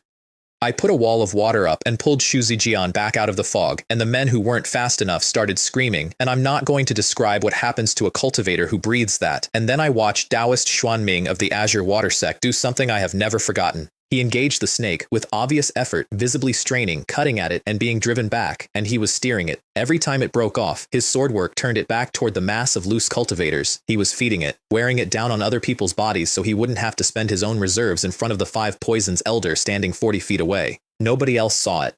I saw it because I had a talent stolen off a snake that reads intent, and because I've spent my whole life watching what people do with their hands while their mouths are busy. Eventually, Lin Qingshan proposed splitting it, and the 2 of them took the animal down properly. Then the snake broke through the ring and came at me, and Shu Zijian, Chi Perfection, with a 100-fold gap between him and a second-tier beast, put himself in front of me and shouted at me to run. He did that on reflex. 10 years since we'd hunted together, and his body still thought I was the healer who needed covering. I touched the incoming wave with one finger, and water repelling turned 100 tons of ocean into rainfall 3 zhang from my face, and then turned the current back into the snake's own body and stalled it long enough for 2 foundation establishment cultivators to arrive. Then I got out of the way and let them do the work, because it was their kill, and I only wanted the blood. At the end of it, the thing played dead, and Elder Lin walked up to check, and Insight caught a breath that should not have been there. Wrong. It came up and struck, and sprayed venom at all 3 of them. Xuanming had his shield up. Wu Renhao had just put his umbrella away and had nothing and was about to die. I put 4 dark spirit fish between him and it and turned them into a wall. The venom ate a third of that wall and I felt it go, and Wu Renhao got his treasure open and went backward with the sweat standing out on him. He looked at me afterward with an expression I recognized because I'd worn it once, standing in a swamp watching a woman I outclassed try to shield me. I asked you to oversee, he said. I didn't expect you to actually do it. Then Taoist Xuanming's divine sense hit me like a thrown spear. Who are you? And Elder Lin, genuinely baffled. Water control, water repelling, water spirit gathering, 3 water methods at major achievement, and you don't know him. Here's what neither of them knew. All 3 of those techniques are minor achievement for me. Everyone. They only look like major achievement because critical hit and iron bone multiply everything I do, and no foundation establishment cultivator alive has ever seen a chi stage cultivator with stacked bloodline talents because there has never been one. Wu Renhao stepped in front of me. This is my brother, Talisman Master Fu. I got 3 storage pouches of second-tier essence blood out of it, and 2 foundation establishment friends, and 1 enemy I did not yet know about. The blood gave me silver hook venom and a talisman recipe that appeared on the jade by itself. The silver hook snake venom talisman, second tier, which nobody else in that city could make because nobody else had the bloodline in their hands. And water root. At 37, 4 points in 1 plunder, second tier blood was worth 4 times anything below it, which is when the Azure Water Sect tried to recruit me. Wu Sighting hauled me in personally, apologetic and sweating, and Taoist Xuanming was sitting in the back garden of that shop drinking tea and being an immortal. Sect rules say under 50 for late stage entry. He set the cup down. You're 76. But I can introduce you personally. No review, no test. And I want to be honest. For about 2 seconds I wanted it. Then I remembered that this was the man who had spent half an hour steering a second-tier snake through crowds of loose cultivators to save his own reserves, and I heard my own mouth being extremely polite. Senior Xuanming's kindness is deeply appreciated, but my own teacher came from the Azure Cloud sect, and Elder Su and Elder Zhou have already offered to recommend me. I gave them my word. I watched his face do something under the surface and go smooth again. As you like. Come to me if you change your mind. I found out 6 years later exactly how much that refusal cost, and it was very nearly everything. The rest was quiet, and I'll go quickly. Lin Qingshan of the 5 Poisons sect turned up at my door with a talisman of mine in his hand and a contract in his mouth. His sect wanted my venom talismans. They use poison to refine their own bodies, and he could supply silver hook blood and second-tier beast blood in quantity. He tried leaning on me with Foundation establishment pressure. It did nothing, and I watched him understand that it had done nothing. And after that, we did business like adults for years. He sent the deliveries with his daughter, Lin Ling, an adult disciple of that sect, level 4, and about as unlike the rest of the 5 poisons as it is possible to be. No poison on her at all, which insight confirmed the moment she arrived, and a bag of white jade bees at her waist that she treated like pets. She turned up with a storage pouch, handed it over, and then stood in my doorway and refused to leave. "You're not going to invite me in? I came all this way and I don't even get tea? Deliver the goods and go home." She came in anyway and ate an enormous amount of food and came back the following month with a different excuse, and then the month after that. I let it happen because Suroyu got a friend out of it. That's it. That's the entire reason. In 11 years in that city, my household had known exactly one person outside the Han family, and Zhao Meixiang was busy running a shop, and I am not a good conversationalist by any measure. So a lonely young woman from a sect that everybody in that city crossed the street to avoid started calling my household's mortal keeper's sister, and I stayed out of the way in the workshop. Her mother had left when she was small. Her father was distant and busy. Her sect brothers avoided her because her father was an elder and because the 5 poisons is not a warm institution, and the one junior who had been friendly with her had disappeared one day and nobody discussed it. She was, in short, a person with no one, standing in the doorway of a house that had a spare seat. I have never been good at that sort of thing, but I understood the shape of it because I'd spent 43 years being the man everybody was pleasant to and nobody knew. Then one afternoon, I was handing over 100 venom talismans, and insight caught something on her that shouldn't have been there, a trace of scent. Very faint, a female demon butterfly marker, the kind whose male can track it across 100 li. It was on her clothes, and it had not been there the previous month. Somebody had tagged the courier. "Who knew you were coming for this delivery?" "Nobody, only my father.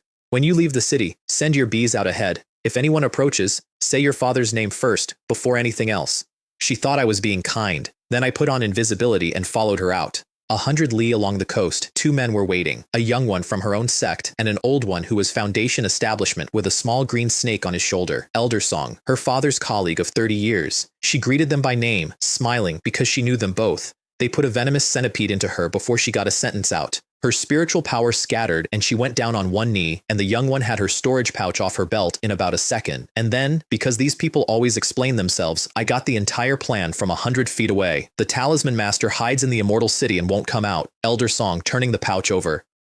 But here's a ready-made hook. Put a restriction on the girl, and she calls him out of the walls, and I take him from behind. We get the man and the money. Her father. Her father will do as he's told once we have her. That's the point of having her. Then he took out a bottle and shook out a single black pill. "Soul core," the young one said pleasantly. "Take this, junior sister, and you'll do exactly as you're asked. Nothing personal. Your father's been hoarding a good income and refusing to share it." She'd gone white, which told me she knew what that pill was. Now, I want to be precise about my own motives because they were not clean. I did not move because it was wrong. I moved because Elder Song had just announced, out loud, a plan to control a person in order to lure me out and kill me, and because there is exactly one correct response to hearing that, and it is not negotiation. 13 dark spirit fish, which I'd been condensing quietly for the entire conversation. 4 of them went at the young one. He got 1 artifact up, and the other 3 went through him.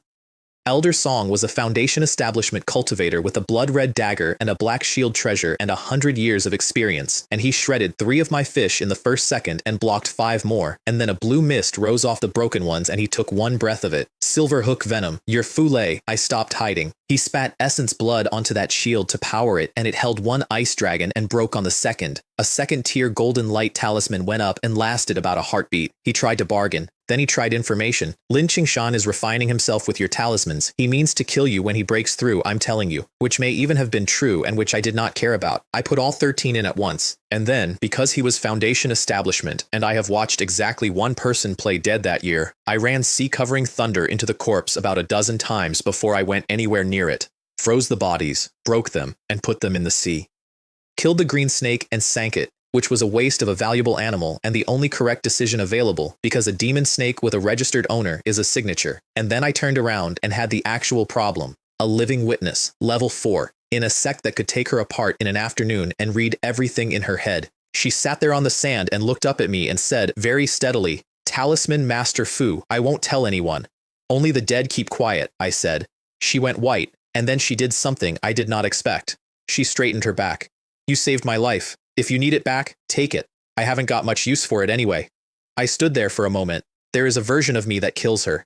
It's the safe version. It's what the arithmetic says. I have thought about this a great deal in the 80 years since, and I've concluded the reason I didn't isn't mercy. It's that I could see exactly where that road goes. You do it once because it's necessary, and then the second time is easier because you've established that.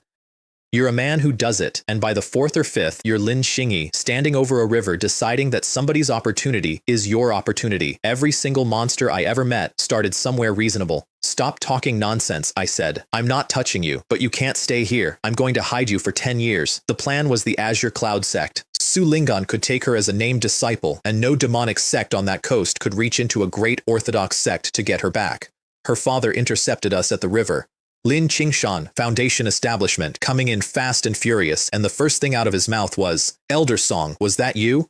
I said nothing, which is a complete answer. He took his daughter to his side and told me he'd handle it from here, and I told him no. Elder Lin, your Foundation Establishment, you can protect yourself. Your daughter is level 4. Anybody who wants me only needs to take her and squeeze. If you were me, would you leave that lying around? He threw a vampire fork at me, and I killed it with one dragon, and he saw the venom in the mist and understood that his own sect's signature poison was in my sword, and he stopped because he had his daughter behind him and no room to gamble, and it was she who solved it. I'm not going to the Azure Cloud sect, and I'm not going back to the 5 poisons. She looked between us. I'll stay with Talisman Master Fu and learn talisman craft.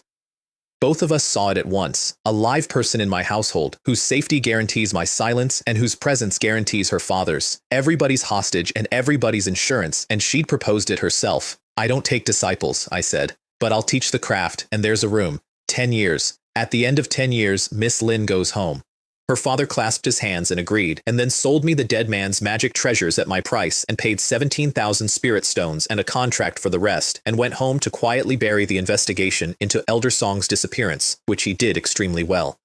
So a young woman from a demonic sect moved into my spare room and learned to draw breath concealment talismans badly and then adequately, and made an enormous amount of noise and taught my household's keeper 3 new dishes and got up to level 5 in 8 years. And I got the closest thing to a quiet decade I have ever had. Su Royu was in her 30s by then, and then her 40s, and I watched it happen year by year across a dinner table. She'd taken the beauty pill, she had the Jade Maiden True Scripture at major achievement, she lived in B-grade spiritual ki and ate spirit rice every day of her life, and she got older, and I did not, and there is no technique in the world that fixes that. One evening she asked me, out of nowhere, whether I had thought about what happens to her when I enter Foundation Establishment.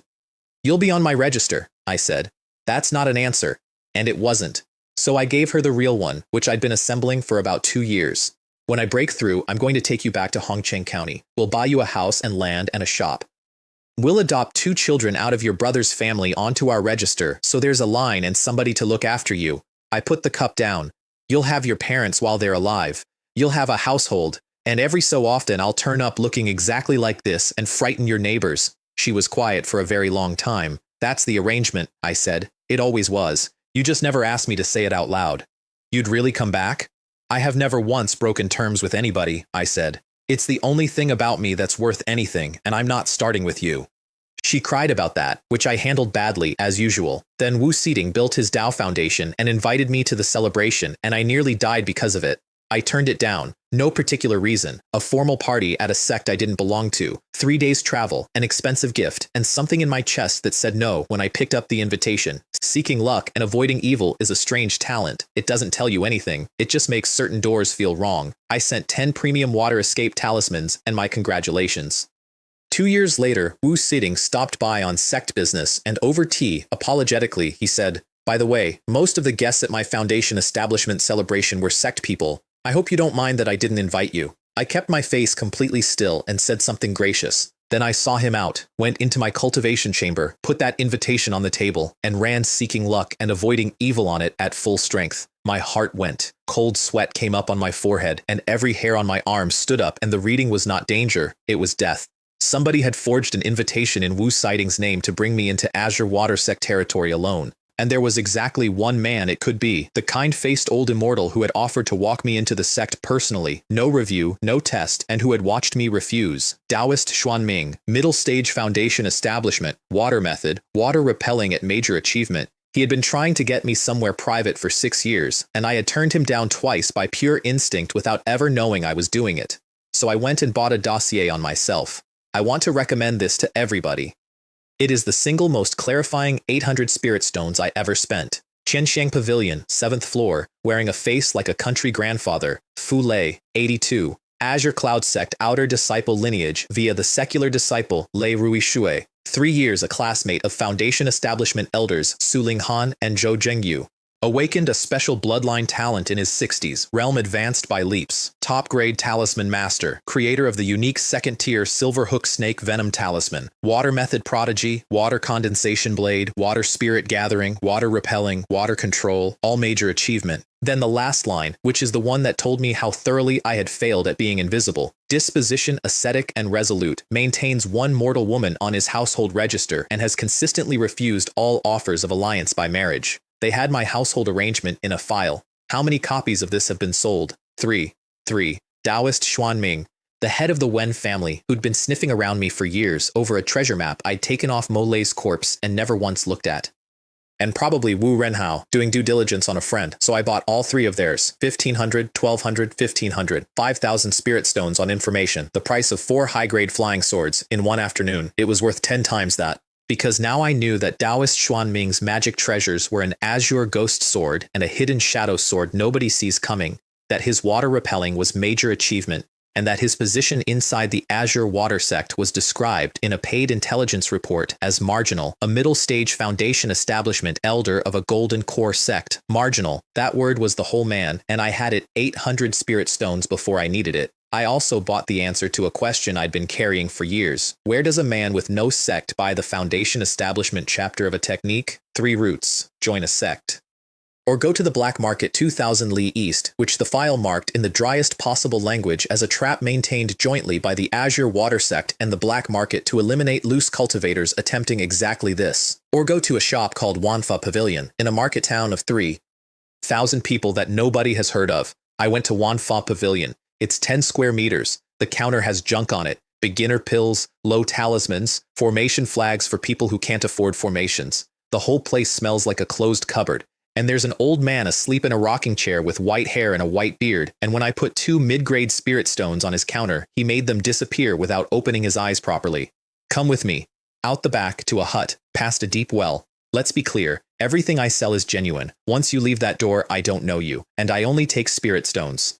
I asked for the Foundation Establishment chapters of the Water Condensation Blade Art and the Water Spirit Essence Gathering Art. His eyes came open properly for the first time. Very good. Somebody finally comes for those 2. Something moved in his face. You look pleasant to me. 20,000 spirit stones. 20,000. 100 times what the Chi chapters cost. That's expensive. Then don't buy it. He shrugged. In the Azure Water Sect, those 2 run 3,000 contribution points. That's 10,000 spirit stones if you could buy contribution points, which you can't because you're not in the sect. I'm taking an enormous risk and charging you double. It's a bargain and we both know it. I ran insight on him while he talked, out of habit. Foundation Establishment.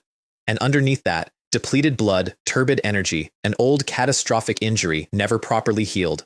A wreck of a man in a wreck of a shop. There was a well in the courtyard. If it went wrong, I had water. I paid 20,000 spirit stones, and then he took out a 3rd jade slip and everything changed. Immortal slaying water art. I've never heard of it. No. He almost smiled. You wouldn't have. It's the true secret method of the water Tao. The Azure Water Sect's supreme art. I must have looked politely skeptical because he sighed and made a hand seal, and the well behind him emptied into the air. The water condensed into a sword, and insight told me it was not water. There was water elemental power in it, but underneath was something else. Something refined out of water and into a different substance entirely, and the Taoists have a word for it, and the word is nothingness. He flicked it, and a line of light went across the courtyard, and where it passed the space went wrong. Not the air, the space. It shuddered and closed like a cut in cloth. An old ruined man with no blood left in him, at a fraction of the power he'd once had, cut open the world in his own backyard to demonstrate a product. 30,000, he said. And a heavenly Tao oath. When you've mastered it, you'll do one thing for me. I had 31,000 spirit stones, all of it earmarked for a Foundation Establishment pill. I ran seeking luck and avoiding evil on the offer. Hard, 3 times. It came back clean. Better than clean. It came back eager. 30,000, I said. Done. I want to record that I did not intend to keep the oath. I remember thinking, walking out of that town with 1,000 spirit stones left to my name, I'm a transmigrator. Why would this world's heavenly Tao bind me? If I can win the fight, I'll fight it, and if I can't, I won't, and I'll check with the talent first. That is exactly what I thought. Word for word. Here is what I did not know, and would not know for another 30 years. After I left, that old man went down into a cellar under his hut, where a woman was chained to the wall, someone who had once been his, before whatever ruined him ruined her too. You've swindled another water prodigy, she said. What's this, the 16th? You're mistaken, he said. The 18th. 300 years he'd sat in that shop. 18 water method cultivators, each sold the same supreme technique, each bound by the same heavenly Tao oath to hunt down the same man. All 17 before me were dead, killed by the man they'd sworn to kill, who was a water method prodigy of the Golden Core realm, and considerably better at this than any of us. I was the 18th, and I walked out of that town delighted with my purchase. The books, when I got them open, would not take. I understood them perfectly, every principle, every diagram, and I could not execute a single one, because my spiritual power was still missed, and those chapters are written for people whose power is liquid, which is a very precise way of learning that there is no substitute for the realm. But the immortal slaying water art took, barely, a scratch on the surface of it, and even that scratch was as strong as both of my minor achievement arts put together. I spent every point of Tao rhyme I had left driving it to proficient, and then I sat down and cultivated for 2 years, and at 80 years old I reached Qi Refinement Level 9. Lifespan, 80 of 142. 2 more years. That's what a whole realm bought me at that point. And in the mirror, for the first time, I could see it. Not age exactly. I had gone from looking about 32 to looking about 40, and it had taken 20 years, and it was the first time the arithmetic had ever run against me. Time was no longer something I was beating, it was something I was racing. Then the Wen family came to my door, the head of the family himself with Wen Xuan behind him and his eyes red from an eye technique. I did not let them pass the threshold. Our ancestors left a treasure map of the Water Mansion's secret realm. It was lost by an unworthy descendant. His voice was very reasonable. If I'm not mistaken, it's in your hands. He was not mistaken. I'd taken it off Molei's corpse 11 years earlier, put it in a pouch, and never looked at it, because I do not go into secret realms. Senior Wen, I don't know what you're talking about. Please leave. He put Foundation establishment pressure on me on my own doorstep, which did nothing at all, and I let him see that it did nothing. Or shall I call the Immortal City's enforcement? They left, and then they put watchers on my house, so I finally read the map. And it turned out the real Water Mansion's secret realm was not the Wen ancestors' cave at all. That was a decoy. The genuine article was the cave dwelling of some far more powerful water cultivator, sitting behind a second-tier formation, 30 li from where the Azure Water sect had hastily built an island and sold it for 360,000 spirit stones without ever finding it, which explained everything about why the Wen family had gone from irritating to insistent. I ran seeking luck and avoiding evil on the map. Uneasy, not lethal, genuinely dangerous but survivable, and bringing wealth and treasure was practically singing about it. I was, by then, comfortably capable of killing any single one of the people involved. Forget it, I said out loud, in my own cultivation chamber, to nobody. Safety first. I want to sit on that sentence for a moment. 80 years old, Qi Refinement Level 9, 2 Foundation establishment cultivators dead by my hand and never traced. A top-grade flying sword, a supreme secret technique, and enough talents that I could not be poisoned, could not be drowned, could barely be cut and healed while being hit. And a treasure map to an unlooted immortal cave, with my own precognition telling me I would probably survive it. I don't need spirit stones right now, and there's no Foundation establishment pill in there. That's it. That's the entire analysis. I have been asked by people who heard the story later whether I regret not going. No, and here's why. Every single person I ever watched die in 80 years died reaching for something they did not actually need. Lin Xinghe had a sect, a rank, and 2 centuries in hand, and he died at a river mouth reaching for my opportunity. The Su family had a market and 1,000 years, and they died reaching for a copper vein they couldn't hold. The cultivation world does not kill you for being weak. It kills you for wanting one more thing than you can carry. So I turned down an immortal's cave, and instead I dealt with the watchers outside my house. The map was imprinted on a jade slit by divine sense. My divine sense at that point was comparable to a Foundation establishment cultivator's. So I made 100 copies, and I went out at night, invisible, and left them all over Yunyuan Immortal City. Doorsteps, market stalls, tavern tables, public squares. 100 authentic treasure maps to an unlooted second-tier immortal cave, scattered like handbills. Then I went home and slept extremely well. Within 2 days, people had found the real entrance, 30 li off Silverhook Island. The Wen family watchers outside my house vanished within the hour. The Huang family, who had bought the island for 360,000 spirit stones and now discovered there was a genuine treasure cave sitting next to it, went to war with the Wen family over it. Both ancestors were badly injured. Both clans lost more than a dozen elite cultivators. They became permanent mortal enemies and remained so. The Azure Water sect eventually stepped in, split the secret realm between them, and made both families permanently dependent on sect arbitration, which I am completely certain was Taoist Xuanming's preferred outcome from the beginning. I never touched any of it. I killed nobody. I broke no law. Total cost: 1 night's walk and about an hour of copying. That is the single most satisfying thing I have ever done, and I have never told anybody about it until now. But it didn't stop the Wen family, because 2 years later they made a foundation establishment cultivator out of a seed they pulled out of that very cave, and the new one came to my door. Wen Jinyu. Young, freshly promoted, and completely certain of himself. He wanted venom talismans. I told him I had none, that I'd sold the batch to the Huang family of Silverhook Island, which was true, and which he did not enjoy hearing. Then make some for us. We'll supply the blood. I'm tired. I'm not accepting orders at the moment. He stood on my step and let the silence run. Talisman Master Fu. You should think about the consequences. Are you threatening me? Not a threat, a reminder. He smiled. I hear the woman on your register is immortal. I closed the door, and I stood behind it with my hands still on the frame and understood that a decision had just been made without my participation. I had spent 80 years being extremely careful about who I made an enemy of. I had let Su Hantao skim me for 40 years. I had let a sect elder try to recruit me twice and smiled about it. I had given away a treasure map rather than fight over it, and a man 12 years into his foundation establishment had just told me, on my own doorstep, that he knew where the one person I had promised to protect slept. Calm down, I said, out loud, in my hallway. Don't be reckless. Then I went and got the bestiary out, because it was time to go and find a demon core, the last piece of the foundation establishment pill. 3 principal ingredients. I had the purple spirit flower off Lin Xinghei's corpse, 500 years old. I had the jade spirit plant. I did not have a huasheng fruit and never would, which left the substitution, a high-quality demon core from a second-tier beast. Second-tier beasts live in deep water, and deep water at that depth has things in it comparable to golden core cultivators, and no sane cultivator goes down there alone. I sent Su Ruoyu away first, disguised as a shop assistant, traveling with the Tianfu Merchant Alliance caravan under Hou Zhenxu's eye, bound for Longmen Market and Guanrong. I went personally to the Alliance's foundation establishment escort and gave him 10 silver hook venom talismans and got his word in front of witnesses. Talisman Master Fu honors us. She stood at the gate of that city with a traveling bundle and looked at me. You're going to do something dangerous. Yes. Come back, she said. That's all. That's the whole thing I'm asking. I've never broken terms. Then I left Yunyuan Immortal City alone, without telling anybody, and went east into the East China Sea and down. 1,000 feet down, it is black and silent, and the pressure is a physical weight, and the only light is the lures of things hunting.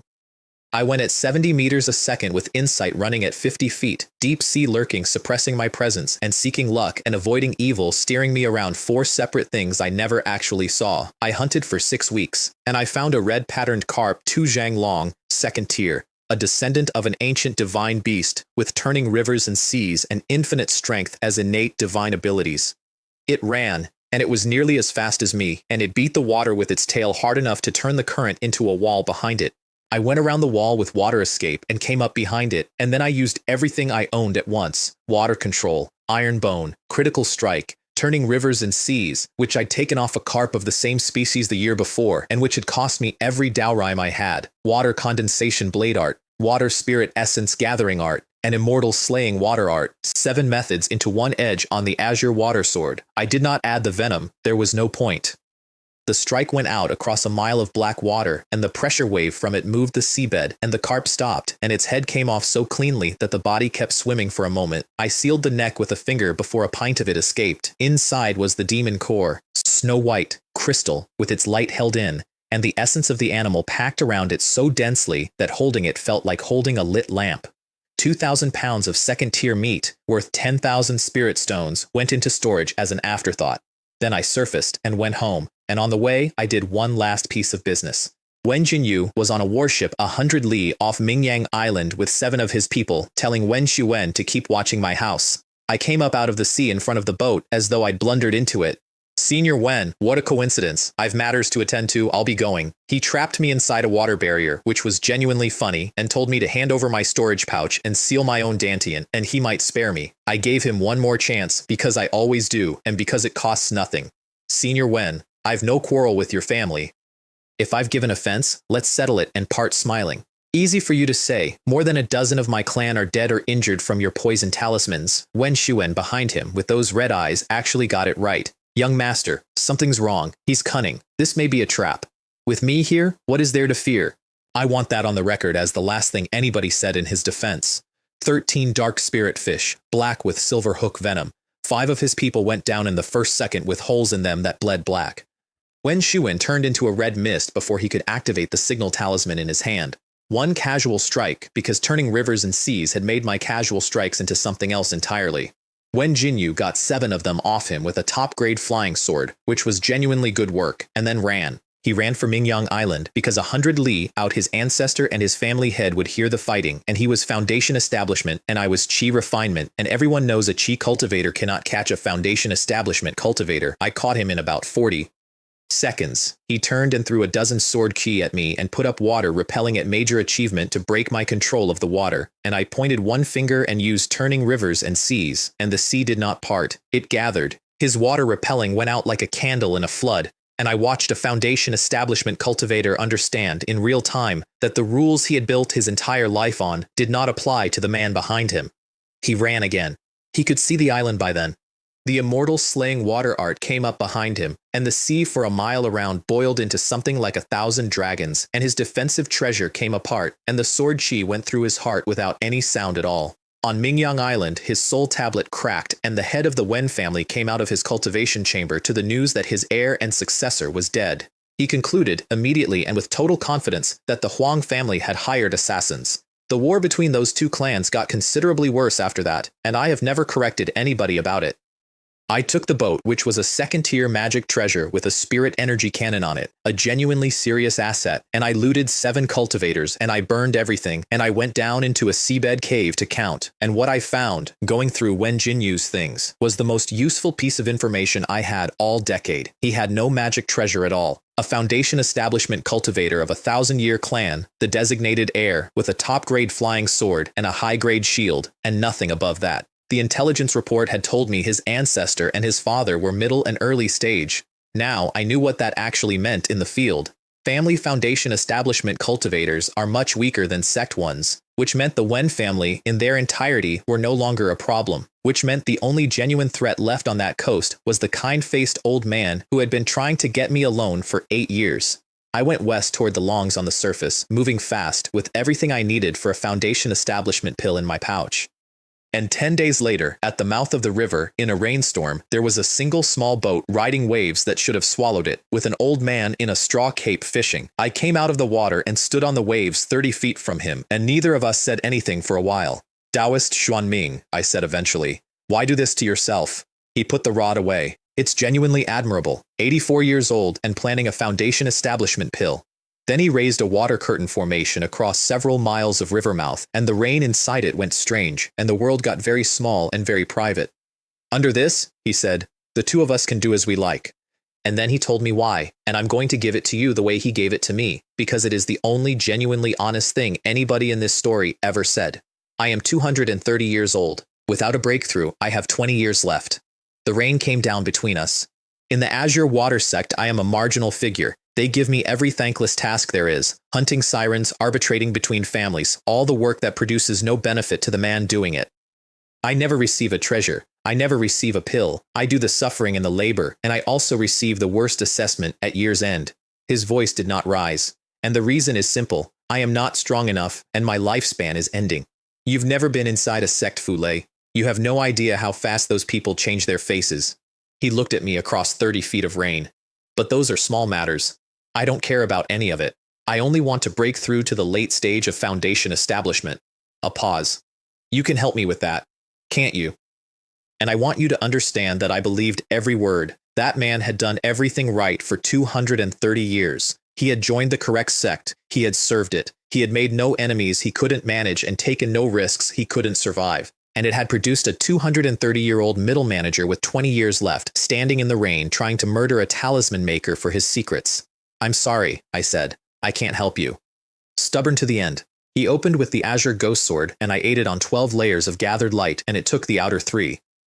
I want to be brief about the fight, because the fight is not the interesting part. He was middle-stage foundation establishment with 2 magic treasures, one of them hidden. I was chi refinement with more talents than anybody has ever had, and a technique that his own sect reserves for its leader. He tried the hidden shadow sword on me at the moment I was supposed to be off balance, and I had known about that sword for 2 years because I'd bought a 1500 stone file on him, and the azure water sword met it in the air and broke it. Immortal slaying water art, his whole face came apart. Fule, who are you? Because that technique is practiced by the sect leader. Its bearers have always been sect leader candidates, and it was in the hands of a loose cultivator with a talisman shop. He threw a second-tier thunder bead and ran. I did not take the thunder bead on my body, though I'd have survived it. I went under and came up in front of him, because he was running on water repelling at major achievement, parting the sea in front of him, and I had spent 20 years learning that the way to beat a man who parts water is to close it behind him.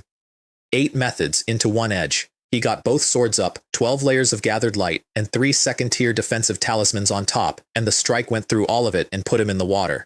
Fule, stop, I have something to say. I brought the heavy water seal down on him, and when I finally stood over him, he looked up with his face full of rain and blood and understood the last thing he would ever understand. You did this on purpose. He'd thought he was ambushing me at the only river mouth I could use. I had come to that river mouth knowing he was there, having bought his file, his treasures, his techniques, and his weaknesses 800 spirit stones at a time, because I had decided 6 years earlier, the day I found out he'd forged that invitation, that this man was going to die at a time of my choosing and not his. Actually, I said, I didn't want to. And I meant it. I have never wanted any of it. In his storage pouch was 11,700 spirit stones, 2 magic treasures, 4 bottles of second-tier pills, and a set of foundation establishment pill ingredients, several of them better than mine. He had been collecting them as bait. For me, I took them and used them. 2 weeks later, I walked into Longmen Market with a demon core in my pouch, and Su Royu came down the stairs of a sect inn and burst into tears in the doorway. She was in her 40s. The girl who had walked into my front room and negotiated terms was a woman with lines at her eyes and gray coming in at her temple, and she had spent 24 years in my household, and I looked exactly the way I had looked when she met me. Are you going to do it? She asked that night. The foundation establishment? Yes. Then may your road be long and bright. She was quiet a while. And after that, I can't follow you any further. Can I? No. Good, she said, which surprised me. I'd rather you said it. Then she asked for what she wanted, which took her a long time to get out, and which was to go home to Hongcheng County and to be with her parents while they were still alive. Then that's what we'll do, I said. After. Zhou Zhengyu nearly dropped his cup. When he scanned me, what is your cultivation level? Qi perfection. No. I remember you at the Azure Cloud Sect examination. You were an inferior spiritual root. I was. He sold my looted artifacts at half price without haggling, bought 16,000 stones of second-tier carp meat off me and could only find 9,000 in cash for it, and then asked the question he'd been circling for an hour. Did that carp have a demon core? It did. You've collected everything. He sat down slowly. You want Elder Su and me to guarantee you with a sect alchemist. Yes. And Sulingen came and looked at the demon core and said, pure in attribute, dense in essence, ideal for alchemy, and then looked at me with an expression I could not read at all. She had offered me that guarantee 11 years earlier, to encourage a man not to give up. She had never once believed I would come and collect. Master He Dan, second-tier alchemist, top 5 in the sect, ran the furnace for 9 days. He came out of that room holding 3 pills and shouting. One of them was crystal clear with 6 medicinal patterns on it. Premium. A standard foundation establishment pill adds about 20% to your odds. A premium one adds 30. Fellow Taoist Fu's demon core was of very high quality, he said over and over, unable to put it down. And that is where I met the last man in this story. Zhao Yaoyang, personal disciple of a golden core immortal master, thunder cultivator, core formation seed. He had wandered into that reception room while the furnace was running, and he had come specifically because he'd heard that Su Linghan was making a fuss over some loose cultivator. He looked at me exactly once, the entire time, and it was when he wanted something. You, talisman master, you've got 2 pills, sell me one. He didn't even turn his head fully. 25,000, that's enough for a grandpa, isn't it? Su Linghan stepped in and got him off me with 2 sentences of formal courtesy, which was precisely what he wanted, because pressing me was never about the pill. It was about making her ask him for something. I found out afterward, he had proposed to her a decade earlier and offered to take her as a 3rd wife, and she had refused him repeatedly and politely, and he had been looking for a lever ever since. I was the lever. I said nothing at all. I bowed, I left, and I put that man's name in the same place I keep everything. One day, I said, on the road out to nobody, I'll pay that back tenfold. And then I went and did the only thing that mattered. Hanyue Pavilion, Little Gufeng.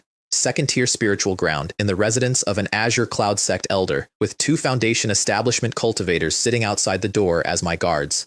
Premium pill. Bishui Qiangyao. Heart-protecting pills. A sealed chamber. I sat down cross-legged at 85 years old and ran seeking luck and avoiding evil 3 times, and it came back clean every time. Then I began. There are 4 gates. The first is the body. Every old injury is a hole the qi runs out of, every unhealed wound, every damaged foundation, every year of decline. I had iron bone at major achievement, immunity to 100 poisons, sea-covering thunder, and self-healing that had been closing my wounds while they were being made for 20 years. I had never taken a breakthrough pill. I had never forced anything. My body was a wall with no cracks in it, and it had been assembled, 1 animal at a time, out of turtles and fish and shrimp and crocodile. The first gate opened like a door in a house I owned. The second is spiritual power. Qi must become liquid, and what governs that is purity. Most cultivators wreck this without knowing. They take pills to advance faster, and pills leave residue, and residue is a permanent tax on everything that comes after. I had refused to buy pills for 68 years. I had paid 360 spirit stones a year to breathe instead, every year, for decades, and every year I had felt it as a wound in my ledger. The mist in my dantian compressed and went to liquid, clean, with nothing in it. 68 years of being too cheap to poison myself, paying out all at once. The third is asterisk divine soul. Insight, water control, critical hit, longevity, water repelling, seeking luck and avoiding evil. Every one of them had been quietly building the same organ for 2 decades. It didn't even slow down. And the 4th gate is the heart demon. I want to tell you what mine was because I had wondered about it for 20 years. I dreamed I was back on Blue Star. My first life, a small apartment, a job, ordinary food, ordinary hours, ordinary loneliness. A man in his 30s with a screen and a rented room and nobody who would notice for 4 days. And there had been joys in it. Small ones. Real ones. And there had been grief. And it had all been mine. And I had lost every single piece of it in an instant without being asked. And I had never once in 68 years let myself look directly at that. The dream held it all out to me. Everything I had lost. Everyone I would never see again. And it was the softest thing in the world, and it wanted me to stay. I stood in it for a while. Then I said, "Sword, come." And there was a sword in my hand, made out of nothing but the thing I had used to get here, and I cut the dream in half. The past cannot be recovered. The Tao heart holds like iron. 2 days later, the vortex of heaven and earth qi over Hanyue Pavilion dissipated, and I opened my eyes. The spiritual power in my body was liquid, vast, deep as a trench, with the growing and the destroying in it at the same time, and no contradiction between them.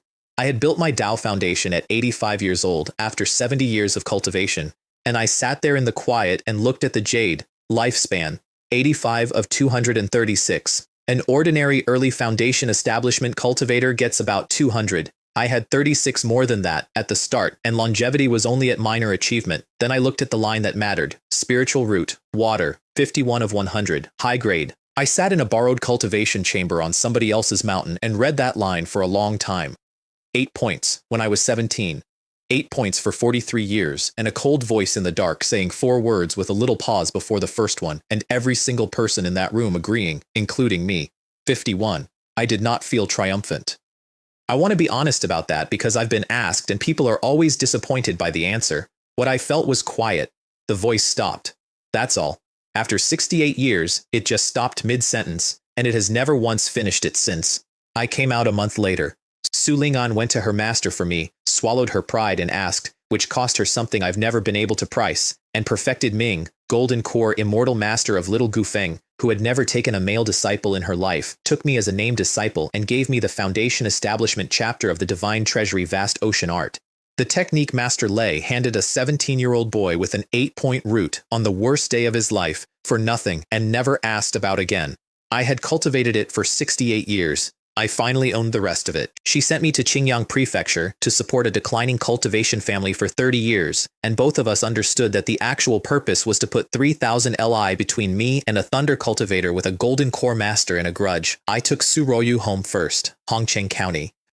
Her father had retired as magistrate when the Su family fell, and her parents were in their 70s and still healthy because 20 years earlier, a woman had handed her mother a longevity pill that cost 2 spirit stones and was worth 10 years. We bought a house, farmland, and 2 shops, and we adopted 2 children out of her brother's family onto our register, so there would be a line and somebody to look after her and a name that continued. She stood in the courtyard of her own house at 44 years old, with 2 children and a deed and both parents alive, and she looked at me. "You're going tonight." "Yes." 30 years? 30 years. Then I'll come and get you. I put the letter on the table. "It's in writing. I don't break terms." "I know," she said. "You never have." And that's how it ended. A woman who came into my front room at the bottom of the world and negotiated 3 things: a name nobody could push her off, a door that locks, and to be spoken to like family, got all 3, and kept them for 25 years and walked out the other side with a household of her own and a man's word on paper. I left on a full moon and did not wake her. So, 85 years old. Tao Foundation, medium grade, with core formation still theoretically on the table. A high-grade spiritual root that a man in sect robes once measured at 8. 236 years of life in front of me and a piece of jade in my head that has never once stopped working. 3 foundation establishment cultivators dead behind me and not one of them traceable. And when people ask me how, they always expect the jade to be the answer. It isn't. I want to be clear about that. The jade let me steal from turtles. What actually did it was this. For 68 years, every single time the world offered me a shortcut, I checked the price first. I never took the pill. I never took the sex offer. I never went into the wilderness for the 10 pills. I never went into the treasure cave. I bought an alibi for 48 spirit stones and sold it back for 41 and let an entire market invent my miracle for me. Everyone I ever watched die had reached for one more thing than they could carry. I never once reached. Well, once. There was an old man in a shop in a town of 3,000 people with white hair and a dead well in the yard who sold me a supreme water technique for 30,000 spirit stones and 1 heavenly Tao oath. When you've mastered it, you'll do one thing for me. I remember thinking, walking out of that town, I'm a transmigrator. Their heaven doesn't bind me. I'll check with the talent first, and if I can't win, I simply won't go. I have that technique at mastery now. I still don't know the name of the man I swore to kill. I only know 2 things about him, that he is a water method prodigy of the golden core realm, and that I was the 18th.